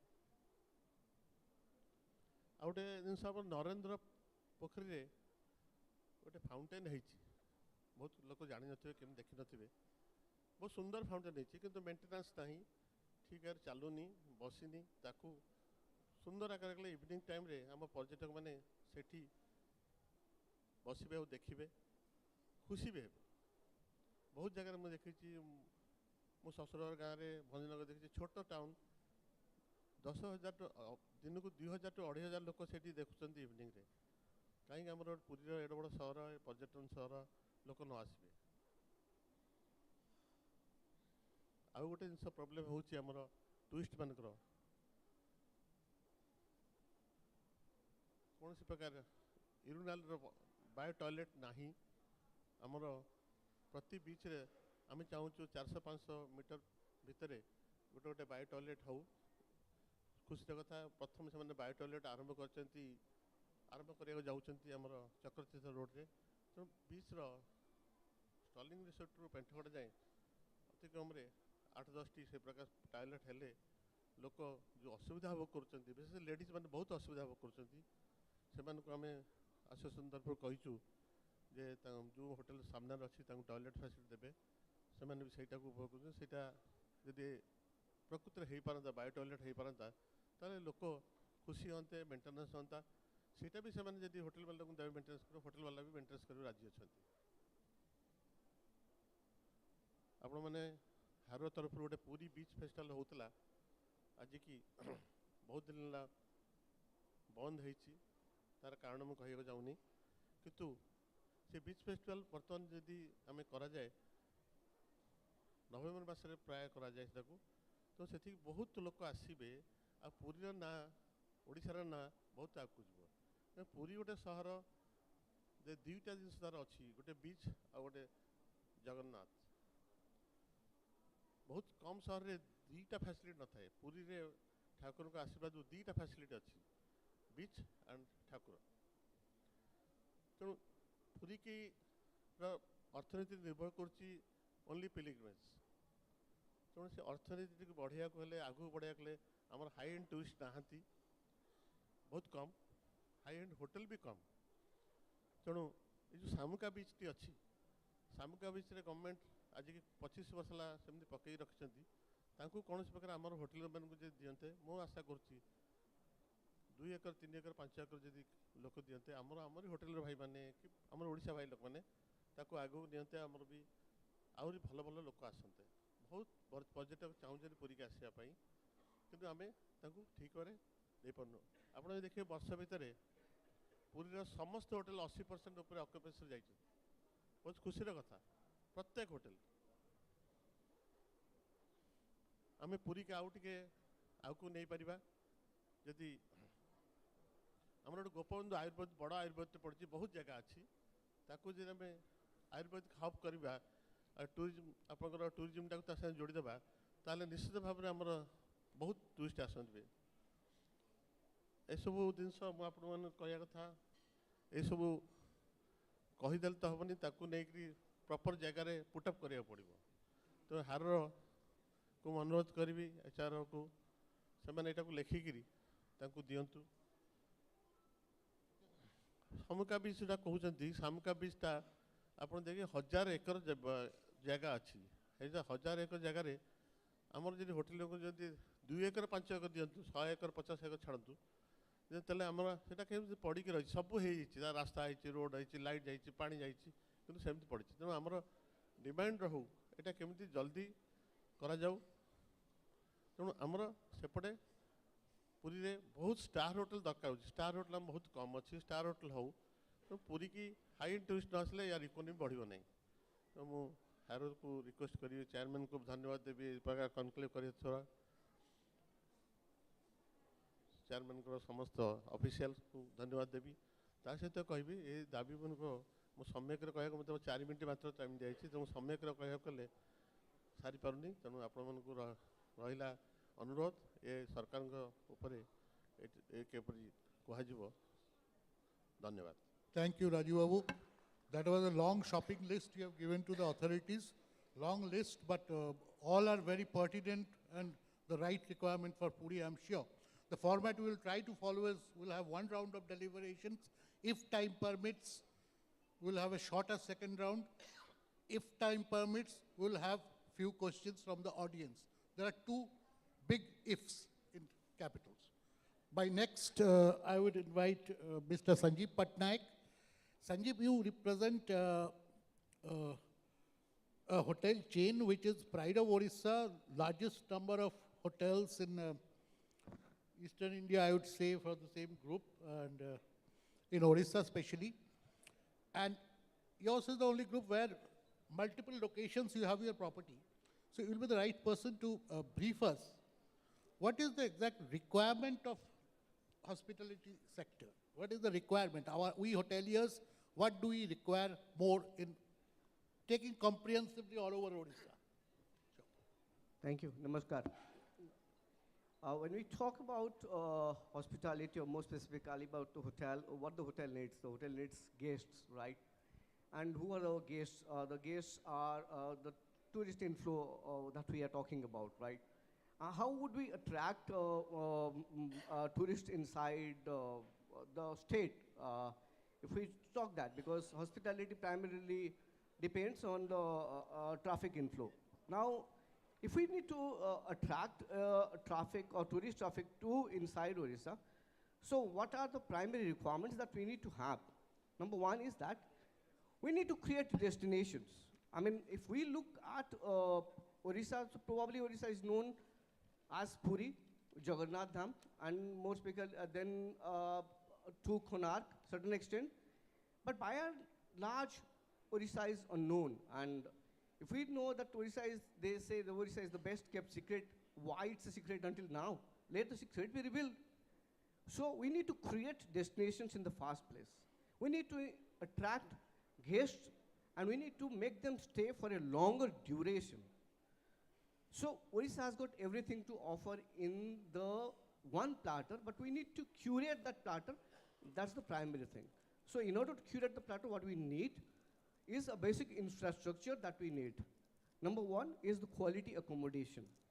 Quality accommodation doesn't necessarily mean luxury accommodations. We need decent accommodations with professional service. We have got nth number of hotels on restaurants, but do we serve as per the desired professional standards? It's a very highly debated question. So, but what my sincere submission is that we need to create destinations, because we have got ample opportunity to create the destinations. Once the destinations are created, we need to have decent accommodations to attract tourists. We have got potential for the, social gathering like wedding destinations, MICE destinations. We need to have jungle safaris like that. Can you imagine people travel from Odisha all the way to Kanha to see the tiger reserve where we have our Simlipal? People don't go to Simlipal. Isn't it sad? We will travel all the way to Chhattisgarh to see Kanha. And Kanha has got good amount of hotels. We don't have that. So we need quality accommodation. That's in the primary thing. And most importantly, we have been talking in the morning about the duration of the stay, because when you come, that you need to offer something that the people should stay for a longer duration. That's what every hotel desires to have so. And what we need for that, we need to have the activities. We have absolutely, let's take the case of Puri in a place Honorable Raju sir was saying right now, I mean, somebody is traveling to Puri, barring the beach and the Jagannath temple, and probably somebody would like to travel to Konark in the afternoon and maybe to Dhauligiri or this thing. There is nothing. So you need to create activities, you need to keep people engaged where they can stay. Customer retention is the most important objective for any hotel, and that generates more revenue. Secondly, now, supposingly, another thing which I, personally, it's my view, I don't know whether people will, agree with me or not. We need to create more wayside amenities. Supposingly, now, let's take an example of somebody traveling to Koraput, or to, for example, somebody traveling to Sonpur to see the textile tourism. All the way, we need to create some good wayside amenities where you have to have a good, decent food, a clean toilet, and maybe a little stopover. That's highly essential. The most important problem that the hospitality industry is right now facing is a quality manpower. And retention of the quality manpower in Odisha is a big question, although we have ample amount of institutes in Odisha, but probably we are not able to retain those people who are passing out from these colleges because they prefer to go out and do their job outside. So we need to have quality manpower to offer all the best services and professional services where the guest would go and just say the hotel is a way away from home, a home away from home. So we need to give a kind of service that should feel as like a home kind of thing. So that is highly essential. So my thing is that I would again sum up the whole story. Destination, quality accommodation, activities, manpower, amenities are highly essential, and that are the things which is required for the hospitality industry to grow up in Odisha. Thank you. Thank you, Sanjeev. Two key points I take up from your deliberation. One is longer duration, which has been deliberated in earlier sessions. Yes, we need to hold them longer and longer, make them fall in love with us. Second, very interesting, I don't have the exact data, that Kanha has less tigers, more hotels, and Simlipal has more tigers but less hotels. That's sad. My next, I would invite Dr. Srinivas Subudhi. Dr. Srinivas Subudhi is associated with our association for many, many years, and he is was Secretary General and now working President for our association. And in initial opening statement, I said we will discuss hoteliers' pleasures and pain. So basically, I will go on the pain points, Dr. Subudhi. What are the challenges in hotel industry do we face today? Thank you. Welcome all the members. Today we are in the 5th chapter of Conclave. Really I should thanks to HRAO core committee members as well as our chairman. 2016 we had a meeting that earlier we have given lot of letters to meet the challenges. And I think the 4th conclave has given the result which we have been taken care of by the government 2023 in the tourism policy. Really challenges and tourism, one coin, both sides. Am I right or wrong? I think everybody will agree with that.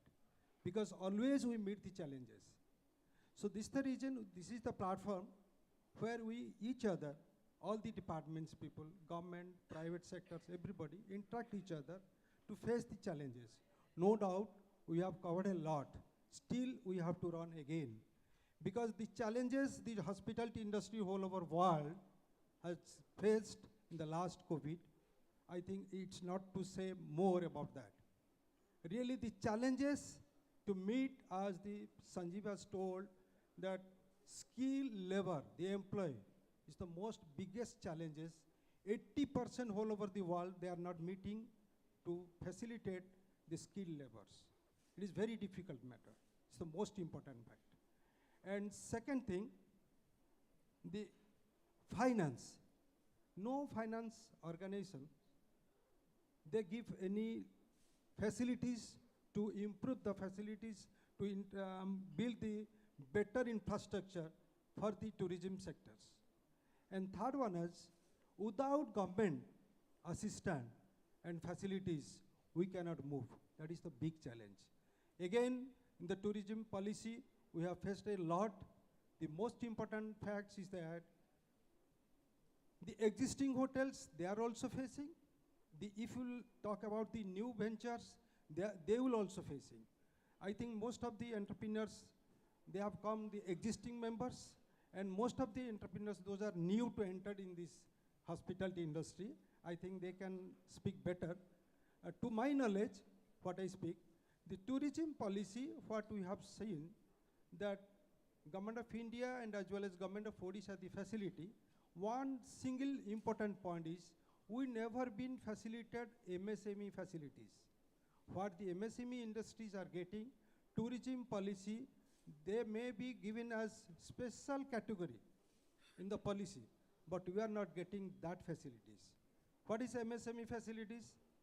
You will get the lower rate of electricity, financial assistance, EPF, ESI facilities to the laborers, and as well as in the GST and the GST taxation and the holiday in taxation. That gives only to the hospitality industry, those can be spent more than 50 crores rupees, not for medium scale or small one. So I think it's a big challenge for us, for medium and smaller one, because for your kind information, the 80% occupation of the state is from the medium and small entrepreneurs. And bigger was occupied only 8% of the occupancy. So I think it's a big challenge for us to meet all these problems. And because why I'm telling you, the challenges always it comes to us. But one thing is that if you talk about the GST, now if you charge for 1,000 rupees, you have to pay the GST. So there should be one slab. Our association should demand for this, because for small hoteliers, for their survival, it is very important for them. And bigger hotels, no doubt, it is more bigger in infrastructure. And most important point for the existing hoteliers, because the policies always cut to our neck, like your urban department and fire licensing, because those are all correlated departments. Those should have one single window approval where the infrastructure can get a approval from the government for the existing. For the new, it is no problem, because they have to go through that, otherwise they will not get the approval. Because 90% of hoteliers, they are not getting these facilities.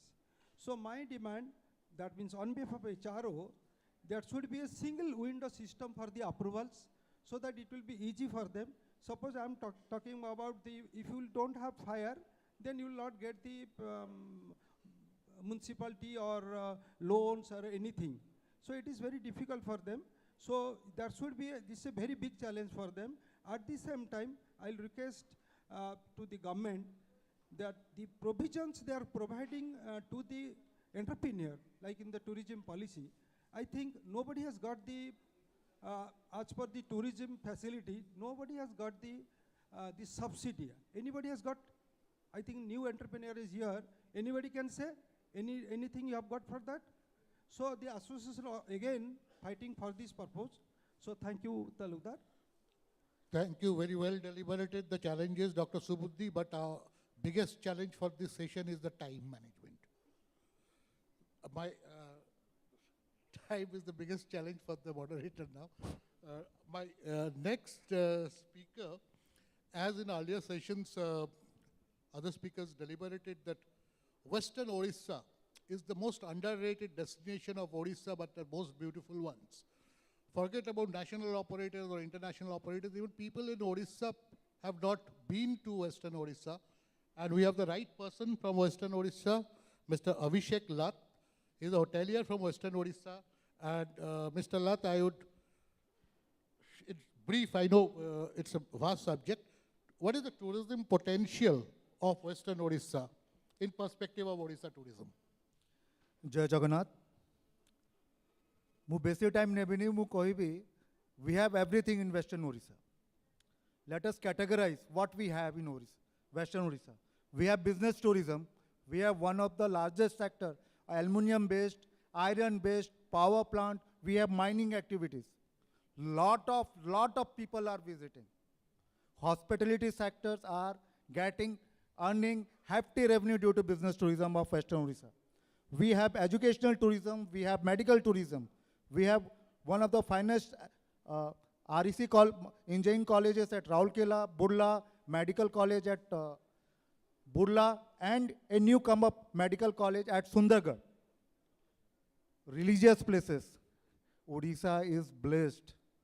We have many temples. It's countless. So we also have Samleshwari. There's a Swayambhu. There is a Ma's temple. It has to be marketed well.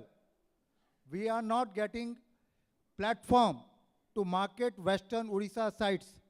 Cultural. Sambalpuri language, Sambalpuri Vastrala, it is of international fame.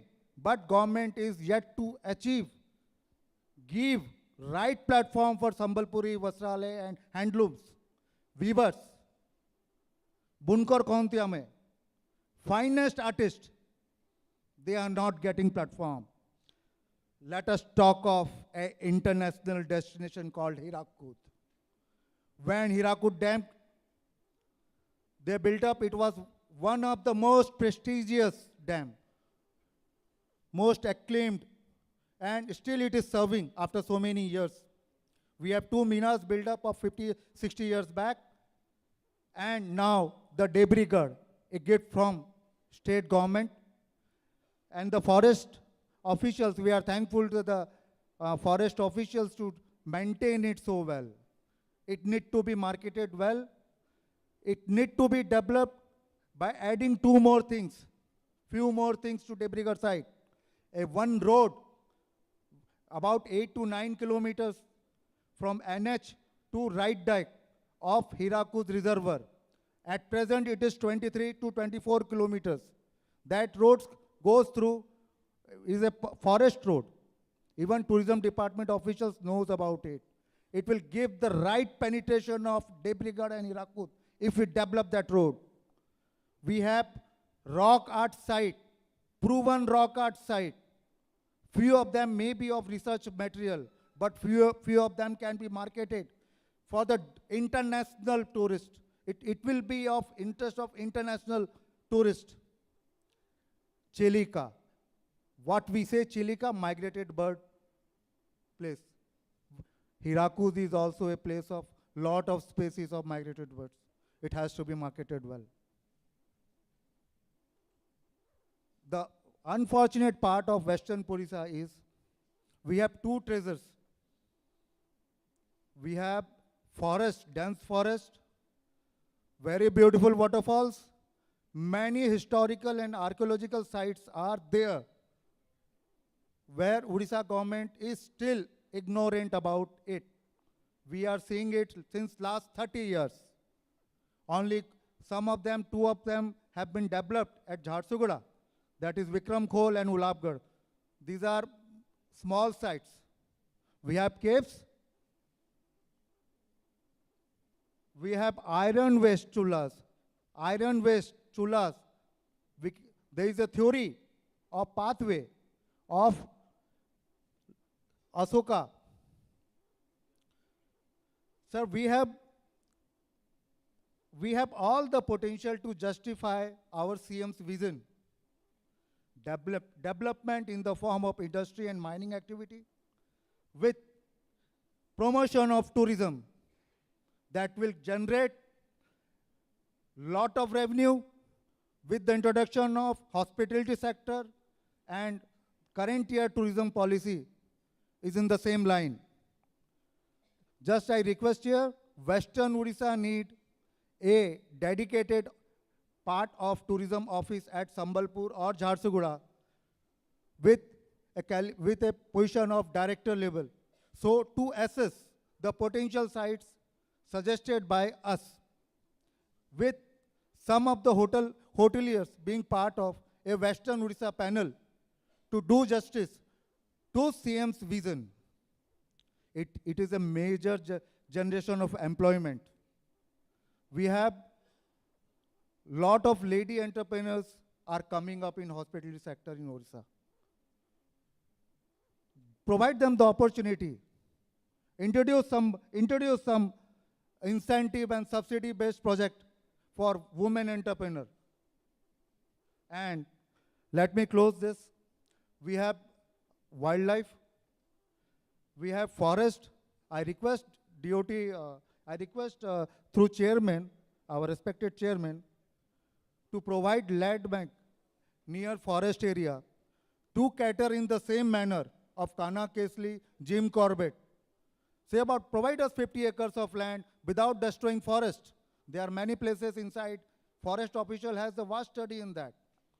We will serve. We will come up with the ecotel. Let us be there. Safari, trekking.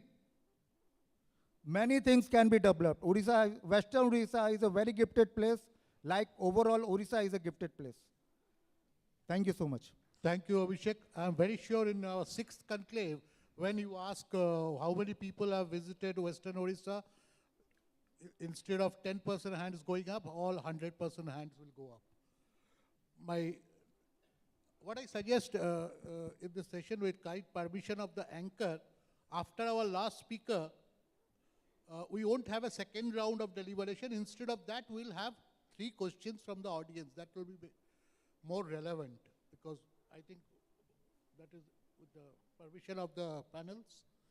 Our last speaker, Priyanath, last but the least, because you are the host. The host hotelier, Mr. Priyanath Behera, the Vice President of Swosti Group. Priyanath, that's why I kept you the last, because you are the host. Your Swosti Group is pretty reputed, the first hotel group which made Odisha hotel industry known to the national circuit.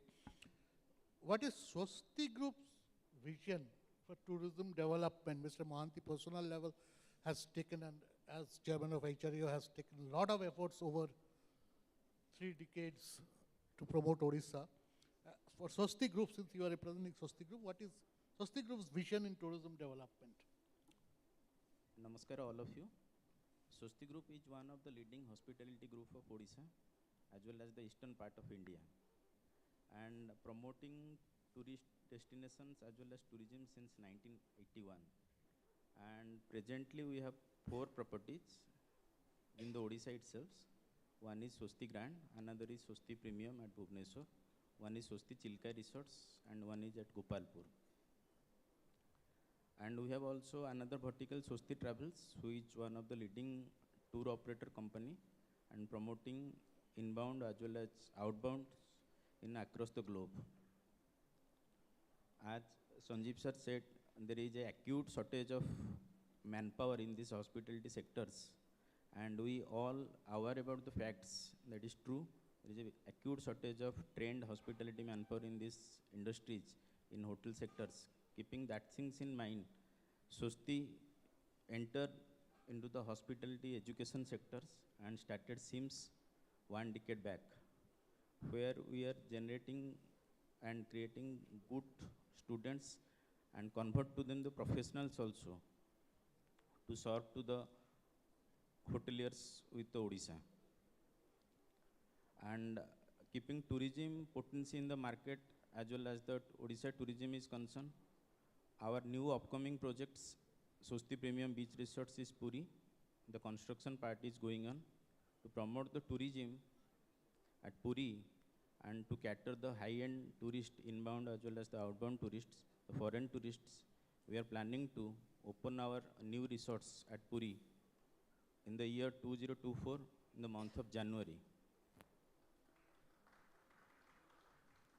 As the state government is continuously promoting tourism and declaring tourism is a priority sectors and promoting tourism with introducing very of good incentive package. Swosti Group also planning to develop new infrastructures at different tourist places to attract high-end tourists inside the Odisha. To promote the tourist destinations and the tourism activities, in Odisha, Swosti Group is doing a lot of CSR activities throughout the years. For example, cleaning of beach, cleaning of temples, plantation at different tourist places, cleaning of islands. This continuous process is continuing, as well as this will continue also in futures. Swosti Group vision, in upcoming 5 years, we are planning to establish another 3 properties inside the Odisha to promote the Odisha tourism. And we are getting a good support from the state tourism board also, as well as the state government. And this is our vision and mission to promote the tourism for the Odisha. Thank you. Thank you, sir. Thank you, Priyanath. One pertinent point I noticed in your deliberation is that CSR factor. That is excellent. I hope that is picked up by other industry stakeholders. Thank you, sir. We are not having a second round. Instead, we will take 3 questions from the audience. Just 3 questions.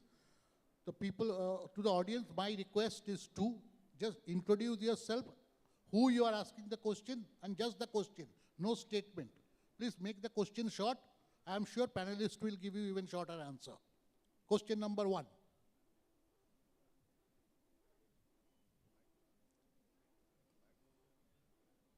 Please go ahead, sir. You got the mic? Mr. Dhir. Mr. Dhir, your voice is good enough. You can ask without the mic, we can hear.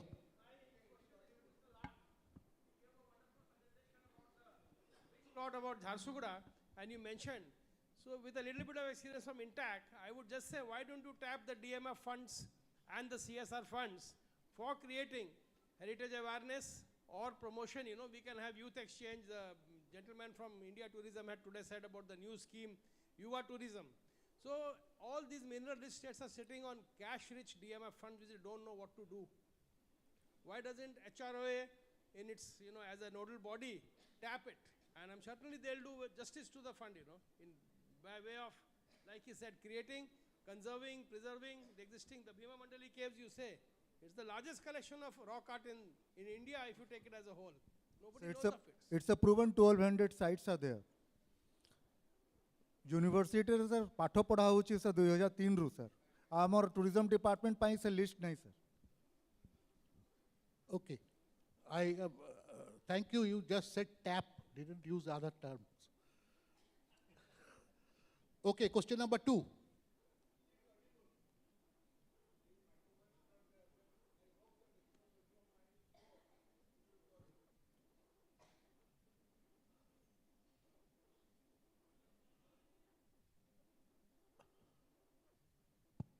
Yes, yes, okay. Yeah, myself JP Mahapatra. I am going for a startup in medical tourism. This is my introduction. I am an entrepreneur association president also. My query regarding the recent past deliberated in the text sessions, the Kanna forest for the tigers are more, tiger less, vis-a-vis Simlipal. The flora, fauna and tiger is more, but hotel is least. So I am asking the DAS, how could you address it? Thank you.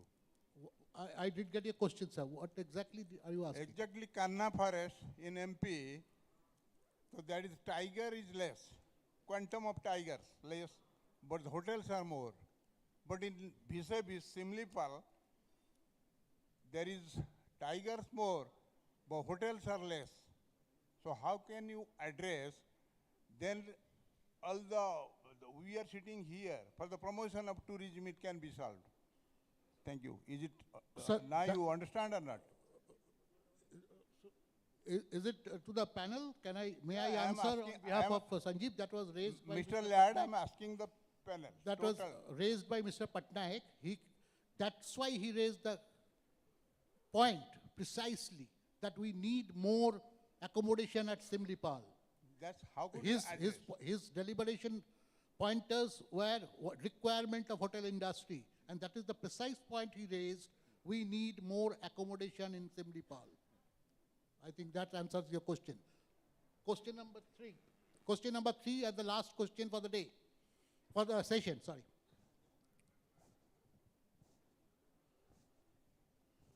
Who is the, yeah, give the Give him the mic. Yes, sir. Last time also I asked the same question. It's about the resource problem. It's not true that resources are not there.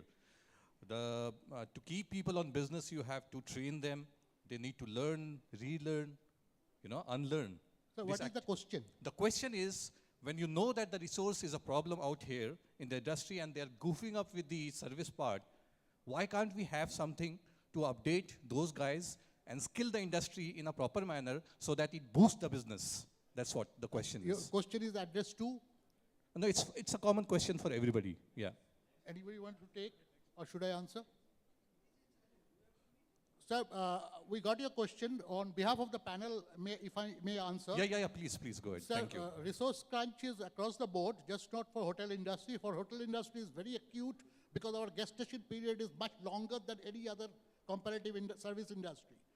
And skilled manpower also was a pertinent point which was raised by 3 other panelists on that deliberation. The skilled manpower, especially post-pandemic, we are facing. People are changing professions. So that's why the challenges they have deliberated, that these are the pointers we have to take over. Thank you. Your point already we have taken. Great, thank you so much. Anchor, you can take over. I think we have discussed about hotel industry. This is the only panel where all our hoteliers on the dais. And we have opened some questions. We have answered some. And we look forward to much better situation and scenario in near future. Thank you, all the panelists. And thank you for patience, Ms. Anchor. Thank you so much, sir. Thank you for And wonderful. for wonderful audience. For post-lunch session, I am really thrilled that there are so many people in the hall.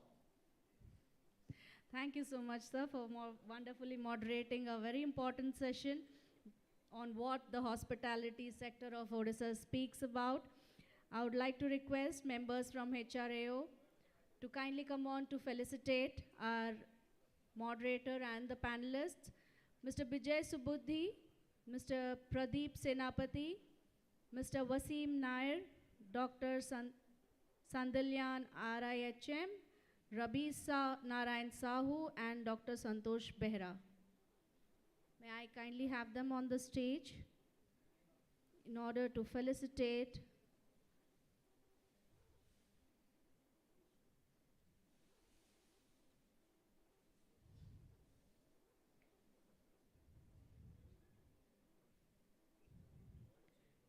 Shri Abhishek Lath, member HRAO. Ladies and gentlemen, some applause would be a great motivation.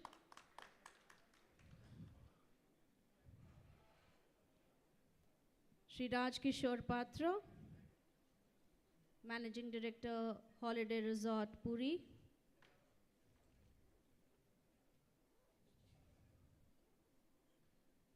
Shri Abhigyan Talukdar, the moderator for this session, and a tourism consultant.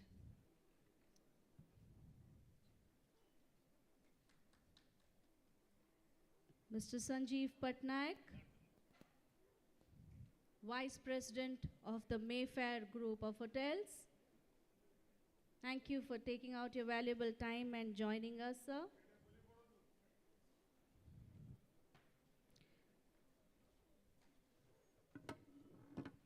Dr. Srinivas Subuddhi, the Working President of HRAO.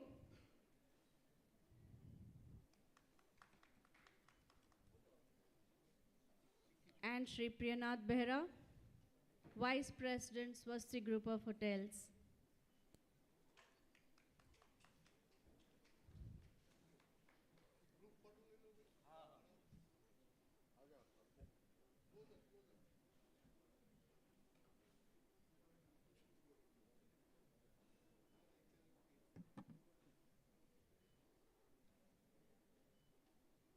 Thank you so much, sir. I'll quickly move on to our next panel, which is again a big answer to the questions which were being raised again and again on tourism infrastructure and skilled manpower. So this panel puts together panelists who are into resolving such issues or who can show us the way forward on taking up the way how we can resolve these issues. I would like to call upon stage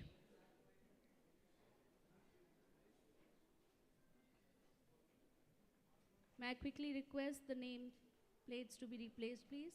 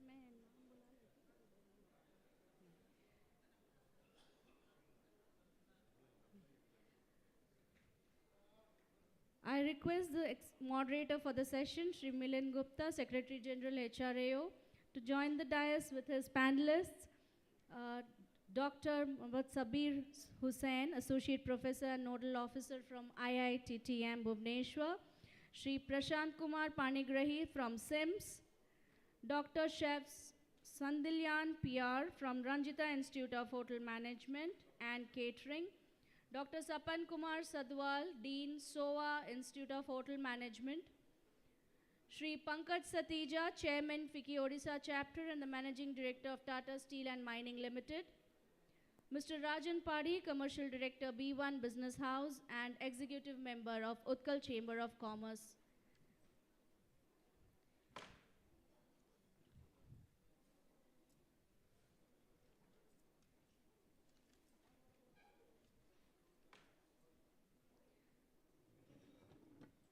I now take the opportunity to introduce our panelists and moderator.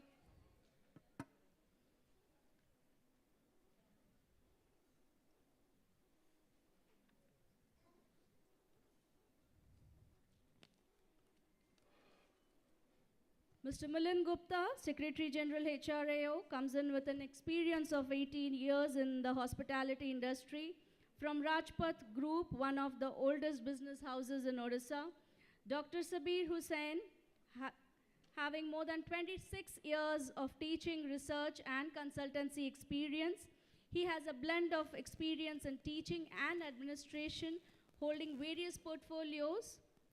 Dr. Chef Sandilyan PR comes with 25 years of experience, 8 years in industry and 17 years in teaching, a continental chef by specialization with wide experience in various international cuisines as well as a self-developed extensive knowledge of various regional cuisines of India. He is a certified trainer by EHL Switzerland.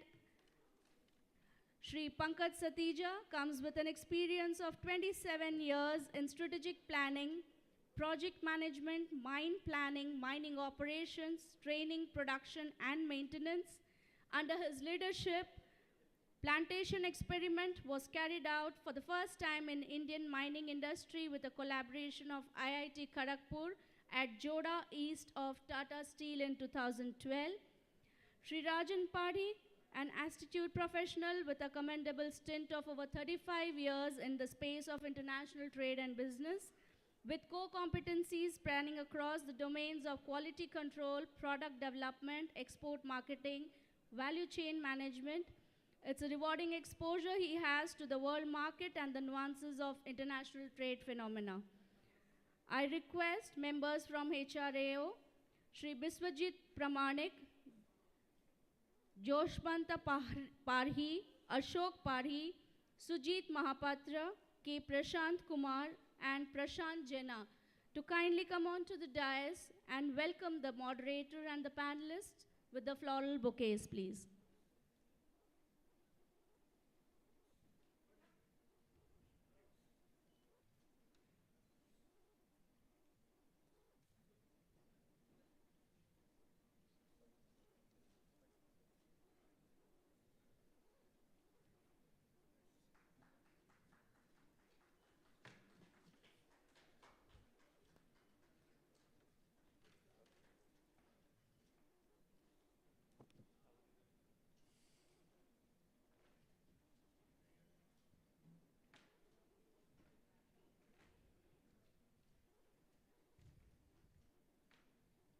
Thank you so much. I'll request Milan sir to proceed with the panel. A very good evening to all. We have the fourth technical session here with an eminent group of panelists along with me. Building of tourism infrastructure and skilled manpower. An issue which is a very important part of tourism, development of tourism, and an important part for tourism to develop and flourish in the state. Tourism, Odisha, always referred to as India's best kept secret. I think now it's time for us to unravel this secret. We have lot of immense natural resources, be it mountains, vast coastline, the fauna, flora, Chilka, Hirakud, as in the previous panels. So there is no dearth of tourism opportunities in the state. Odisha offers a multitude of amazing sights and experiences for travelers. Beautiful roads, connectivity is happening. Lot of hotels are coming up in the near future. And a lot of sites are there which needs to be developed. Hospitality of local people makes Odisha as one of the best tourist destinations in the state, in the country, and more opportunities for religious tourism, medical tourism, adventure tourism, casino tourism, and apart from its natural beauty and culture, craftsmanship, the local people also attract the tourists in a large numbers. Odisha as a state has so many renowned museums, tribal museum, maritime, etc. So scope of tourism, there is no dearth for the scope of tourism in the state. Now the challenge is how do we build the tourism infrastructure to be strong so that these natural resources of the state can be explored. Skilled manpower is also an issue because as the hospitality sector will grow, infrastructure will grow, demand for skilled manpower will also grow. So today we are going to deliberate on this. There is a shortage of skilled manpower, we know that.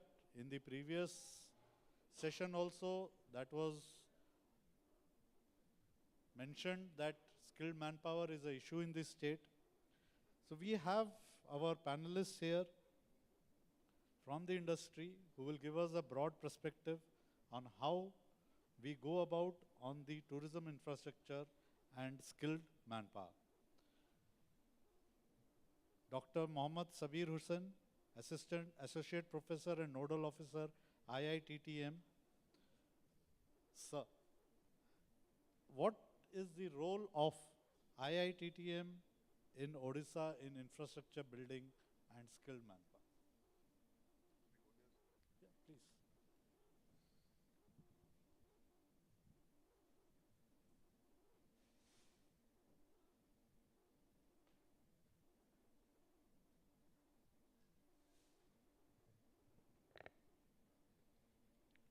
First of all, I would like to express a hearty gratitude to HRAO, all its member, chairman, esteemed panelists on the dais and off the dais, ladies and gentlemen. I'm really thankful and grateful to all of you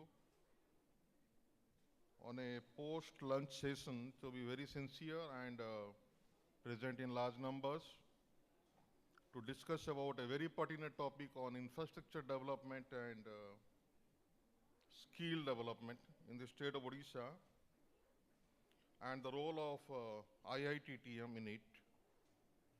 Let me tell you that we are here since 1996 and working tirelessly in the field of skill development specifically. So far infrastructure development is concerned, that's not our forte, but as an educational institute, we do advise consultancy services on destination specific requirements. We are part of consultancies with Odisha Tourism, various other state governments in the Eastern India. We have been part of consultancies with Nagaland, Manipur, Arunachal Pradesh, Andaman and Nicobar Island, especially water-based tourism, adventure tourism, promoting wilderness and aboriginal tourism. We, besides looking into the tactical skill requirements of the industry, we also impart long-term programs in the form of a 3-year degree program, BBA in Travel and Tourism Management, and a MBA in Travel and Tourism Management. And as an academician, from my last nearly 2.5 decades of experience, let me tell you that we were able to create the right kind of skilled manpower required, and we were able to draw adequate number of students to join the travel trade. But the practical difficulties we are facing in terms of placement, which is a difficulty with the industry as such at large, that is the remuneration part of it, because I myself is from this particular trade. I'm a master in travel and tourism management. When I have done my masters way back in 91, 93, at that point of time also, the payment, the level of payment, compensation in our industry initially is comparatively very low, because our industry is about human touch,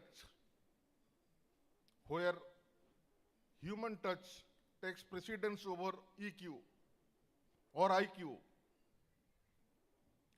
So when it is about human touch, it requires perseverance and patience to work together for years to build that trust element. A travel agent cannot be a successful travel agent overnight. Similarly, a hotelier cannot be a successful hotelier, neither a restaurateur. You have to earn people's faith, and that requires patience. And the present generation, because of proliferations of IT-related jobs and quick bucks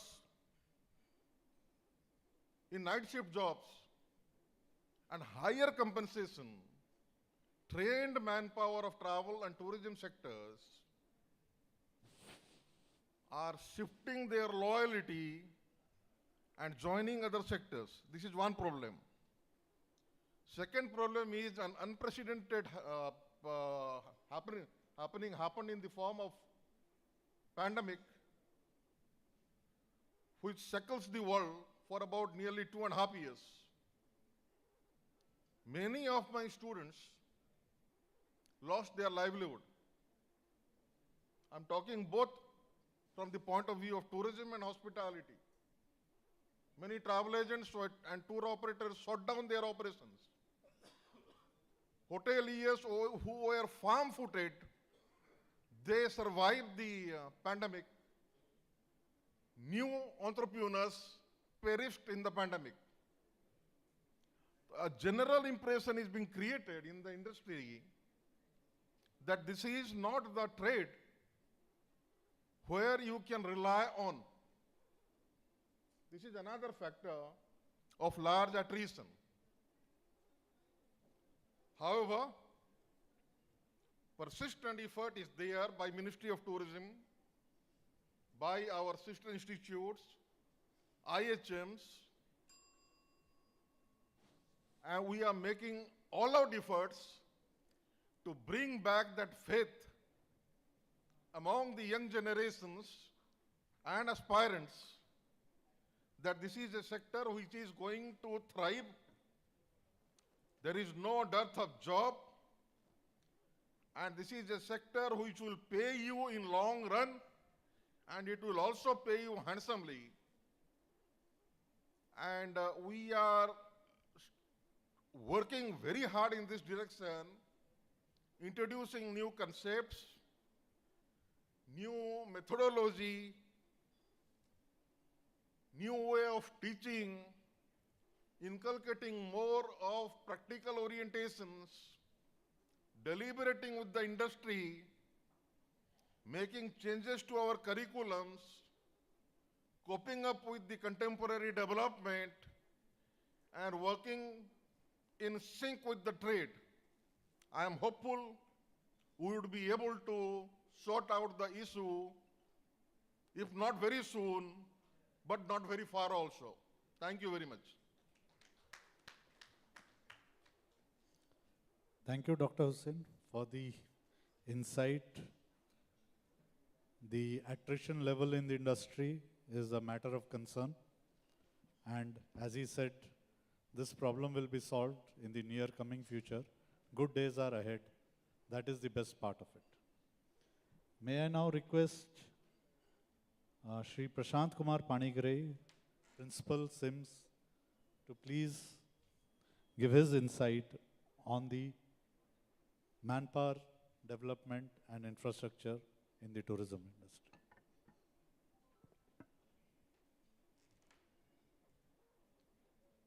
Thank you, sir. Since morning, we are talking about tourism development, tourism in the state, how it has to be grown. But in the last chapter only, we discussed about quality manpower. We look the hotel, looks very beautiful. The food is good, everything is good. But we don't realize any time that behind this thing, how many of them are working? How this has been made successful, it is not due to the customers, it's not due to us. They make it successful for us, we just only pay for that. That's the thing. And we don't realize, most of us do not realize that so much of work is happening behind the scene. And they are struggling. See, for a small party like this, we cannot say small. For a party like this, they would have thought since 3-4 days, they would be thinking how it is to be done. Everything should be good enough, and nothing should go wrong that complaint will come.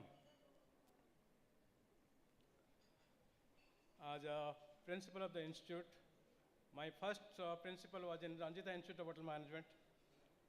That is way back in 2003 to 2006. Most of the time, since I am from a institute that is IHM Bhubaneswar, we compare our institute with this private institute. Everything is same, but the students are not that dedicated. Most of the time, I get some questions like, can we do it in correspondence? It's a question which is not imagined. It's a question which is not imagined. We had never imagined that such a question has to be answered also. Can we do it in correspondence? Okay, but it is impossible. It is just impossible. We cannot do it in correspondence. Education, always see today what happens, engineering, doctors, they put safe also in that category. We are fortunate enough, we are proud enough that they are putting our professions in the category also. Previously they were telling my son will be a doctor or an engineer. Now most of them are telling my son will be a safe also. Safe's payment is much more than a doctor and engineer, but that is not realized in our society. Importance is not given to our society. So every alternate day, I get a phone call that we need so many students, we need that many students for on-the-job training or hotel operation training. We say no, we cannot provide at present.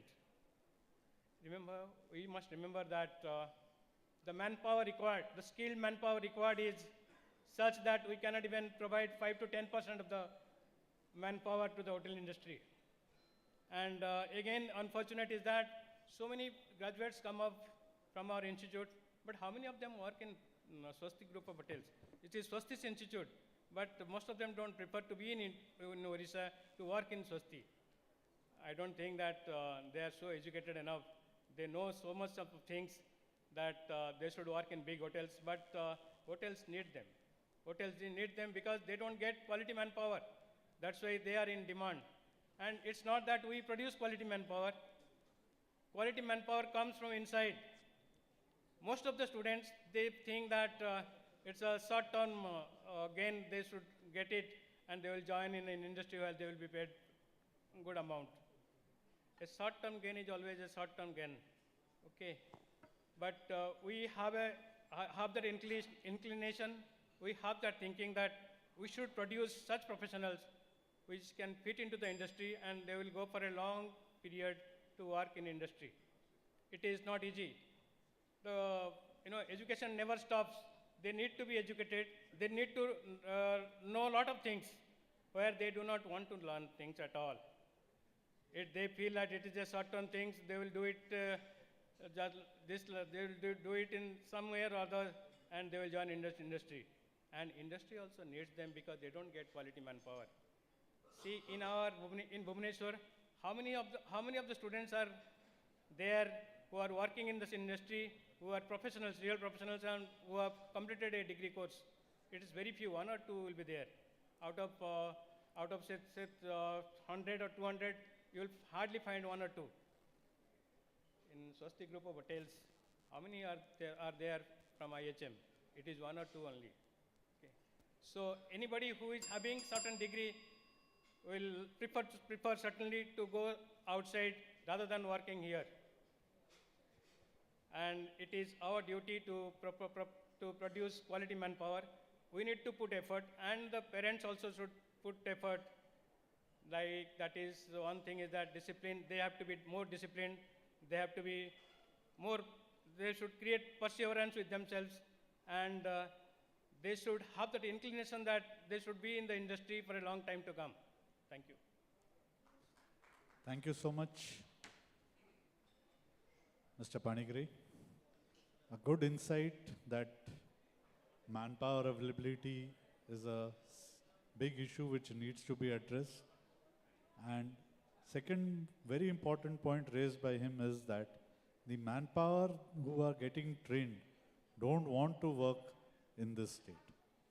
So that is a big brainstorming thinking for us, that why people who are getting trained in this state would like to go and work outside.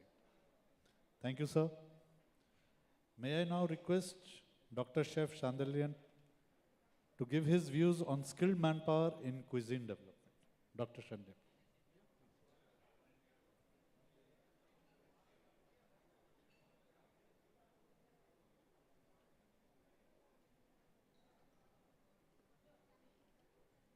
Thank you, sir. A very warm good afternoon, or should I say good evening to all of you. And firstly, I would like to thank HRAO for giving this opportunity and inviting me to be present here amongst this august panel, as well as the eminent panel members before. Well, I have been asked to talk about the challenges of skills in the cuisine area, and I would like to start with a very small example. If I call anybody here from the audience and say that, I have a lot of money over here, you can take whatever you want. I am sure that, people will come first and, grab as much as they can. Likewise, if I say that I have a lot of gold or something, you cannot satisfy anybody with money or gold. But if I say that I have a lot of food here, you can eat as much as you want, but you can't take anything away. You sit here and eat as much as you want. After the amount, you are not able to take any more. This forum over here, mostly all hoteliers are present, so I can also share a very small joke here. There was a occasion where, multiple different professions, engineers, doctors, maybe army men, all were sitting together and arguing or debating on which was the oldest or the most noble profession. So a cook from somewhere came and said, let's discuss this over lunch. So I just point out that this profession of cooking has been there since mankind was born. Now, sir has mentioned that Swosti hotels, they have a school, but none of these people are working in the hotel. Similarly, many others have mentioned before that, retaining manpower is a challenge. Question is why? What are we doing to nurture the talent that is there? Are we doing something to retain the manpower? Why is it that we are providing education and they are going out for work? So, it's very easy that this is the problem. Are we ready to face the challenge and solve it? Are the hotels and other employers asking themselves, why these people are not staying back with us? Are they questioning? All these people are giving up their weekends, their holidays. This profession, everybody works 24/7. Are they getting returns enough to keep them satisfied or to keep them at least motivated? So these are all very relevant questions. Yes, we are taking some steps in the right direction. There are people who have started nurturing talent. Our organization chairman is one such person who has invested a lot in developing the skills and talent of youngsters. And I am very happy to say that, in the last year, my college had a representation in all the skills of hospitality at the national level, wherein we got a gold and 2 bronze and couple of medallion of excellence. I would also be very proud to share that, we have nurtured one more talent here who is sitting right in middle of you, who represented India at the World Skills competition, and he has achieved a medallion of excellence. So, he also comes from Sundargarh or some backward part of Odisha. So it is not that we cannot. nurture talent. Yes, but this cannot happen by just one person or one organization or one institution doing. This is the platform where, we have all the members present. So everyone has to look forward. Are we actually thankful to the people who are working endless hours behind the scene? Some time back, thank you very much. Thank you to Chef Sanlian sir. Very nice to know that RHM is leading the state in skill development and they're winning awards in the national and international level. A big proud moment for our state and a big thank you to your institute for building and nurturing such talent. We look forward to having such more talents coming up in the state and looking forward to taking the state to another level. Thank you, sir. May I now request Mr. Sapan Kumar Sadwal to give a brief address on the role of SOA in the hotel management industry. Bande Utkal Janani, Jai Jagannath. Thanks to Department of Tourism Odisha and HRAO for its 5th Odisha Conclave. So actually what I would like to share my experience in this respect, because what I feel in Odisha, real tourism started from the Tigress Khairi.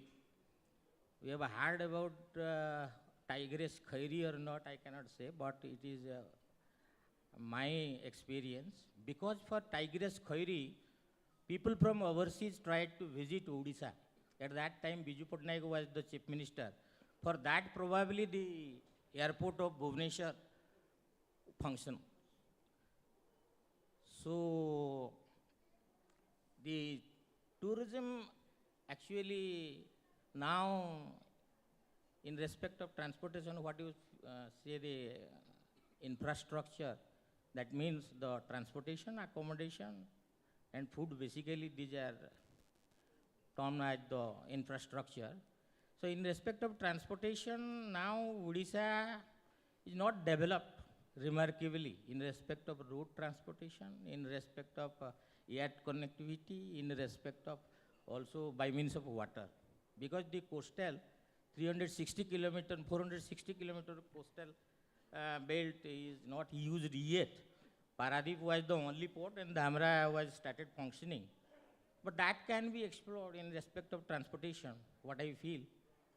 And another, road transportation is also not very much feasible for tourism development, because once upon a time the tourism from West Bengal side was more in Odisha. Now the scenario has already been changed. So the roads are also developed after the BJP government, road Chaturbhuja. Then I feel it is well connected to all over India. So that can be also explored now.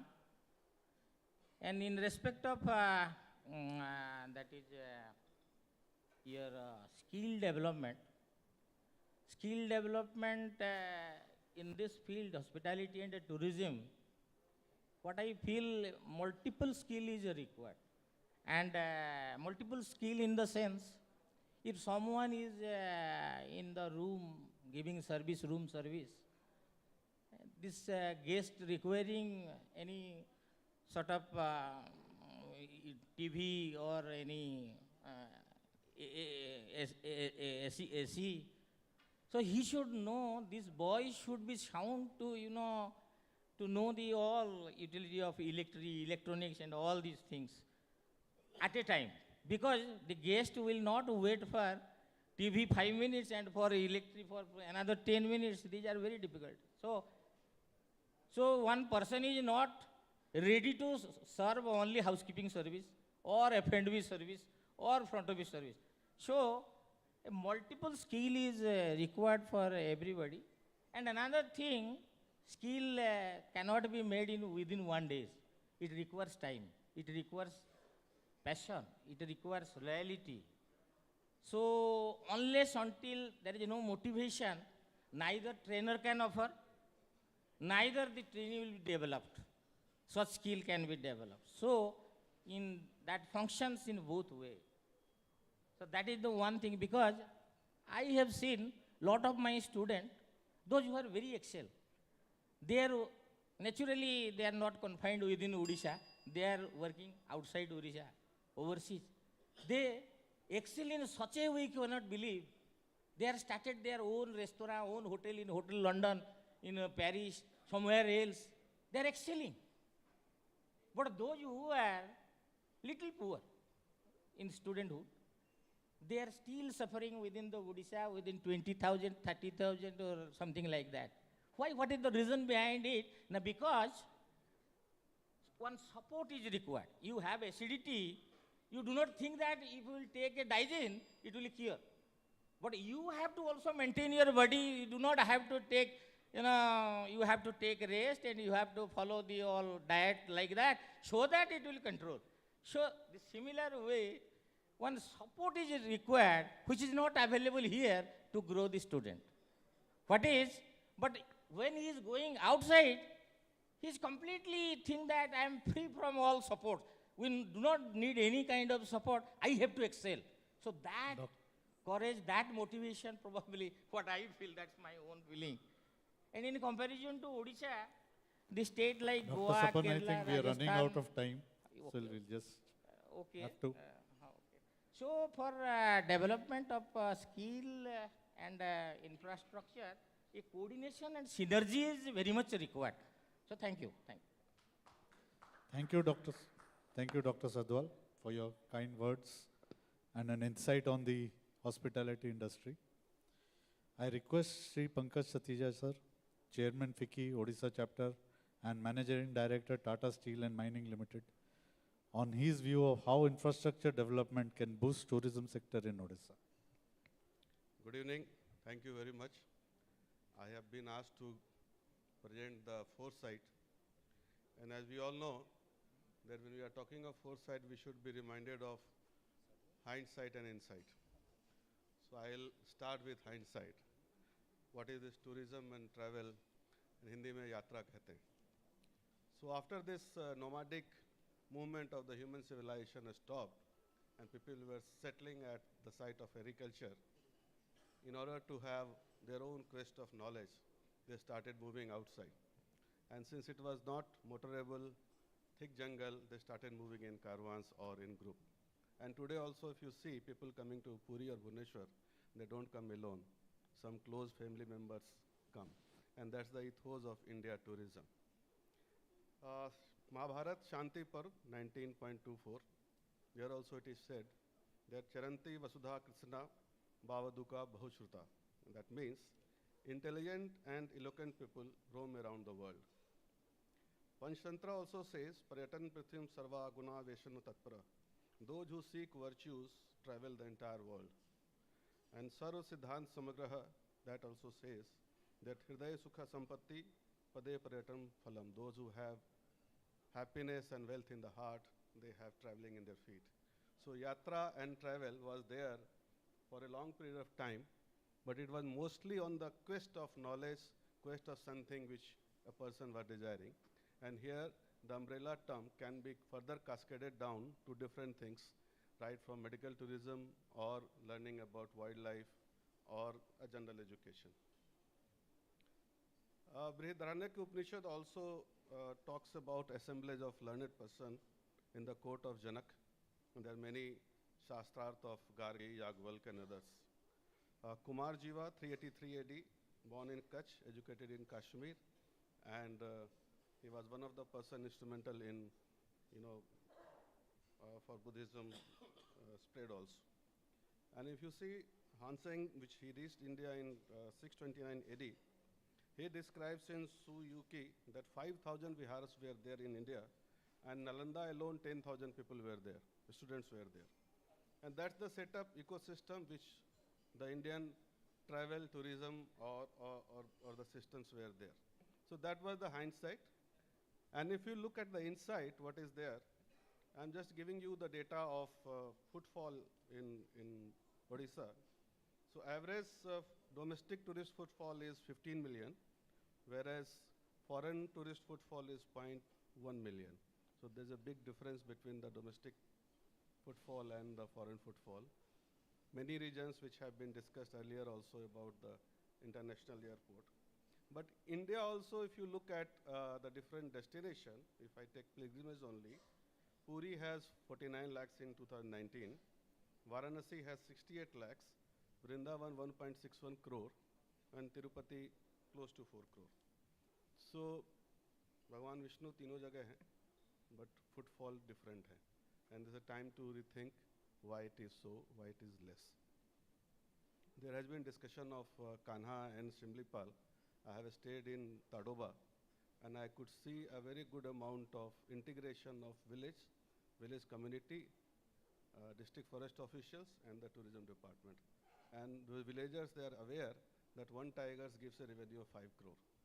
I think in Odisha, homestay and community participation can be further increased. Now, from the hindsight and insight, let's go to the foresight. If I compare Bhubaneswar, Puri, Goa, and Singapore on different parameters, like transport infrastructure.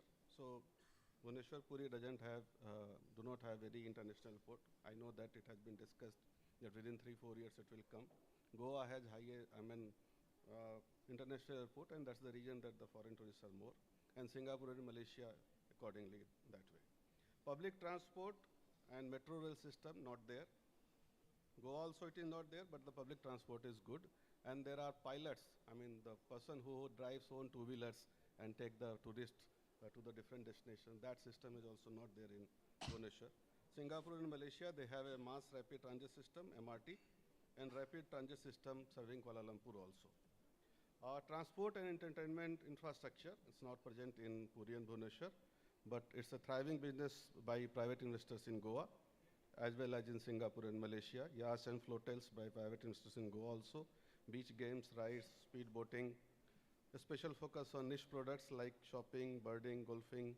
These are all there in Goa, as well as in Malaysia and Singapore.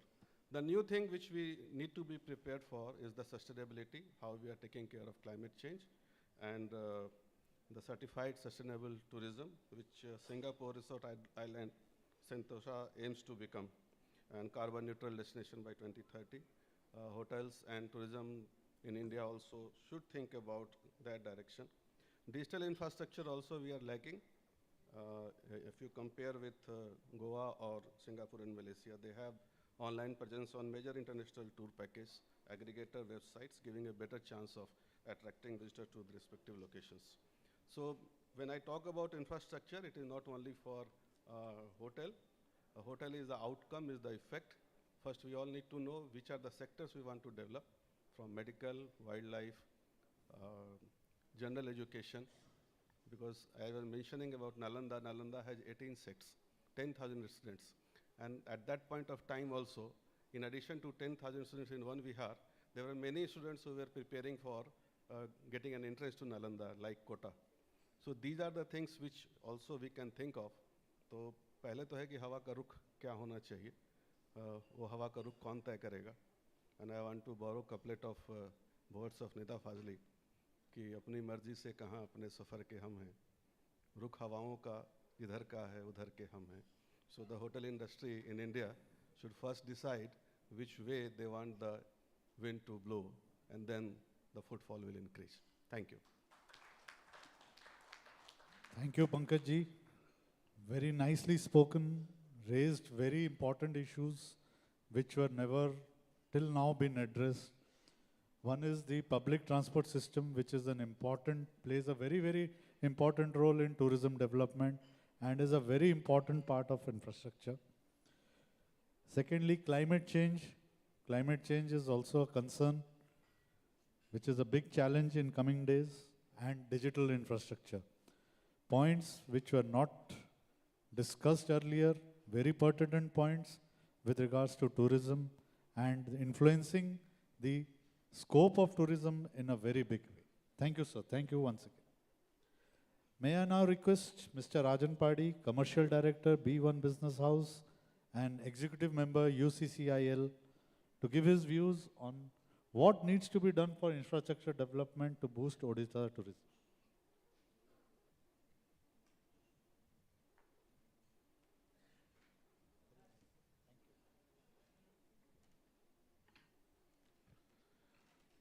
Good evening. Good evening, everyone. It's a basic irony that the audience today seems more erudite than the speakers on board. I say this because I take the words of Mr. Talukdar. The previous session had all the speakers from the hotel industry, and I don't belong to that. But having said that, I today represent the Utkal Chamber of Commerce and Industry. Our president and vice president committed personally out of Bhubaneswar. So I come and stand as a representative from the UCCI to give my views, what do I understand of the Odisha tourism in whole, and that's the thing now. Well, from times immemorial, the historical date I remember which brought our state into the prominence in the entire global scenario was 261 BC. That was when we were known as Kalinga under the Magadha dynasty, and the Great War of Kalinga was fought near the Dhuli Stupa along the banks of River Daya. Times have changed. Geographical boundaries have changed. Everything has changed. The names have changed. Kalinga, Utkal, Odra, Odra Rashtra, Orissa, now we stand as Odisha. Everything has changed. What has not changed basically is the uniqueness of this great state. A state, as everyone was mentioning, a God-blessed place, perhaps as colloquially known as India's most guarded secret.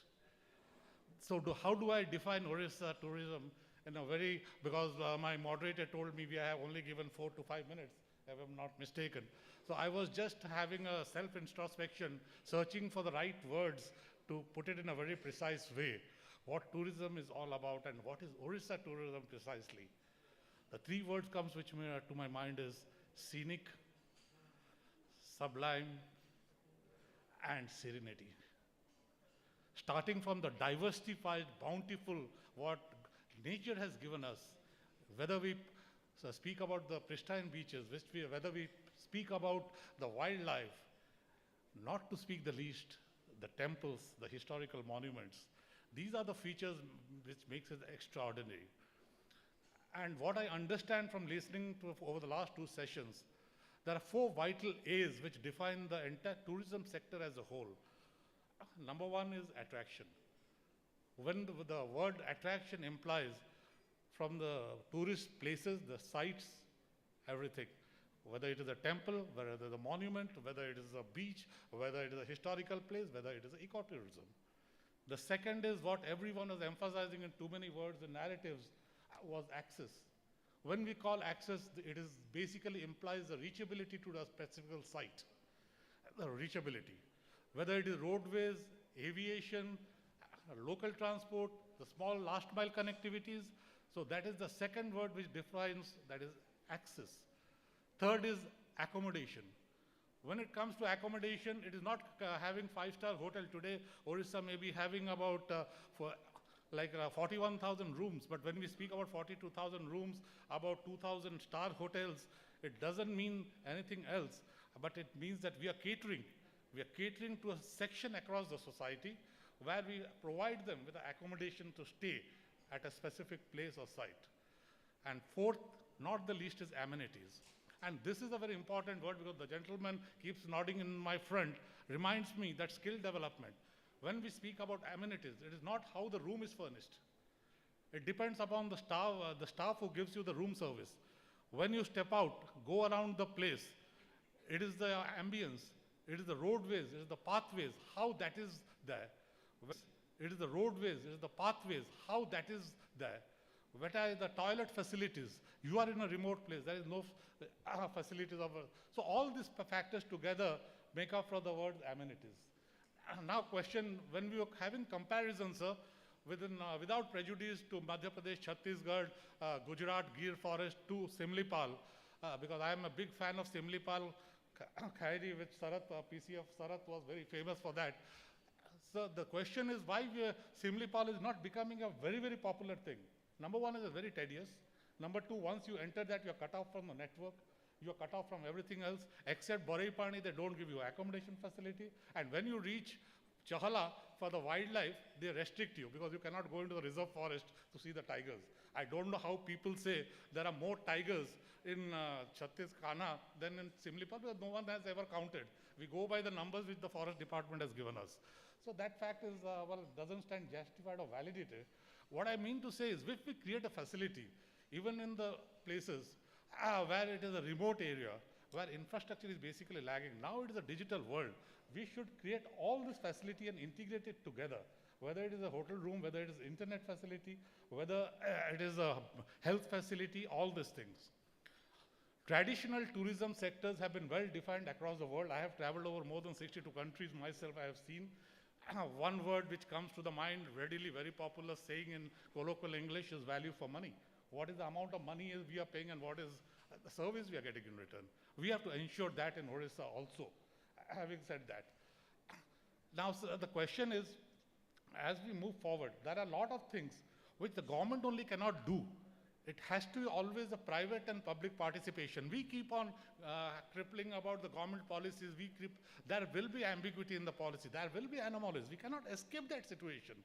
But it depends on the resilience, the and of the entire tourism community in Odisha, how they move forward. I have seen J.K. sir with me in Vietnam. When he was there representing a delegation, he was heading a delegation to Vietnam, so passionate he was about Odisha tourism. Every forum he spoke, he highlighted what we stand for, what is the potential. So we, like JK sir, there are a lot of diaspora across the globe who can represent us and make highlighted about the entire potential this Odisha tourism holds. Now, having said that, I will be soon running out of time. We must congratulate our CM, Honorable CM. Under his stewardship, the landscape of Odisha tourism is changing.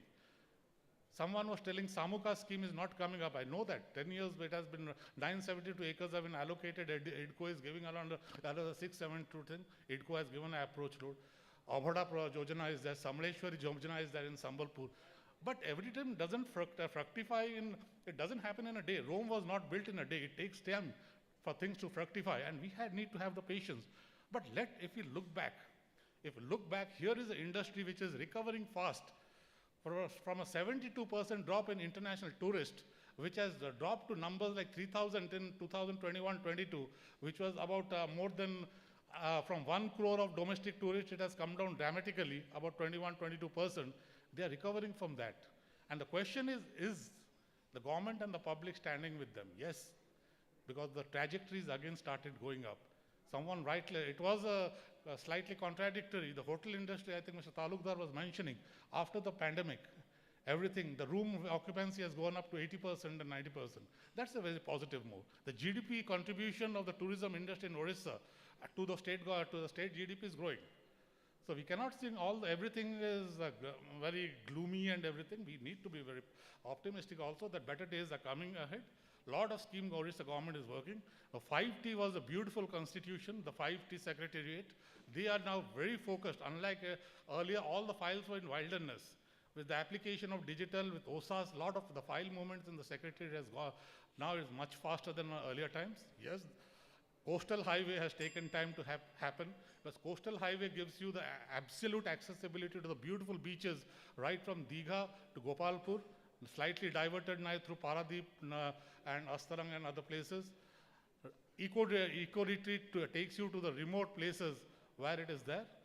And similarly, health tourism is coming up in the pristine forest of Koraput, Western Odisha.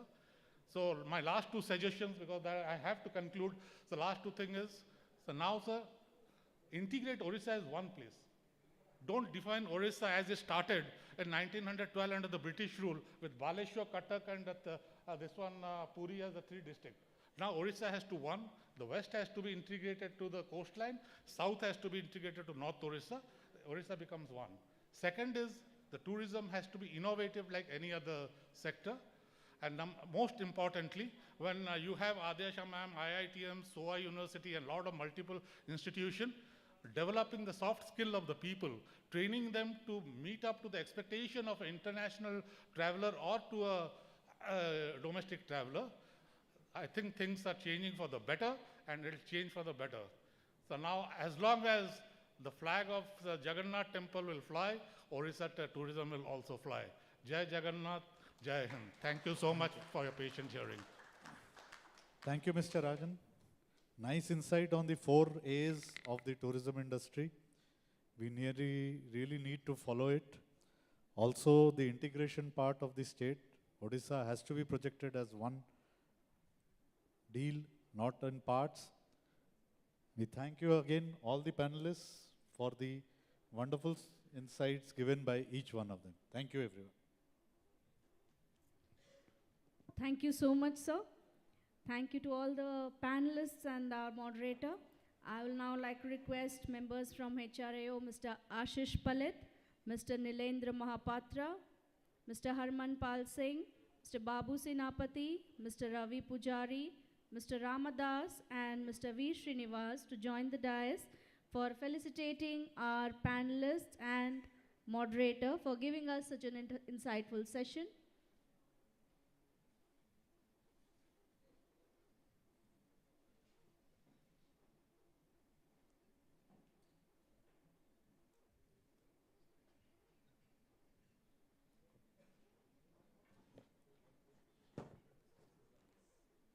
Mr. Panigrahi from SIMS.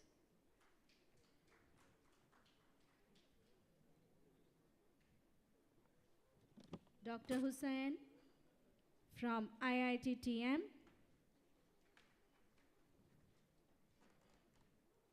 Shri Milind Gupta from HRAO as well as the moderator of this session.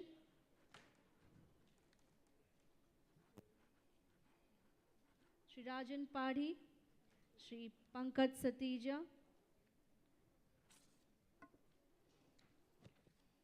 Dr. Sandilyan, and Dr. Sapan Kumar Sadwal. Thank you one and all.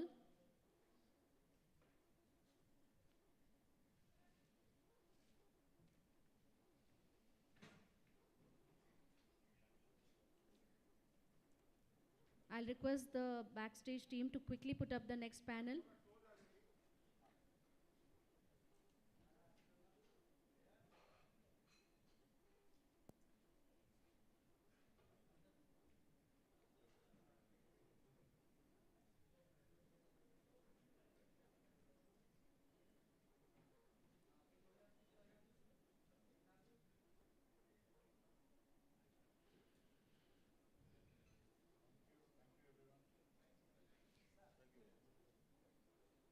The next panel, ladies and gentlemen, is again a specified challenge which is faced by the tour operators and the hoteliers. It's on the tourist safety and the cyber security. We have experts joining us today to brief and guide the sector on how they can protect their online transactions and digital presence.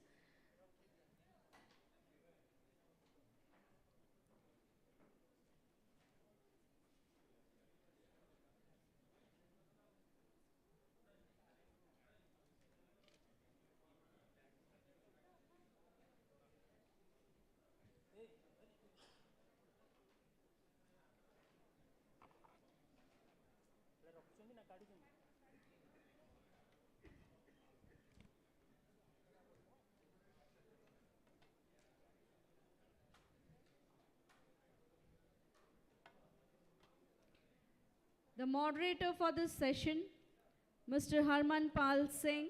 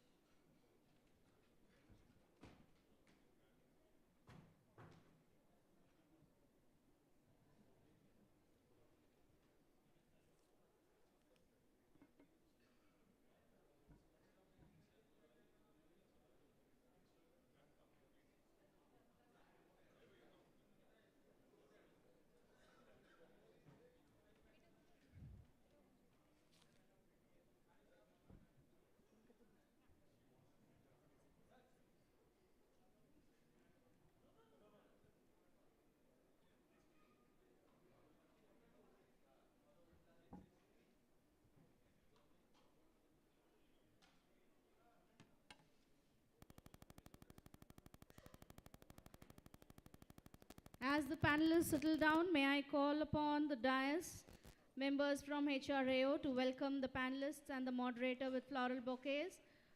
Shri Umar Shankar Panigrahi, Shri Said Rahim, Shri Sibram Sahu, Mr. Shakti Rautrai and Ms. Khushbu Sahu. If you can kindly quickly join us.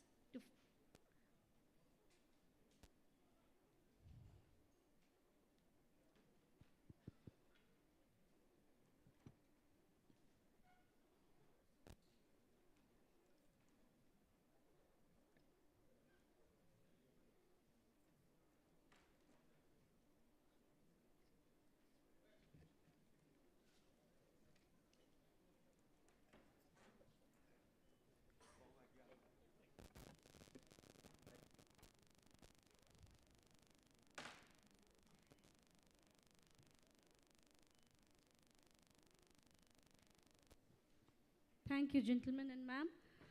Now I take the privilege of introducing the panel across to you. Our moderator, Shri Harman Pal Singh, comes with 20 years of experience. He's the managing director of Hotel Pal Heights and owns two hotels, Hotel Pal Heights and Pal Heights Mantra. We have Mrs. Anila Anand. She joined her services in the year 2008 and is an investigating cyber crime cases and also an educator on cyber crime awareness and investigation. Privileged to have you. Shri Deepak Kumar Nath is a leading ethical hacker and IT security professional, a senior entrepreneur with more than 10 years of experience. We have Shri Debashish Kumar and Mr. Rabi Sahu, who are from the hotel industry, to share their experiences here. Now I request our moderator to take on the panel discussion. Two hotels in Bhubaneswar, Pal Heights, that's just next door, and one at Mantra, Pahal, that was our last property. HRAO has been working very, very hard, and they have really gone through very difficult time, because whenever there used to be any issue, they wanted solution immediately. I mean, the hoteliers wanted solution immediately, but it was not possible because these were difficult times for us. The cyclone went and then the COVID came. Ball was not easily rolling down, and probably we are now on a proper stage platform to set things right. The topic today of discussion is safety, that is tourist safety and cyber security. आदमी के लिए सबसे safe जगह उसका घर होता है. अगर वो ट्रैफिक में फंसा हुआ है, बरसात में फंसा हुआ है, कहीं तकलीफ में है, किसी तरीके से घर पहुंचना मांगता है, जल्दी घर में पहुंच जाऊं. उड़ीसा से अच्छा घर नहीं मिल सकता. We've traveled the globe, almost all countries of the world, but Odisha is the safest place. A salute to the police of Odisha. World Cup, we somehow found them very trained. We somehow found them very cordial. They knew the job. They knew what safety is. They were very, very well briefed.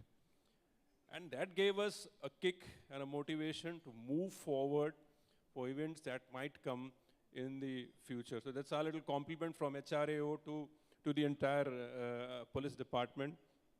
Safety is extremely, extremely necessary. I'll just take a minute on this. Last 20 years of Odisha, because we've been into the hotel in last 20 years, is a different story. The owners were old, now they've grown older. This is a very interesting point. Things are changing. Next 4 years, next 5 years, the entire game of cities like Bhubaneswar, Puri, and Western Odisha will change. जो 20 साल में नहीं हुआ वो 3 साल में होगा और बड़ी स्पीड से होगा. And the reason is the new generation are very fast. They are technology savvy. They are getting the space of directors, vice president operation into the hotel and the hotel industry much faster than what we thought. And the next 4-5 years, Bhubaneswar has a golden platter to work upon. People who are in this industry, in tours, they need to hang on a little more. Your hard work is going to pay and multiply much, much faster. This is the sought out city in Eastern India. I belong to corporate world. I'm one of the largest Tata dealers in Odisha. I'm on SAP almost 12 hours a day. I understand the people who come here, they don't want to go back home for a transfer for 2 years. They say, yaar, yahi transfer lena hai, yahi settle hona hai. That's the discussion which is happening in the corporate world. We need to tap this, we need to understand this. And one of the major reasons of getting this into is that everything is almost set for us to move on. There are ifs and buts, but the government is very, very positive. And the load on safety and security is just going to come because the hotels are mushrooming. The word 5-star was not there in our dictionary. It started figuring in the map. People have started discussion, nahi, ja rahe hain, 5-star to khul gaya hai. So it's not a question of 5-star. It is 5-star cafes. It is 5-star nightclubs. It is 5-star restaurants. Everything is coming. It's on the way. So I feel Madam will tell us more how they are prepared on taking this load which is going to come, because the young generation are more faster than what we think and the technology is more faster. This is what I had to say. And now I would request Anila Anand Madam to please take this way forward in this cyber security. Thank you, ma'am.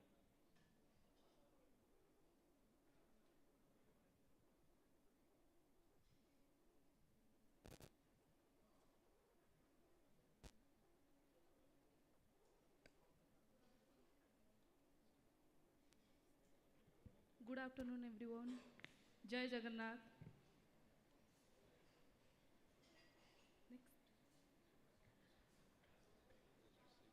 Esteemed panel members, beautiful audience, I'm honored and privileged to share the awareness details on tourism and cyber security. Though I am investigating cybercrime cases, but I believe if cybercrime awareness is not there, the crime scenario will increase day by day.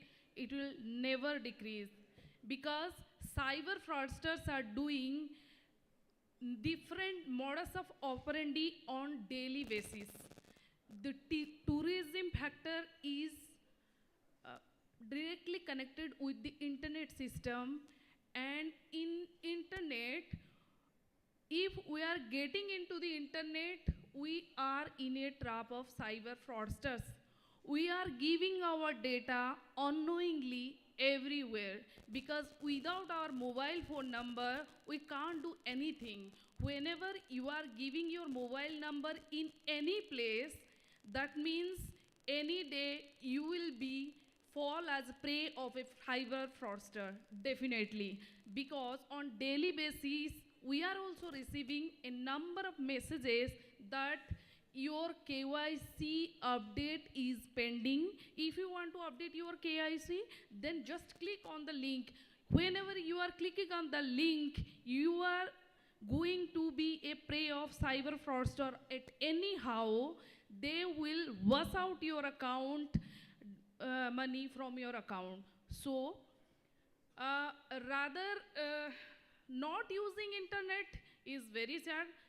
We have to protect ourselves from cybercrime, keeping update, and awareness should be there inside us while we are using internet. So why this? Everyone can see this. This is the news of February or January. One lady doctor searched through Google. She is from Berhampur. She searched for some hotels at Puri, and one number he got, sea-facing hotel is there, and he called that number and duped by 20,000 rupees. Next. Another one family from Chhattisgarh searched for hotel at Puri, and they saw that they will give helicopter scene and sea beach, sea facing hotels, and they duped 66,000 rupees. And in the below you can see that one from Ahmedabad family, they searched from Google and they booked one sea-facing hotel and duped by the cyber fraudster around 20,000 rupees. These are the scenarios what's happening. The next. I am telling how cyber fraudsters are doing, how we are getting into their trap, how we can protect ourselves from that. You can see the previous one. You can see one message is there from Oyo. You are getting attractive offers and you have to click on that link. Never ever click into any link. Never ever. If any messages or mail or call you are getting which is not related to you, just ignore that. Never ever open that, because any malware can come onto your mobile phone or your gadget, and that can be sit in your device. Will send all information, all data, all account details to one criminals, to one fraudster who is sitting any corner of the world. So if not necessary, don't open any mail, any message, or attend any call. Why I'm telling any call? Why? How could you know that this call is not important for us? Because unknown numbers can also come to our mobile number. So how, if you are if you heard or not, I don't know, on December 22, one person from Delhi who only attend one call and 50 lakhs rupees from his mobile, from his account wiped out. How? This is called SIM swap fraud. The call you attend, you are giving your consent that I want to SIM swap, I want to change my number. This is the verification, authentication option that cyber fraudsters has clicked. One call will go to the to the genuine customer, and if he's answering that call, that means he is giving or she is giving the consent. So this is the thing. Next. We don't have time. Next. So why we are using internet? We are using internet only to search, because all the social influencers are influencing, fascinating our people, ki yes, this place is beautiful, this place is beautiful. So we are searching places for comparison and for booking ticket details, everything we are searching, we are using internet. But how we can fall as a prey? Because whenever we are using in a website or in a application, that should be authenticate one. Otherwise, if you are booking any ticket, one payment gateway site is there, that should be the criminal ones. That should be planted by a criminal, and they can get all your account details from there, and your account can be compromised. Additionally, cyber attackers can attack a entire website, and they get all the details. Next. How you can protect yourself? Next. This is a site you can see where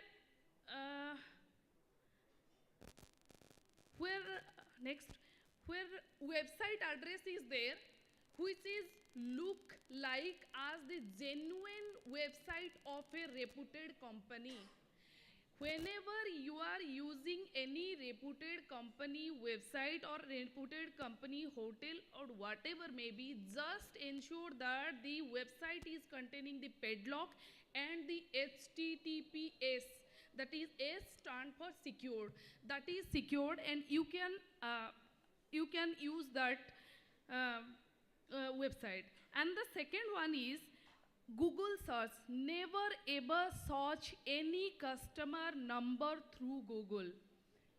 This is I don't know, it's cut down because Apple Tech support. I search for Apple Tech support.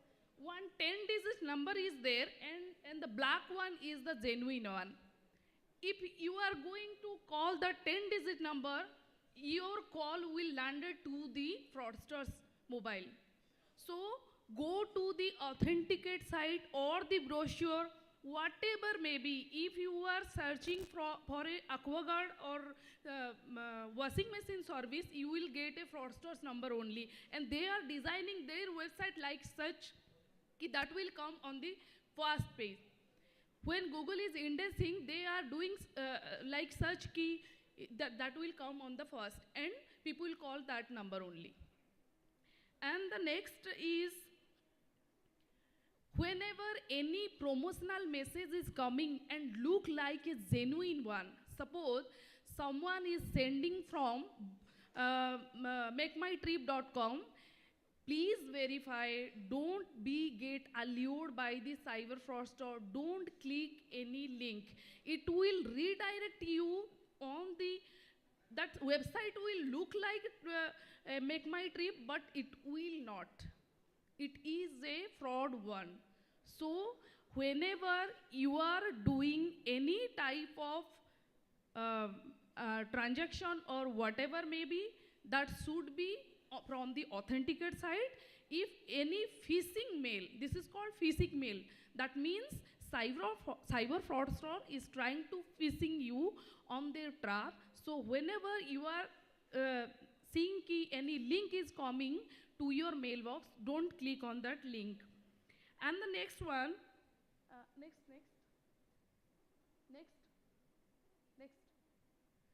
This one is the secured one. This is the padlock site. The second one is the genuine one. Whenever you are doing any type of transaction, any type of shorts, you please do them. If you say, I am just searching, I am doing nothing, but whenever you are going to any inquiry, they will ask your email ID, your mobile number. Whenever you are going to put that number and email ID, they will start sending messages from you. If you are, I have investigated one case where KYC update messages are coming to people. One person sitting at Mumbai was giving Excel database with specific requirement by the person. If I purchase one diamond ring from Tanis, they have detail written on that Excel sheet. If some fraudster will call me and say कि you have purchased one some इतने carat का आपने खरीदा था और आपका अभी KYC update होगा, तो मैं तो बोलूँगी कि हाँ ये तो सही होगा. This is the thing. So whenever you are getting such type of messages, just ignore it. Next. Please don't use Wi-Fi, public Wi-Fi. Please use your cellular network. Why I am saying कि Wi-Fi is a trap by the cyber fraudster. This is a middleman attack. This is called middleman attack.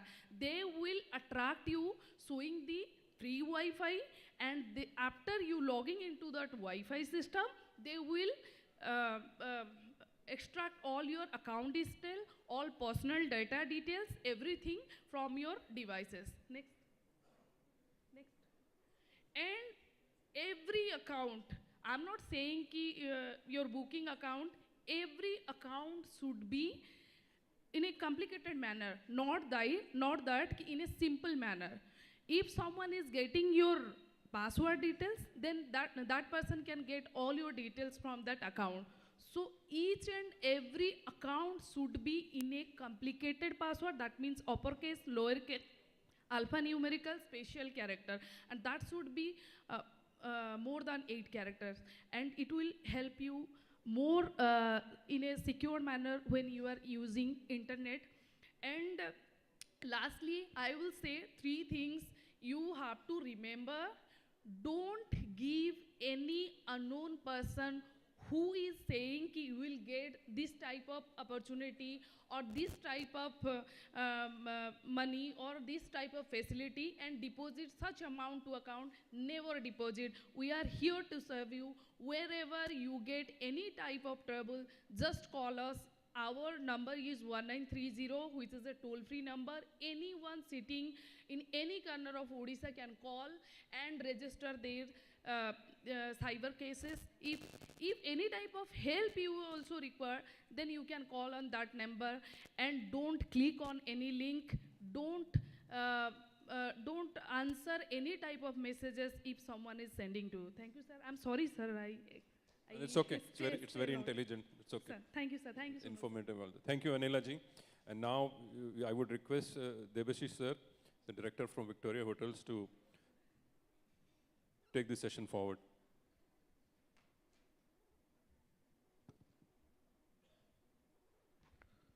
Myself, Debashish Kumar. I am from Victoria Hotel, which is in Puri. So I will be deliberating on the cyber frauds that has plagued the hotels of Puri. But time is, we should be very cautious about it because it can happen anywhere. And special mention for the hoteliers to take precaution and food for thought for the authorities. So I will start with my presentation. Next. So basically the hotel bookings come through three ways. One, directly through the website of the hotel, or through the OTAs, or through the authorized booking agents. Next. So I will now tell you how the frauds can occur in these three ways. First, if the hotel website is hacked. If the hotel website itself is hacked, then you are into a different website, and you are into a different website of the hotel itself. So my advice for the hoteliers would be to secure the website by SSL security and HTTPS. I am not going details into it. And also the domain name should be properly secured. If suppose xhotel.com, see that it's xhotel.in or xhotel.net.in has been taken away by someone or not. It is better you purchase those also. Next. Now, this is the real story which is happening. Now, what has happened is the fraudsters, they are creating their own websites. Those are booking engines. So here in this case is hotelspuri.net.in. They are doing SEOs of their site so that whenever you search hotels in Puri, this search engine will come, booking hotel will come, hotelnets.puri. It's not a demonstrative website, it is still functioning, and it has made many customers gullible.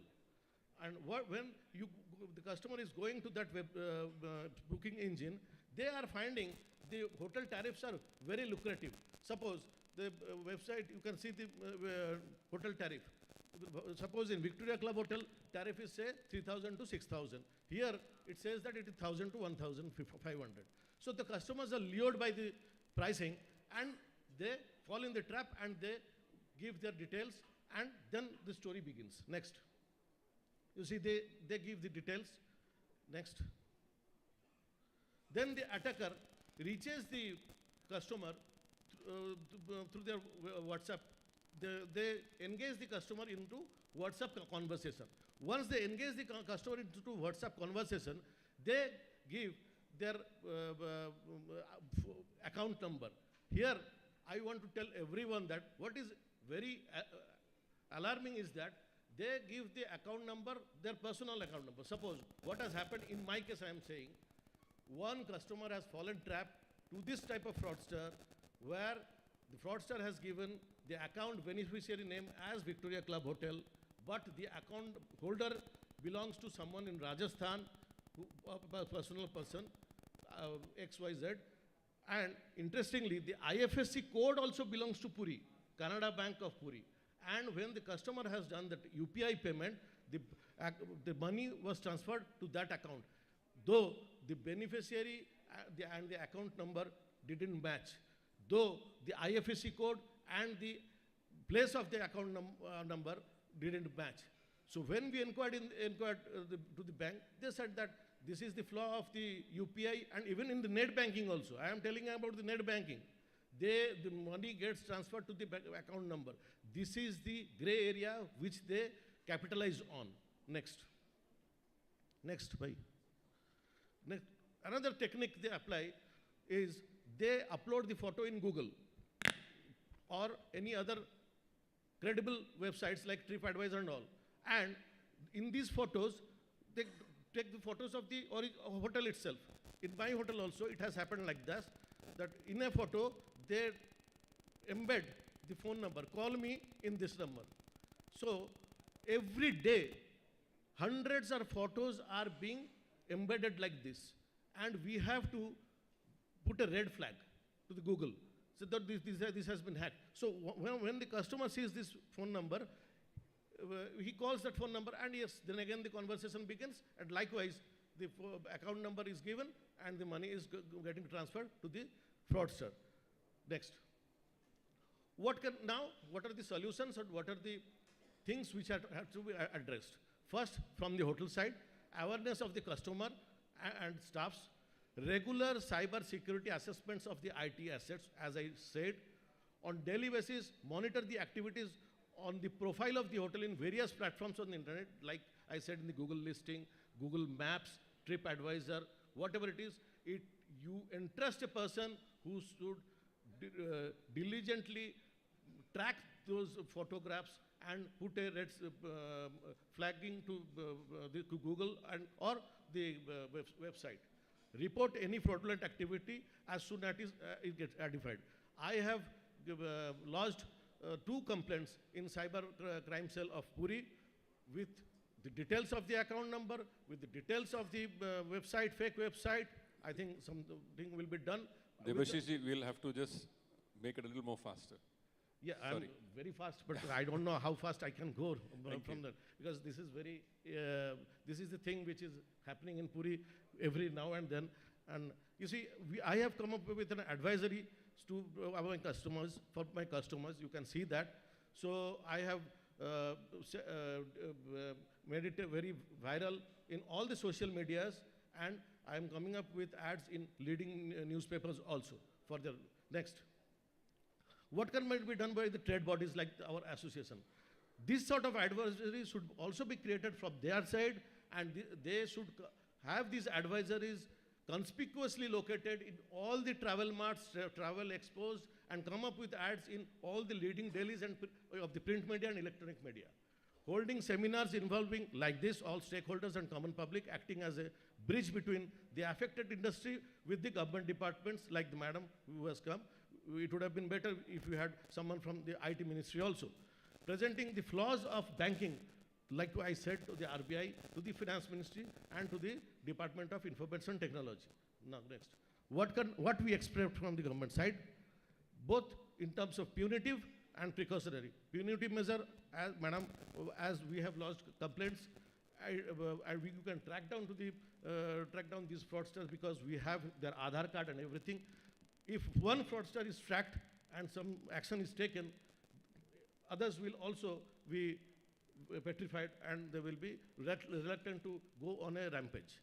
And you can also block the websites, and you can get the ownership of the websites from the DNS service provider like Big Rock, GoDaddy, etc. Now, precautionary measure help, and I would also like to impress upon the government agencies to have a helpline number and helpline website also, so that common public can, like fact checking, they can also go for fraud checking.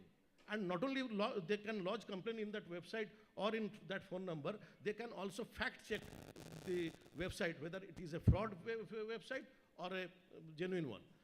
And then tourism and IT department to come up with the advisory, as I said, they can have also advisory propagation by way of doing it advertising in the leading electronic and print medias. Then coordination with the Department of Home and IT to iron out the problem areas, as I have said. Close tie-up between police and DNS service provider, as madam said, so that we can catch hold of the owners of these fake websites. Web platforms, like another thing is that the IT ministry can write to this Google, Meta and all. Google, Meta, they have to devise a method so that the approval comes from the owner of the website, so that to upload a photo. Because the uploading a photo doesn't need the approval of the owner. Where the Google and Metal, they have to devise a method that representation should go from the government side. Last but not the least, we should have a steering committee involving the stakeholders, the cyber experts, cyber law experts to address to this issue as soon as possible before it has a vice-like grip on our industry. Thank you very much. Thank you, sir. That was really, really quick, and the presentations are available for our hotel colleagues to take note of anything. Now I would request Ravi Saoji from Golden Tree to run through his presentation quickly.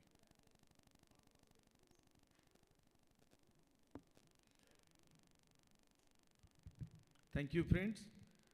This is Ravi Sahu. I'm Managing Director of Hotel Golden Tree Puri. Actually, what the IT expert in the morning told, 70% of the search is through Google Maps now. Direction, photographs, everything is going through Google Map. And in Google Map, anybody can post any photo. There is no bar, there is no process. Anybody can put any photo. You can put New York photo in Bhubaneswar, Bhubaneswar photo in New York. And flagging is not a very simple process. What Devashish Kumar told, that daily one person putting 20 photo with advertisement of a number, and it is not easy to erase that in the Google. We are flagging that, but can you just open it? So this is a hotel. Next. Yes, this is the search, and when you go to the photo, you see the advertisement of the number. So when I am telling my property per day is 4,000, somebody is telling 2,000. So she or he, in dire sequence, they will go for the 2,000, and ultimately the fraud starts there. Next. Next. You see the hotel room. Same. Next. This is the profile of the fraudster. And next. Next.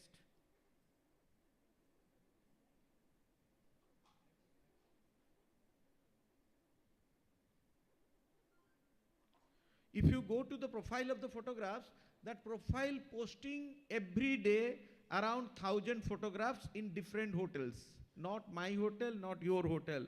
All over India they are posting.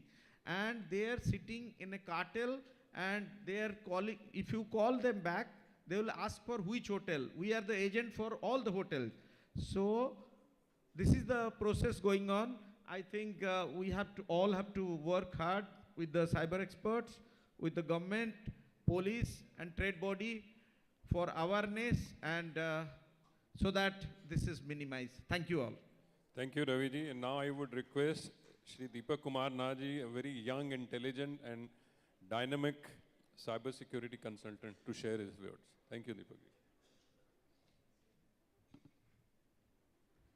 Thank you so much. I think it's my last session. And I am very glad to be here today. And myself, Deepak Kumar Nath, ethical hacker, cybersecurity consultant, and lead cybersecurity auditor and MD of ThreatSys Technologies Private Limited, which is the only one certain empaneled Government of India company in Eastern India. And I am fortunate enough that our team, they have audited OTDC and Odisha Tourism websites for cybersecurity assessment. And what we have seen, I am in front of all the hotel and tourism industry people. So I just want to ask and portray some of the idea that if your website or if your booking application or if your total infrastructure, if it will be hacked, so at that point of time, how you can manage your business, how you can survive your business at that point of time. And if you know right now, in this travel industry, everything we have digitized. Everything from the search engine for the social media part, for the booking, for all the guest facility also. If you are coming with some of the guests, you have to go through your booking partners, booking softwares to allocate some of the room. If it is hacked by some of the ransomware attack and your system is encrypted with all the files, at that point of time, what you can do?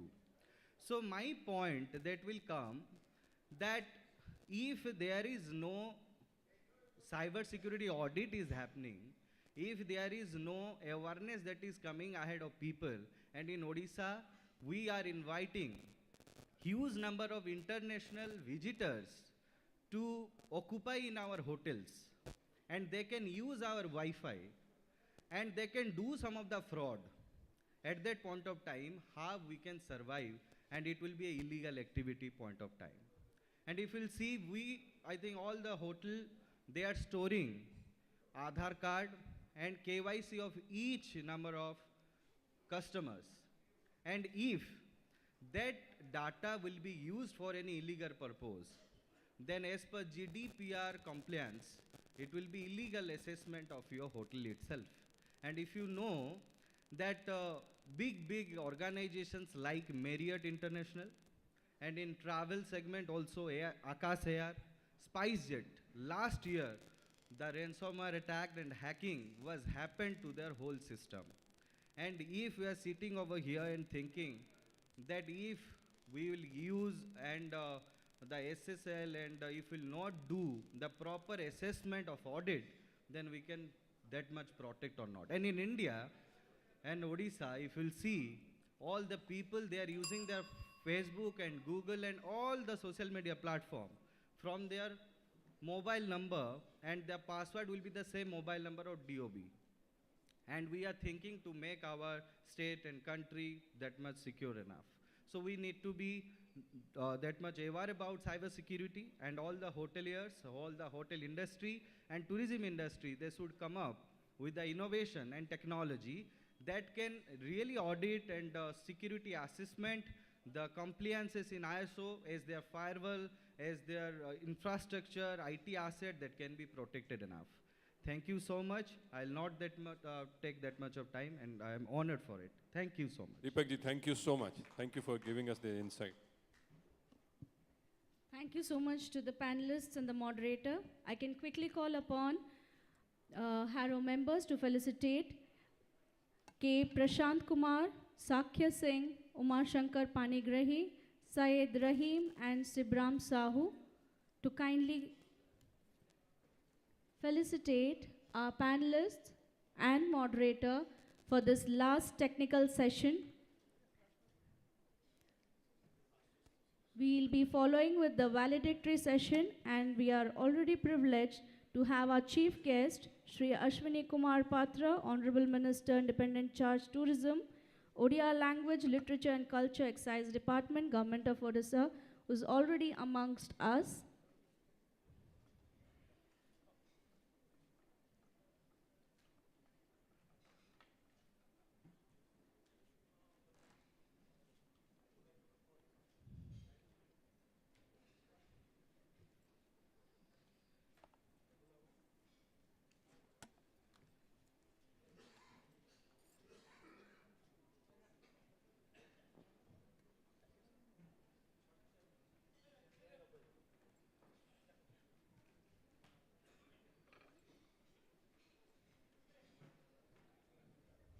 Thank you so much, ladies, gentlemen.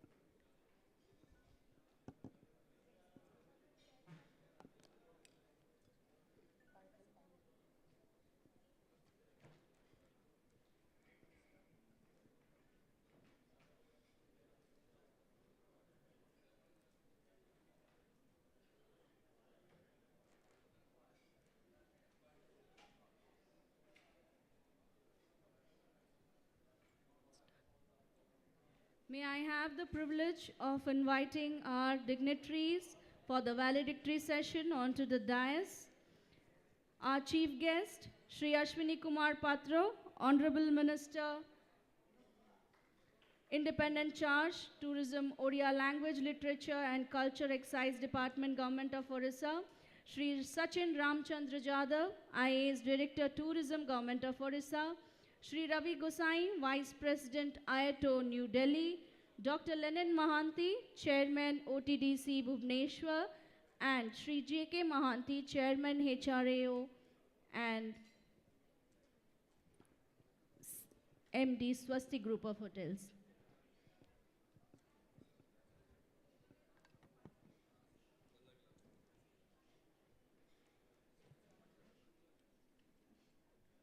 Ladies and gentlemen, may I kindly request everyone to stand up for the state anthem Bande Utkala Janani to be played.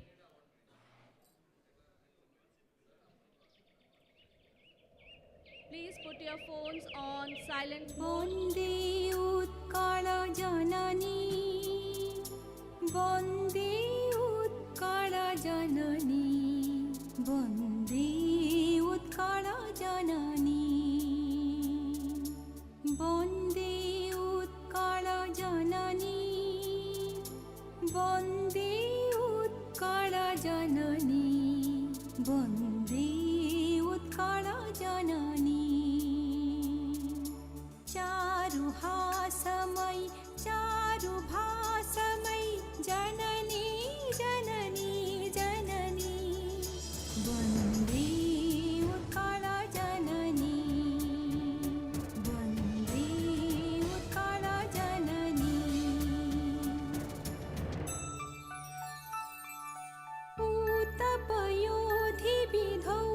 Sarira, Talathamala Sushobhita Tira, Supratatini Kula Sikara Samira, Janani, Janani, Janani, Bande Utkala Janani, Bande Utkala Janani.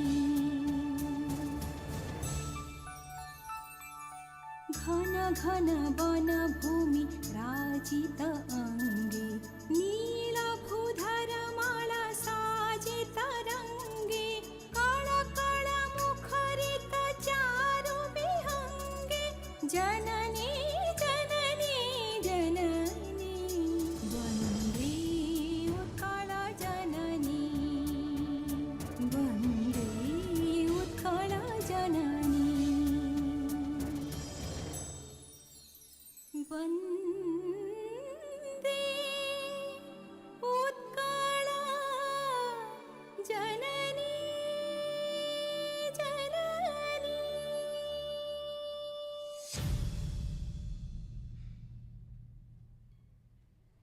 Thank you, everyone. We would once again like to play our Honorable Chief Minister's video message to this conclave and listen to his encouraging words shared by him not only to the conclave but the tourism sector in total. Ladies and gentlemen, Namaskar. It gives me immense pleasure to know that Hotel and Restaurant Association of Odisha is organizing the Odisha Tourism Conclave 2023 here at Bhubaneswar today. Odisha is a land blessed with nature's bounty, and responsible tourism is imbibed in both our culture and development vision of our state. In the recent past, the Department of Tourism has been working steadily to develop many tourism products to attract both investors and various trammeled communities to the state. To enable a more investor-friendly environment as a part of our development strategy, the new Odisha Tourism Policy 2022 was recently released during the Make in Odisha Conclave. We are currently working on integrated tourism development based on 15 destination master plans to develop diverse tourism circuits. in the state. Apart from sustainable infrastructure development, we are making concerted efforts in branding Odisha as a diverse tourism hub. The Odisha government is committed towards sustainable development of the tourism sector with much focus on augmentation of livelihood of local communities. Plans are afoot to establish Odisha as a tourism hub of global standards. I thank Hotel and Restaurant Association Odisha for organizing this beautiful event. Bande Utkal Janani. Having heard the motivational words from our Honorable Chief Minister, I invite members from HRAO to welcome the dignitaries with presentation of floral bouquets.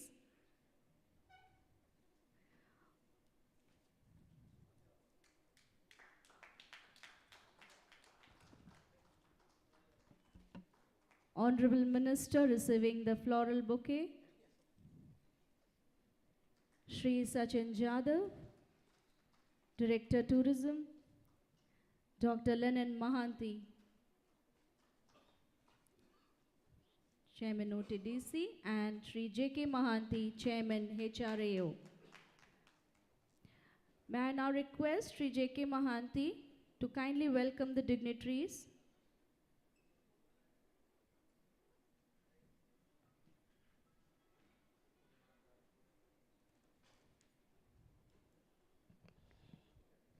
Honorable Minister Tourism, Shri Ashwini Patra, Honorable Director Tourism, Shri Sachin Yadav, Honorable OTDC Chairman, Mr. Lenin Mahanti, my friend, Mr. Ravi Gosai, Vice President IATO. It's a pleasure to welcome amongst us Honorable Minister and Mr. Sachin Yadav and Lenin Mahanti. Honorable Minister has left the Assembly and from his busy schedule and has come. Our Director Tourism is taking the early flight in the evening to go to Delhi to receive awards from India Today for the Odisha Tourism. I think with these words of welcoming them, I will invite Mr. Talukdar on stage to speak out a few recommendations of the Odisha Tourism Conclave. But you see, today we cannot give the entire recommendations. We have got many recommendations from many panels. The details will come out later, but a gist of some of the major recommendations can be spelled out in the presence of Honorable Minister and our Director Tourism. Thank you. May I request Shri Abhigyan Talukdar to come on to the dais.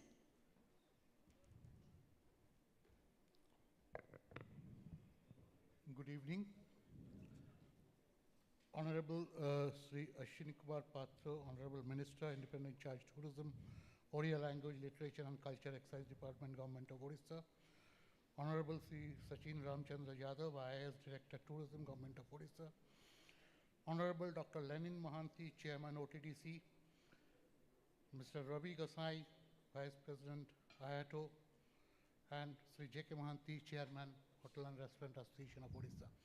Well, 7 sessions, 39 speakers. So you can well imagine the number of recommendations and suggestions which have come, which all the points have 7 pages of notes made all throughout the day, which will be compiled together. All the points will be incorporated there and should be forwarded to the authorities by HRAO. However, I will read pertinent points from each session, at least one. In the inaugural session, one pertinent point came out on tourism, seamless payment experience, marketing local cuisine in city hotels.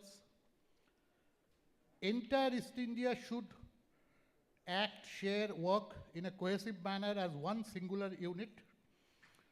Developing soft skills should be considered and recognized as a part of infrastructure also.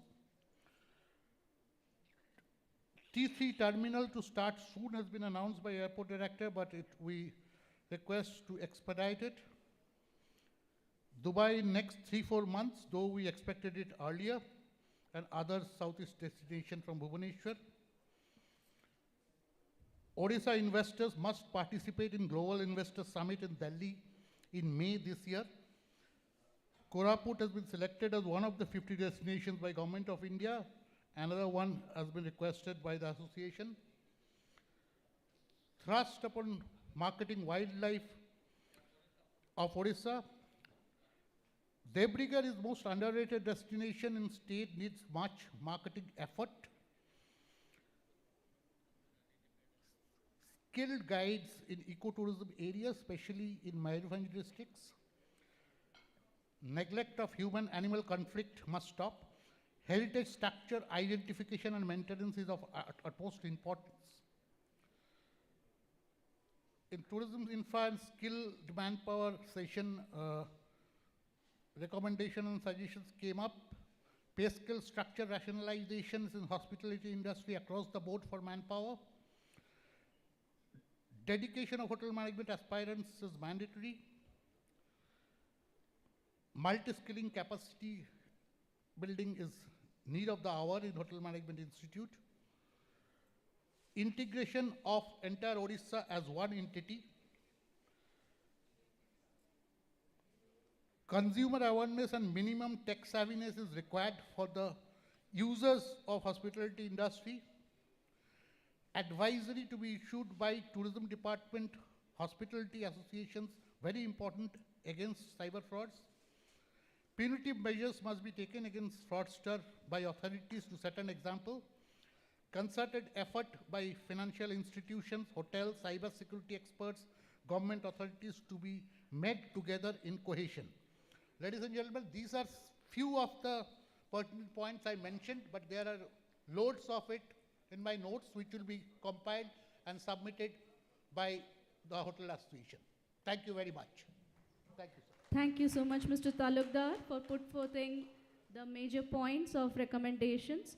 Now, as Shri Sachin Jadhav, IAS Director Tourism, Government of Odisha, has a flight to take, we'll first invite him to have his address.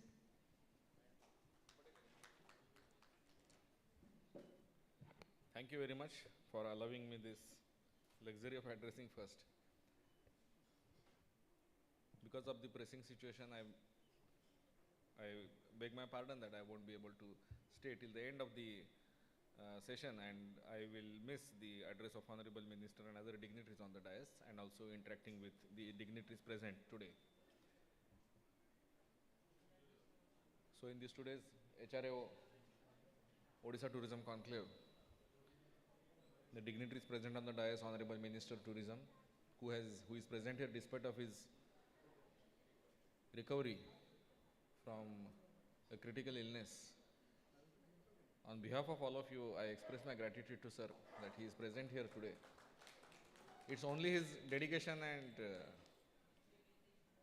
his belongingness to this sector that has made him present here. Honorable Chairperson, Odisha Tourism Development Corporation, IOTO Vice President, or is it President? I'm sorry. Mr. Ravi Gonsai, HRAO Chairman, and my very good friend and mentor in this industry, in fact, Mr. J.K. Mohanty.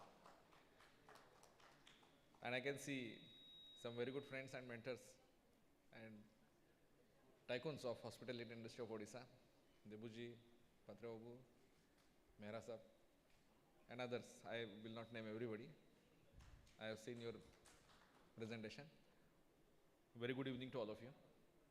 Couple of months ago, I had this fortune of giving a detailed presentation on the strengths and limitations of Odisha tourism at Puri. It was a wonderful experience. It was a detailed discussion. And I think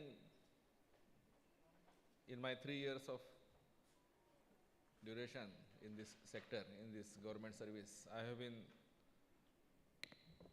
given this opportunity of presenting before all of you the scenarios, concerns, strengths, limitations, challenges that Odisha and Odisha tourism particularly sector is facing. And today in brief, I would like to share again. I have seen the program that has gone through today, and Mr. Talukdar just before me, he has listed certain aspirations, demands, concerns of various stakeholders throughout the day. There were 39 speakers, I understood. And I have seen the program also. It is so filled program, it should have been a 3 days conclave. So you have packed it in one day.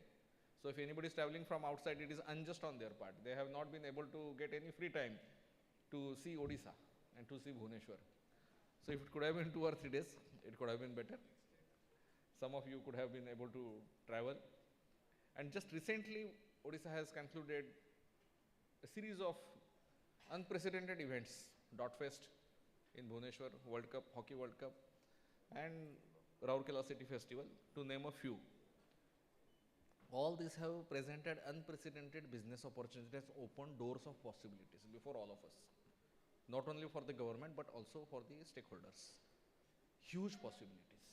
And never before in the history of Bhubaneswar or the history of Odisha, the need for more number of hotel rooms has been presented so starkly before everybody. Never before. This is unprecedented. It has opened doors of opportunities. And in fact, the government is also hard pressed now to push for more number of hotel rooms, especially in the luxury segment. Why I am stressing on the luxury segment? The paradigm so far has been, Odisha has been presented so far historically as a land of pilgrimage, which is not wrong, which is correct. It is land of Lord Jagannath and so many deities. It's not only Jagannath. Odisha is land of Buddhism, Odisha is land of Lord Shiva, Odisha is land of Ma Samalai, Odisha is land of host of tribal deities, Odisha is land of religion and spirituality. But Odisha is much more than that. Odisha is also land of forests, Odisha is also land of sea beaches, and Odisha is also land of adventure sports. Odisha is also land of leisure and pleasure. Many people, they do not know so far. That is why our tagline, Odisha, India's best kept secret. That is why this tagline. Because there is misrepresentation of Odisha happening over the years, which has been changing over past 3-4 years. If you can see, the government is also pushing hard to change this image, to project the soft power of the state. Our additional Chief Secretary, sir, was present here today, and I believe he must have mentioned about the rise in budget, because this budget session is happening, going on. If you see the trend of budget allocation in tourism sector over past 10 years, 10 years ago, the budget allocation of Department of Tourism in Government of Odisha was 65 crore. The current year that is going, I will not be having the privilege of telling what budget could be there for coming year, but so far it is 600 crore. 65 crore to 600 crore, and if you see the graph of this budget, graph is like this. The increase is happening over past 3-4 years, maximum increase. And what are the components of this budget? If you see, these components are essentially institution of tourism infrastructure. Development of tourism infrastructure is the major part. Second part is promotion. These two are major parts. Then we have capacity building, training, information technology. These are the components of the budget. And I was privileged to see this previous session about cyber frauds, etc. I do not have much time to dwell upon these things. I will just quickly wind up by saying the directions in which the government of Odisha is thinking about tourism. And believe me, I'm not just saying it for the sake of saying or just because I'm standing on the dais, but coming year and years to come, they belong to Odisha as far as tourism is concerned. Why I am saying so? There is a rationale and reason for this thing. Unprecedented number of reputed brands, they have shown interest in investment in Odisha, and Odisha tourism policy has been aligned with that.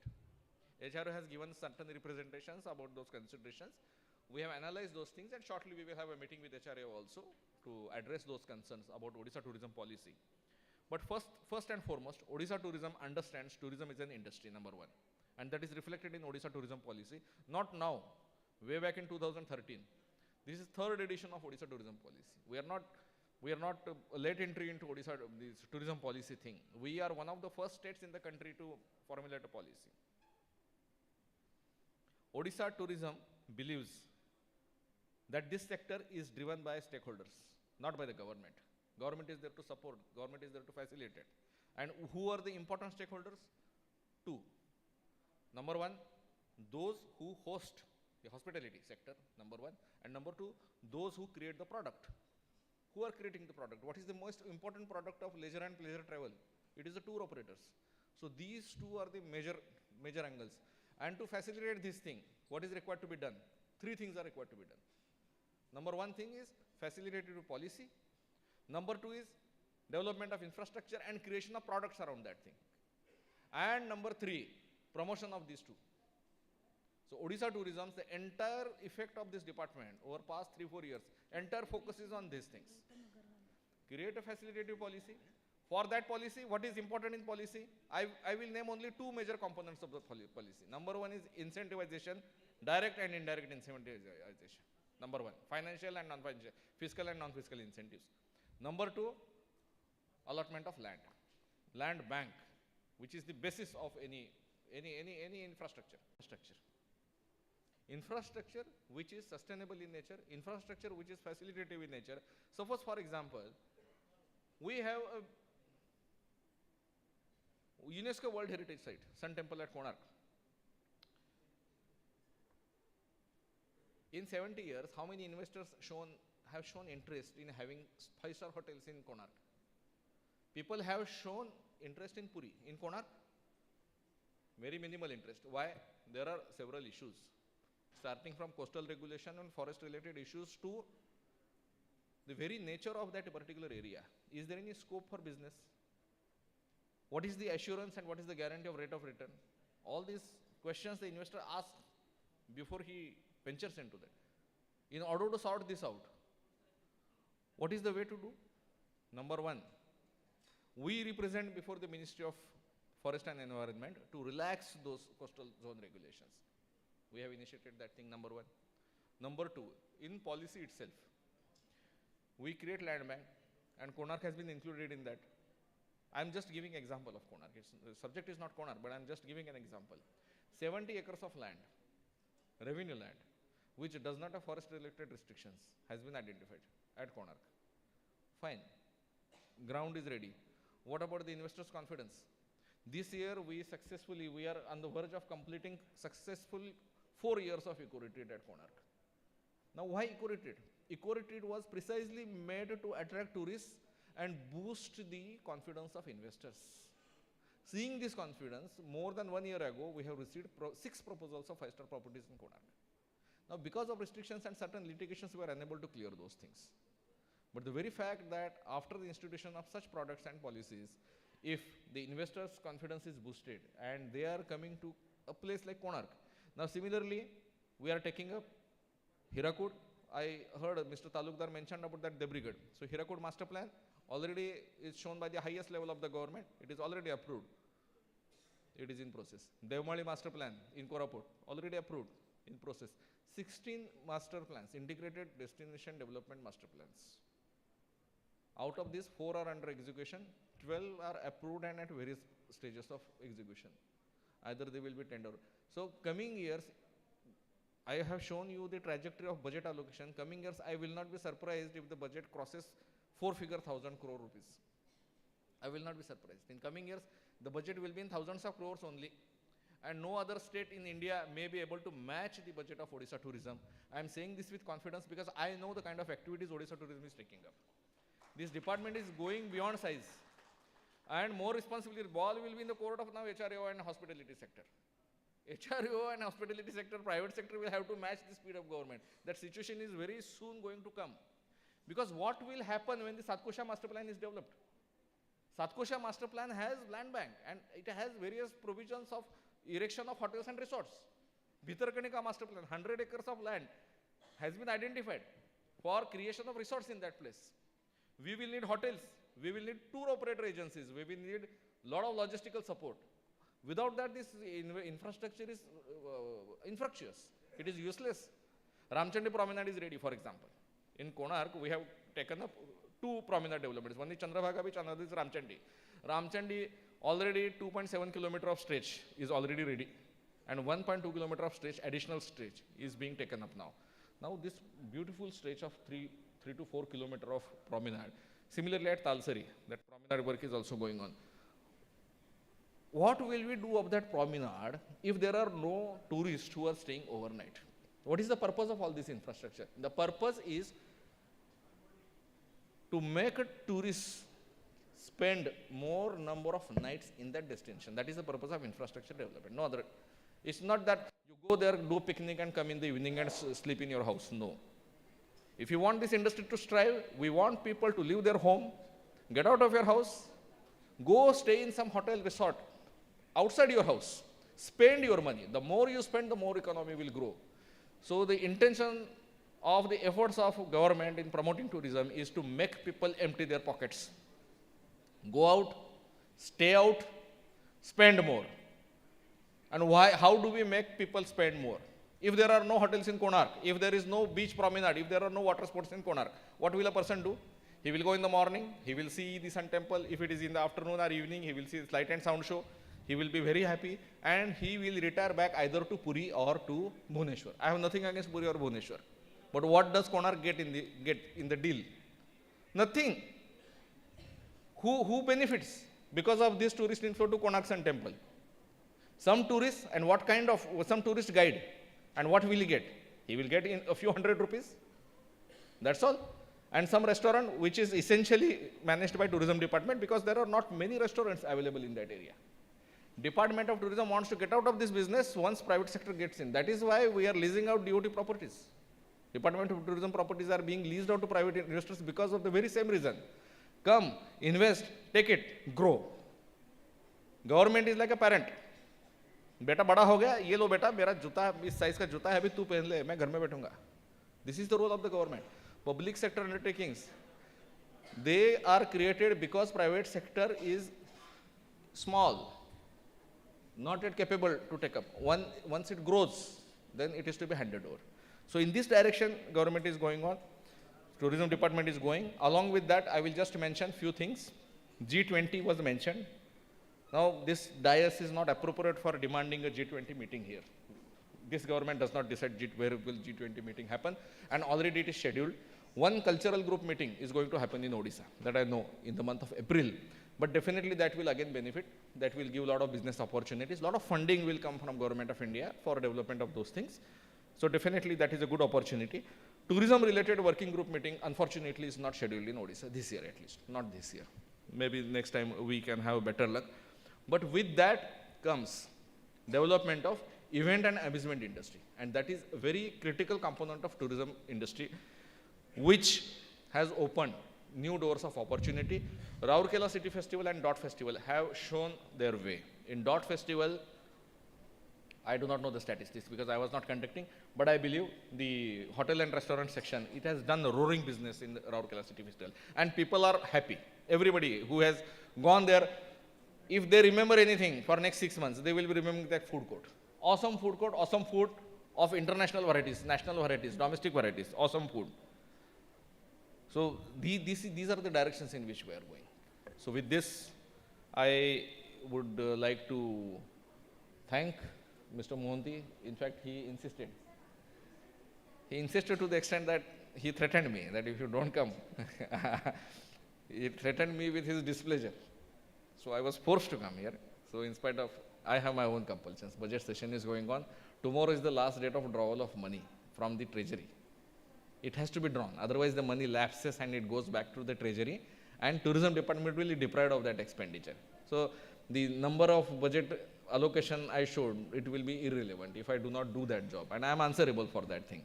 So I have to do that thing. And again, a good news I will like to repeat. Under the leadership of Honorable Minister of Tourism, Odisha Tourism has been nominated for 3 awards tomorrow. Nominated means it will get 3 awards.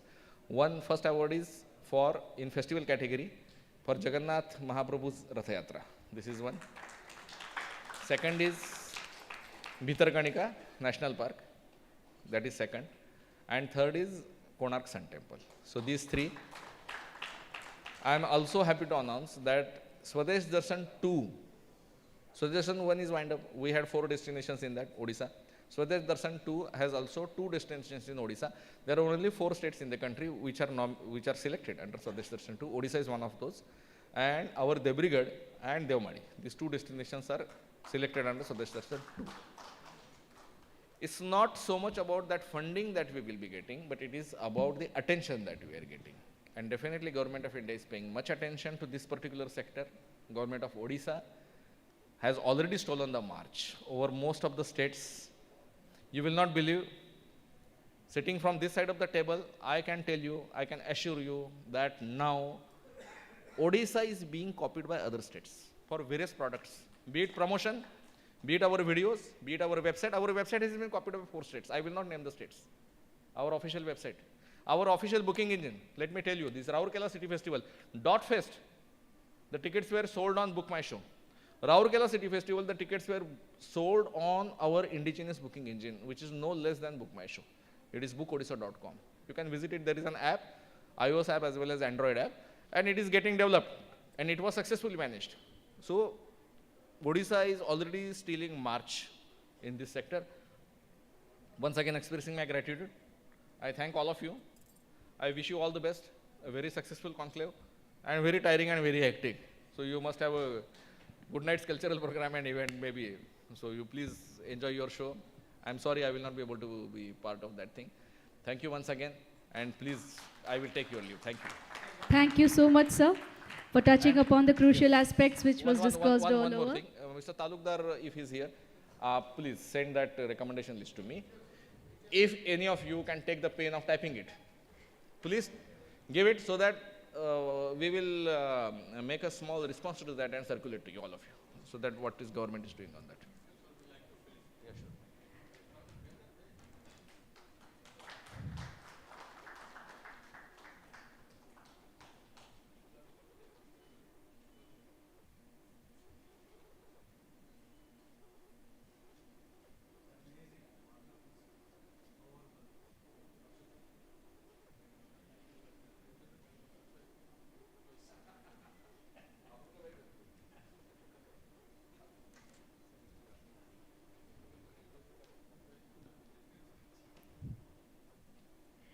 Now we would like to proceed with the hierarchy of address. I'll request Dr. Lenin Mahanti, Chairman OTDC, to kindly address the audience.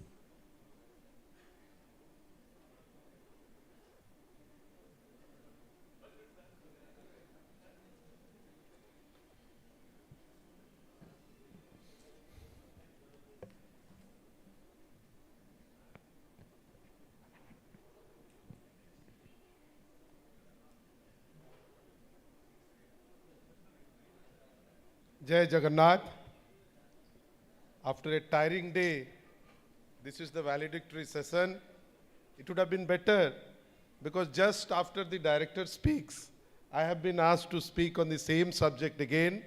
But what I understand, the suggestions that has come up, that is really wonderful. We would definitely take a look into that and work on it. Ajikar e sobhare upasthit Odisar प्रिय नेता जहाँ को समस्ते भल पाती जहाँ को सकाळे देखिथिली गोपबंधुंकर सुआंडरे आज माननीय मुख्यमंत्री करकमल रे सेठी गोटे परिवर्तित सुआंड आमे देखिले धन्यवाद दउची टूरिज्म मंत्री को जे कल्चर मिनिस्टर मध्य से सेठारे रही तांको देह पूरा भल नहवा सत्वे सी आज होटेल और रेस्टोरेंट एसोसिएशन ऑफ ओडिशा रो जो मीटिंग को आछंती मु तो आगे तांको धन्यवाद देबी एवं आपण मान को कहिबी जे गोटे बड़ करताली दियंतु। धन्यवाद रवि गोसाई सर से एठी अछंती होटेल और रेस्टोरेंट एसोसिएशन ऑफ ओडिशा आ आईटीएओ रो मिलित अनुकूल्य रे ए फंक्शन तो होउची किंतु आईटीएओ रो जो प्रेसिडेंट महोदय अछंती मो आगरे एवं आगरे जो वरिष्ठ आउ जो माने सबु दिग्दर्शन दौचंती होटेल इंडस्ट्री को बहुत लोक एने अछंती किछि लोक चली जाइचंती गोटे बड़ करताली तांको नारे आम गहण रे जे अछंती the person who has been successful in uniting all of us who has a image of his own who does his work in his own inimitable style who is incidentally my brother as well मोर भाई Shri JK Mohanty Swosti group of industry जे team head गोटे बड़ करताली at least जे एठी lead करूचंती तांको पाई खाली एतिकी कहबी Je, we have come together for a wonderful purpose. This was required. Lot of efforts are being taken up, both from our side of the government and from your side as well. The government really wants, as Director told, the private investments should come up. Khali investment to nahi, participation should come up. And the best part is, as we are trying for private investment, we are also inclined that the community development should go on. I was very happy seeing the members who were the participants here a few time back trying to pinpoint the changes that is yearned. Mu to jonuku magili that if you have some suggestions, sir, mu tanku magili je jo paper achi, se paper ta can you give it to me? Sir was gracious enough. He handed me over that paper. I have kept that paper with me and would definitely work on it. Mu nischit bhabe ta upare taku carry forward karibi. The reason is we want that. I will tell you about a small change that is feasible now. You go to Barkul, you have the old Panthanivas managed by OTDC Tourism Department, doing really well. We are happy with that. We are trying to change whatever has been recommended by you, trying to bring it into the mainstream. We have one unit of Swosti Group. I was fortunate enough to see that a young team have also come up with a OD art point where they have these rooms or the hotels made out of this bamboo where the people are flocking. That is the scenario we are yearning for. A scenario where there would be government setup, a scenario where there will be a huge 5-star private setup, and a small scenario where you will find something which is also respecting the nature. I was happy seeing that. Seeing that, I was satisfied that in Odisha, we can work in multiple ways.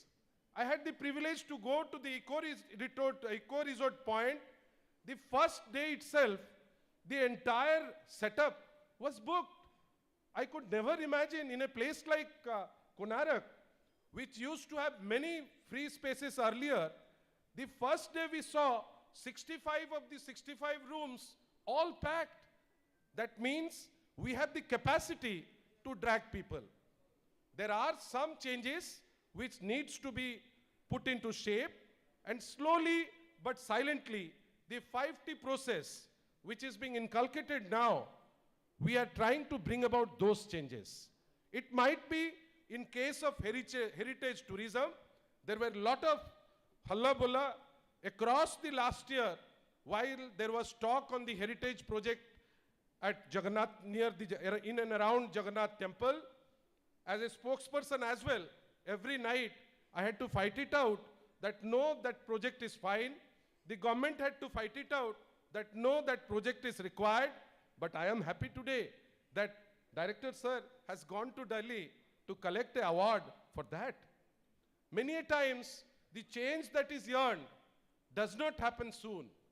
10 years back, the positions where we were in, today it has changed. Someone rightly told in the last session that that which had never happened in the last 20 years is supposedly going to happen within the next 3 years. We have powerful private setups. Those who are really interested, few of them are right in front of me. They can do and undo many things. I am happy that they are here actively participating in this particular meet. I am happy that Hotel and Restaurant Association, probably this is a second successive meet I'm not aware of that, but I have been a part of 2 successive meets within a span of 2 months. To me, that is important because you are the players who are playing right at the field. We are on the policy making side. I am taking care of the group of Panthanivases and other facilitative things at OTDC, and the way the things are evolving, that is satisfying. I can only say budget can increase, the work periphery can increase, But the mindset that is slowly changing, that is encouraging.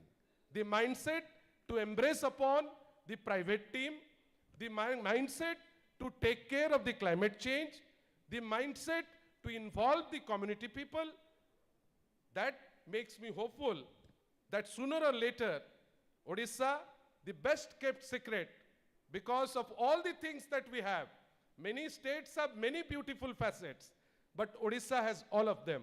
Come, let us join hands, try to put into the change the mindset of the people, and the extensive discussion that you have, the recommendations that you have made. I know all of those recommendations are worthwhile. I was listening. It is about tribal tourism. Right at this point, we are planning to have a separate train which would take tribals from Mayurbhanj and Keonjhar to tribal part where people would really be interested. I was there 2 days back at the Baristo Nagariko Tirtho Jatra program. I was seeing the happiness in the face of those people who had never been able to go outside. It is not the one-way process of inviting people only to Odisha and trying to facilitate them.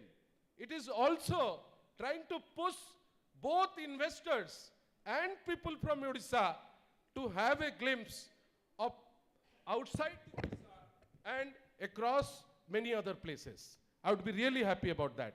Thank you for having a really tiring day, discussing many issues on tourism, discussing many facets which needs to be changed. I was more happy that this discussion contained from cyber security. The madam who was discussing elaborately on cyber security, on the changes that is yearned, on the new changes that can happen.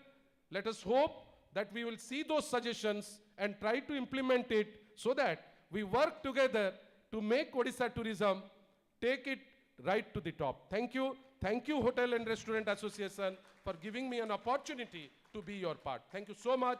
Bande Utkala Janani. Namaskar. Thank you so much for your encouraging words, sir. I would now like to request Sri Ravi Gosai, Vice President, IATO New Delhi, to address the audience. Thank you, madam. Shri Ashwini Kumar Patraji, Honorable Minister of Tourism, Government of Odisha, Dr. Lenin Montiji, OTDC Chairman, Mr. Monti, HRAO President. Jadavji has gone after giving a very enthusiastic speech. Stakeholders from tourism and hospitality industry of Odisha across the country, ladies and gentlemen. First of all, I would like to thank Mr. Monti to invite me and our President, Mr. Mehra, to this wonderful conclave. And I'm very fortunate to be part of it. Odisha is the forefront of tourism, I must say, and government of Odisha, the stakeholders of tourism in the state, are enthused to capitalize on rich tourism legacy of the state. And I think this platform is a testimony to the fact. We have heard eminent speakers throughout the day and heard their valuable points, and I'm sure that will go down as the key inputs for the promotion of tourism in the state.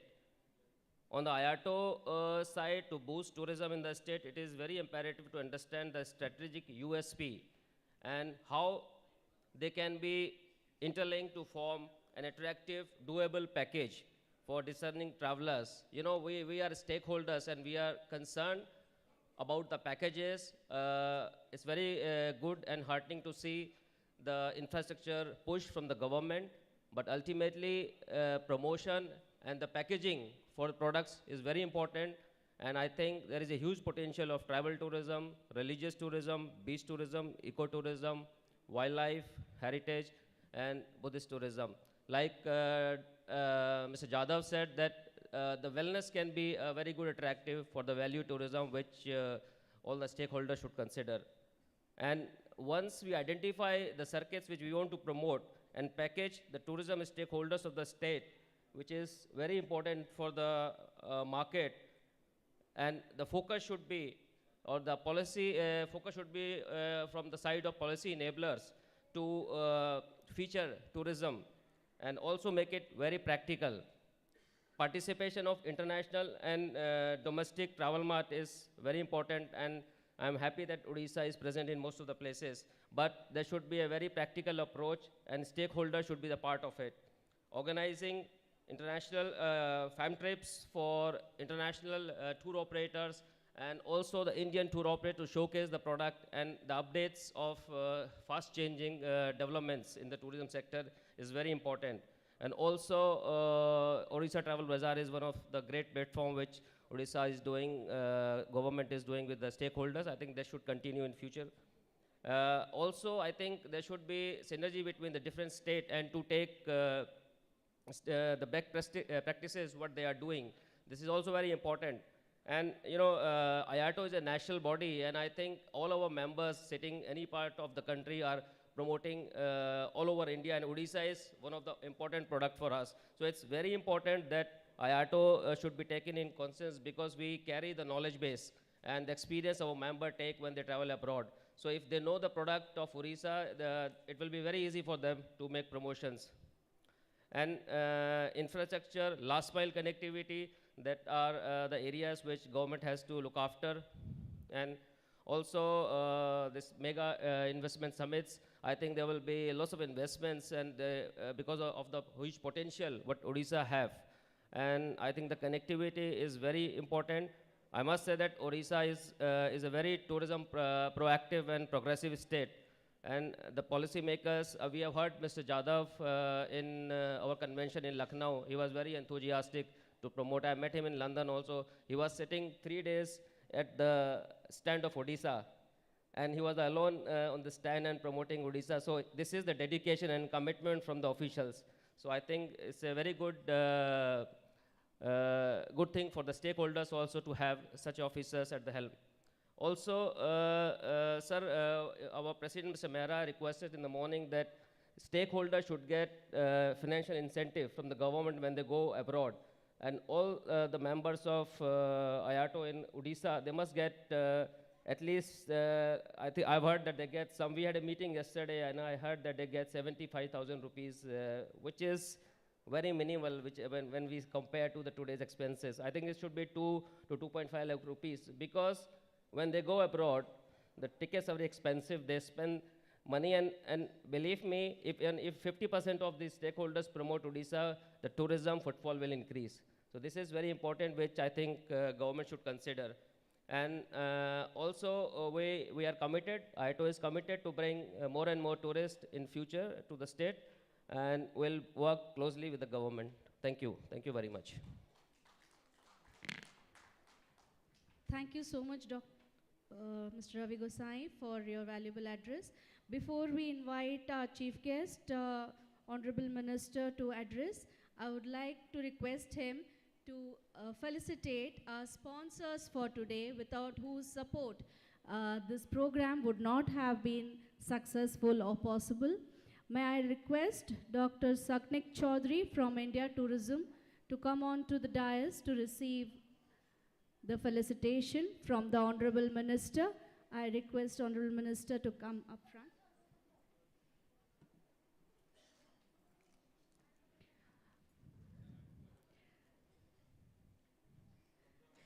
Thank you, Dr. Chaudhary, for honoring our request, sparing your valuable time, and also being the silver sponsor for this 5th edition of Odisha Tourism Conclave. Subsequently, I would like to request our associate sponsor representatives from IDS Next, from EVOS, and Hotel Valley to kindly come near the stage for the felicitation. Our supporting sponsors, Kanhar Equipment,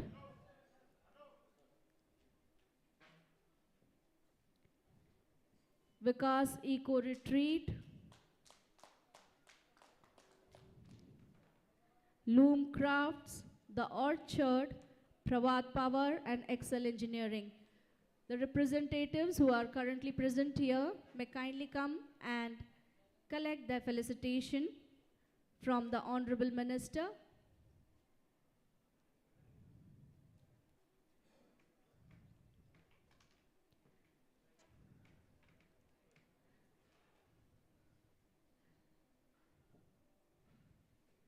Without efficient teams, no execution gets possible. We have our organizing partners who have been behind the successful execution of the entire program.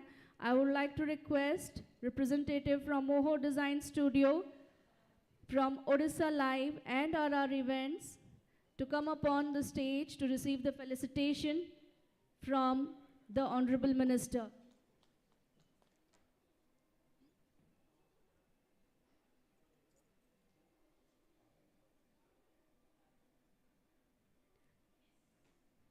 Our social media and creative partner, Moho Design Studio, digital media partner, OdishaLIVE, Mr. Nilambar Rath.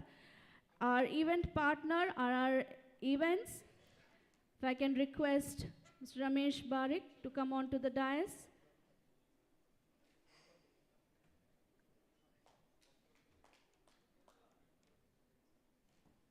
Prasanjit from Moho Design.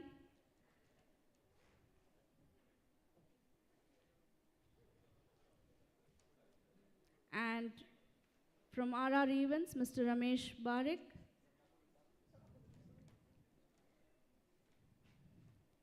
They are the people behind the stage today who have put up this wonderful show.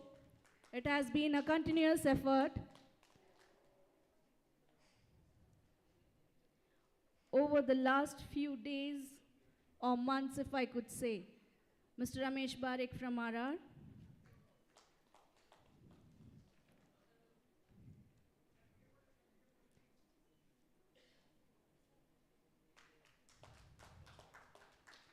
Thank you so much.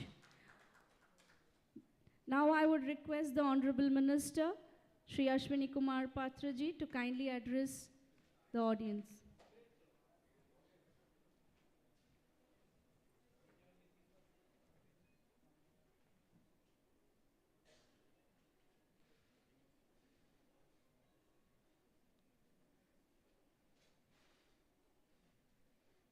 Mr.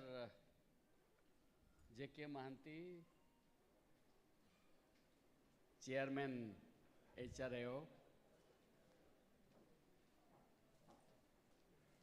Sri Rabi Gosai, Vice President IATO Delhi, Dr. Lalin Mahanti,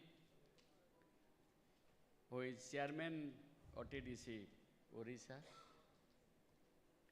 a dynamic and active friend of mine. All invitees who have attended this program, and players, electronics, print media brothers. In the concluding session, I should say some words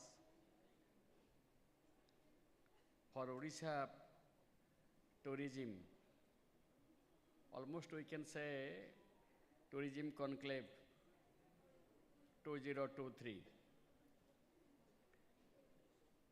Here, Odisha is home to many beautiful and scenic tourist destinations.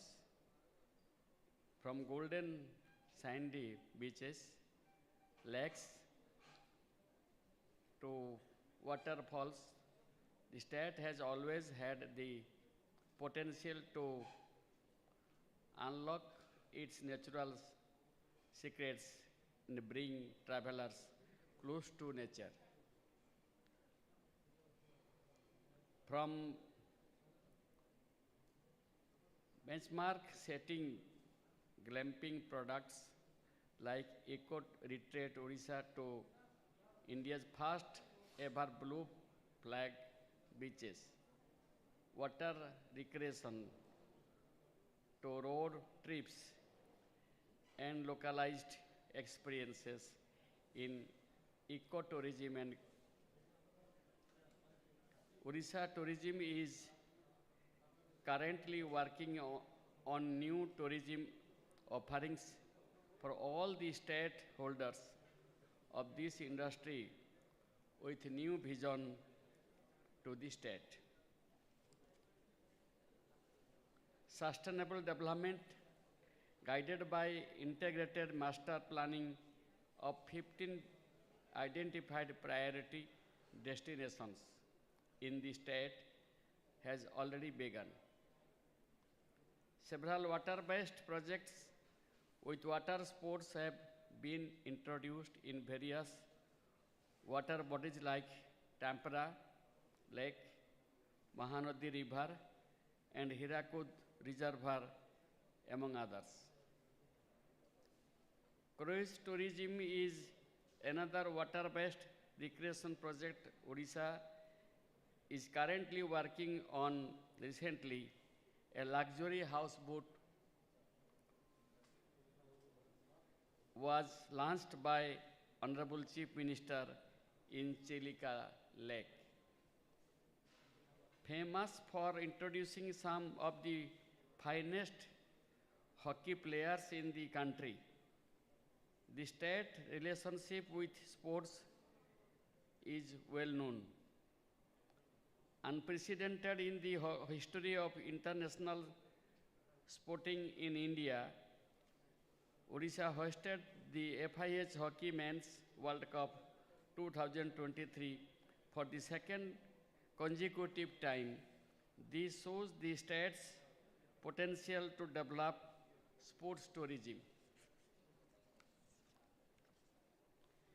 The new Odisha Tourism Policy 2022, which is drafted to promote sustainable and responsible tourism, was recently launched with a view to create employment opportunities and bring about socio-economic benefits to the stakeholder community. Under the new policy, the capital investments subsidy has been significantly enhanced to 30% in this policy. Many other incentives can be also availed by the promotes under this policy. Even the land is being offered at industrial rates now that tourism has been accorded with industry status. Department of Tourism has identified 358 destinations in the state as prime tourism areas. Land bank for tourism development in these areas are being created to assist our fellow stakeholders and investors. Strategic actions being taken by the state government to establish Odisha as a diverse tourism hub of global standards, which has attracted private sector investments worth over 2,800 crore over the last 3 years, helping attract branded 4-star and 5-star hotels, resorts, convention centers, and amusement park by prominent domestic and global brands. During the recent hosted Make in Odisha Conclave, a flagship investor summit of Government of Odisha, investment intent of more than 7,800 crores for about 85 investors was announced. I request and invite all the participants and stakeholders present here, let's join hands together to take Odisha tourism, India's best kept secret, to a new horizon. Thanking you all. Thank you so much for your wonderful words, sir. Ladies and gentlemen, we would now like to felicitate Shri Priyanath Behra, who actually put in his best efforts and got the sponsorships lined up for this program. So Mr. Priyanath Behra, for his special efforts in putting up the best foot forward in making this tourism conclave success. I'll request Honorable Minister to kindly felicitate him.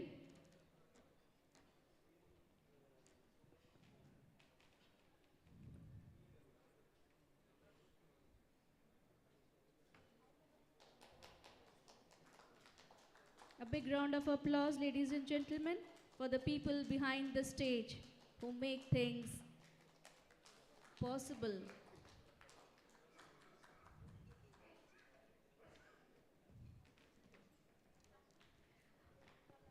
I would now like to request Sri J.K. Mahanti, Chairman HRAO, to present the concluding remarks.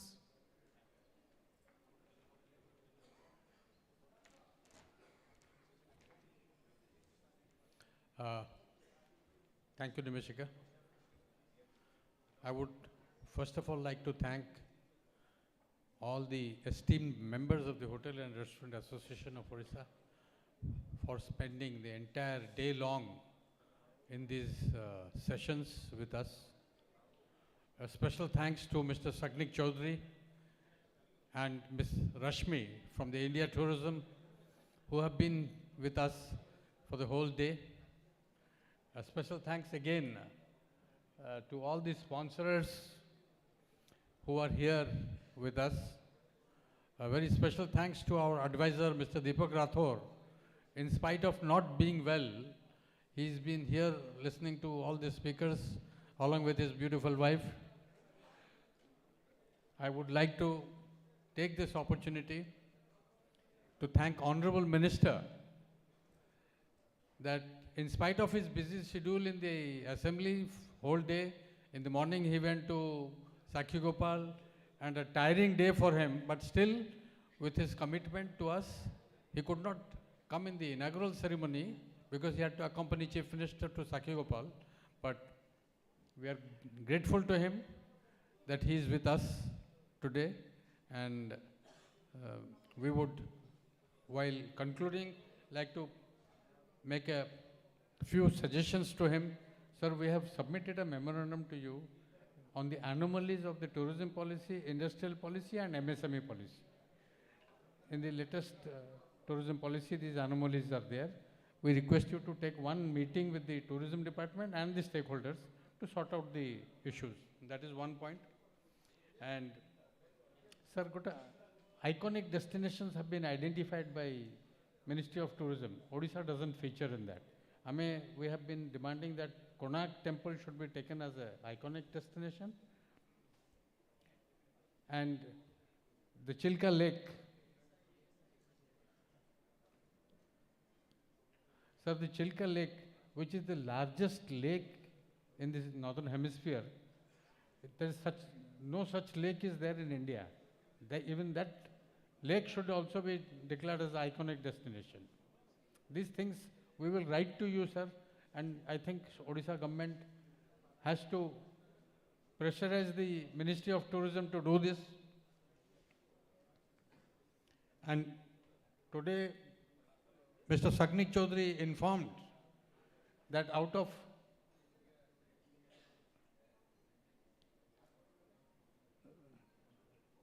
Sir, it's a good news that our regional director informed us today that Government of India, which declared in the last budget that they would develop 50 destinations in India, and Koraput has been identified as one destination.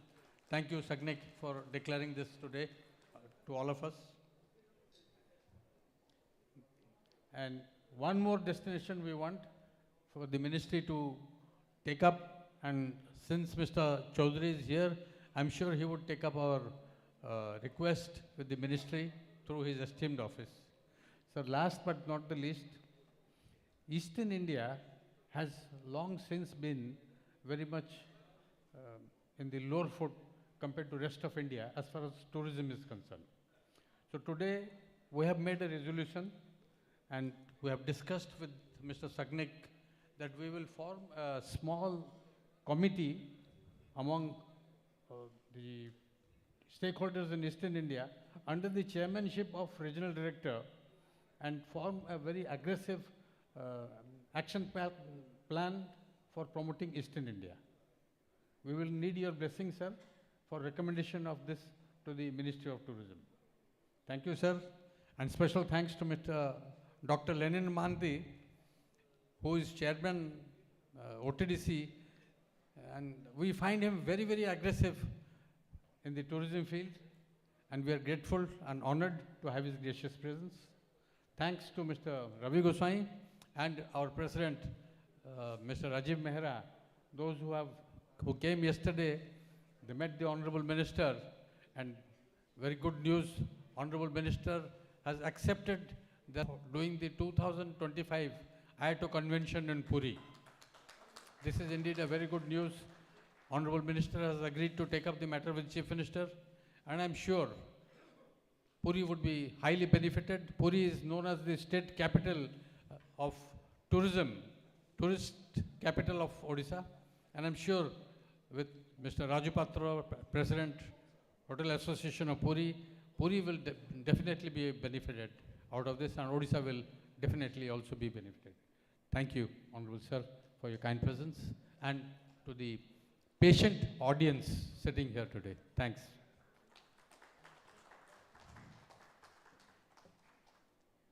Thank you so much, sir. Now I would like to request Shri Deepak Rathore, Advisor HRAO, to propose the vote of thanks.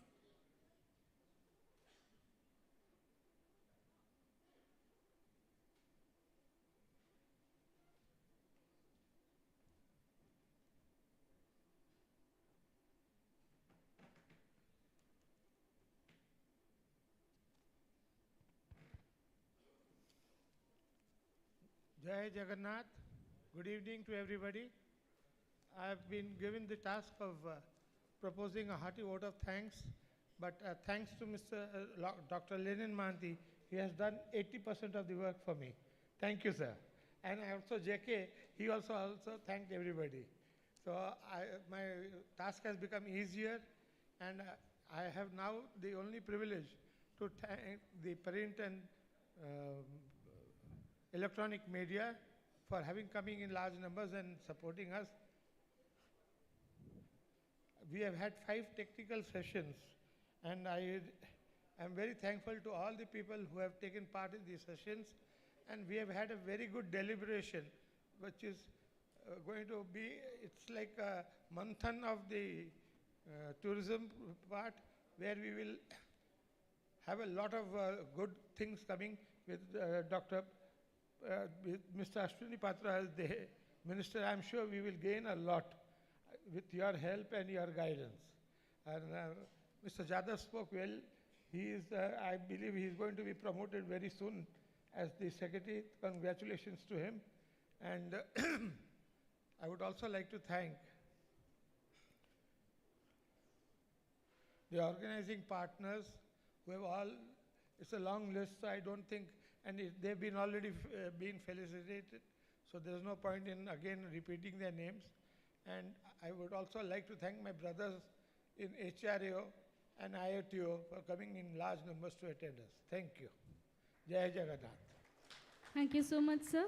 May I now request members from HRAO, Shri Jonathan Rao, to kindly felicitate the Honorable Minister, Independent Charge Tourism, Oriya Language, Literature and Culture Excise Department, Government of Odisha, Shri Srinivas Subuddhi, to kindly felicitate Shri Ravi Gosai, Vice President IATO.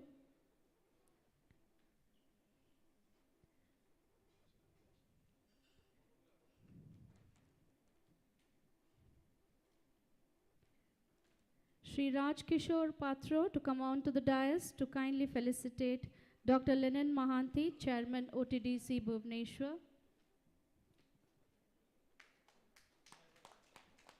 And Shri Gautam Agarwal to kindly felicitate Shri J.K. Mahanti, Chairman HRAO.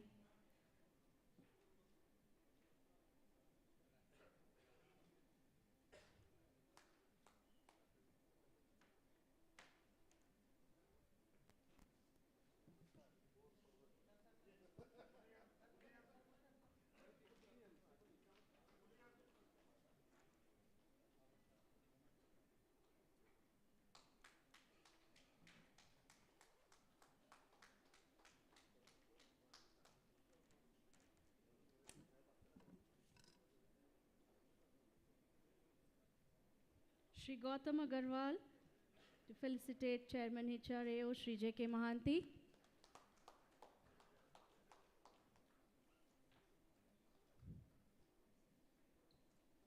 Thank you so much, everyone. If there can be a group photo of the dais.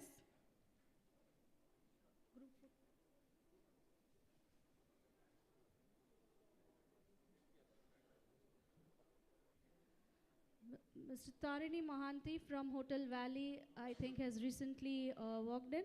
So if he can also come on to the dais and also receive his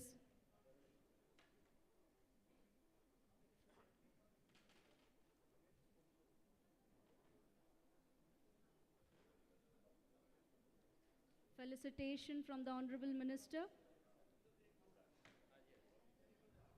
Hotel Valley, one of the sponsors, associate sponsors for this program.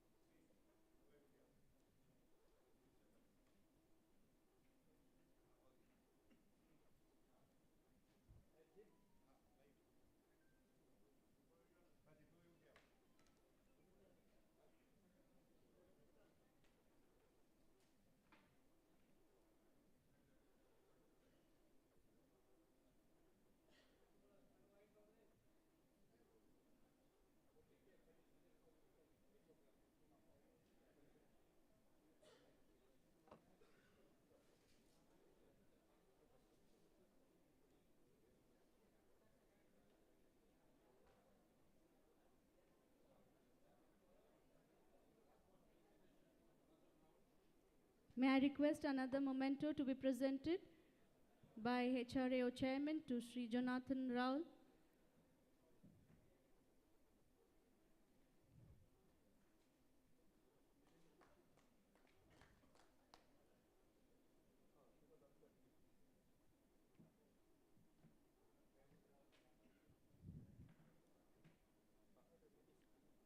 To Sri Milan Gupta, Secretary General HRAO.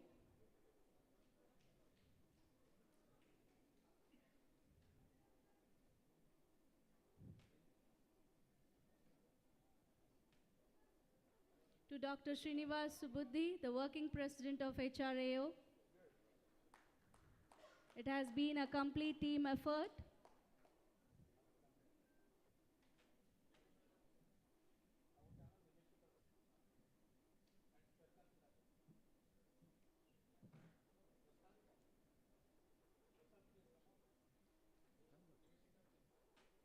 May I request Nimishka ma'am and Shweta ma'am to please come on the dais.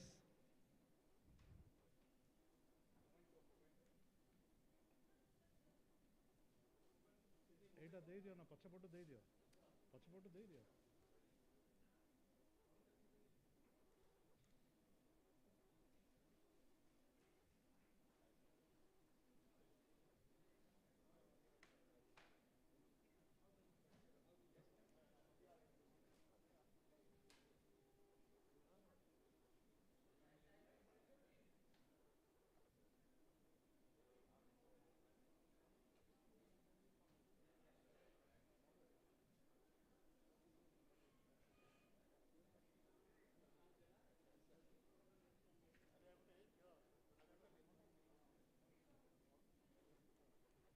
Shri Prashant Jena.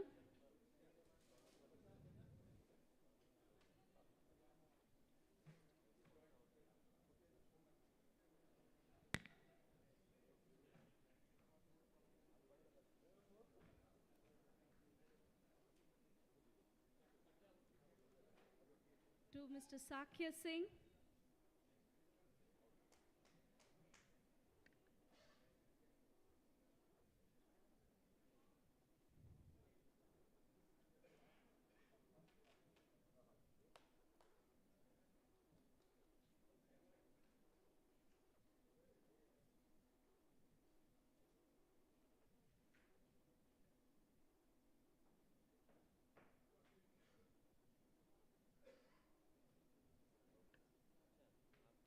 to Shri Wasim.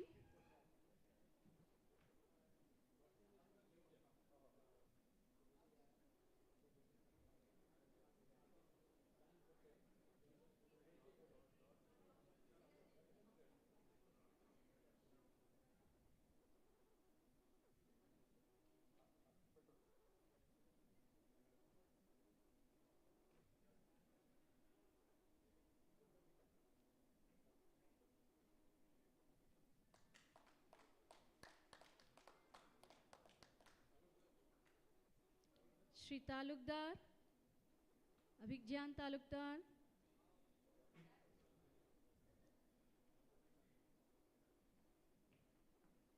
One man whose job is just started to prepare the recommendations.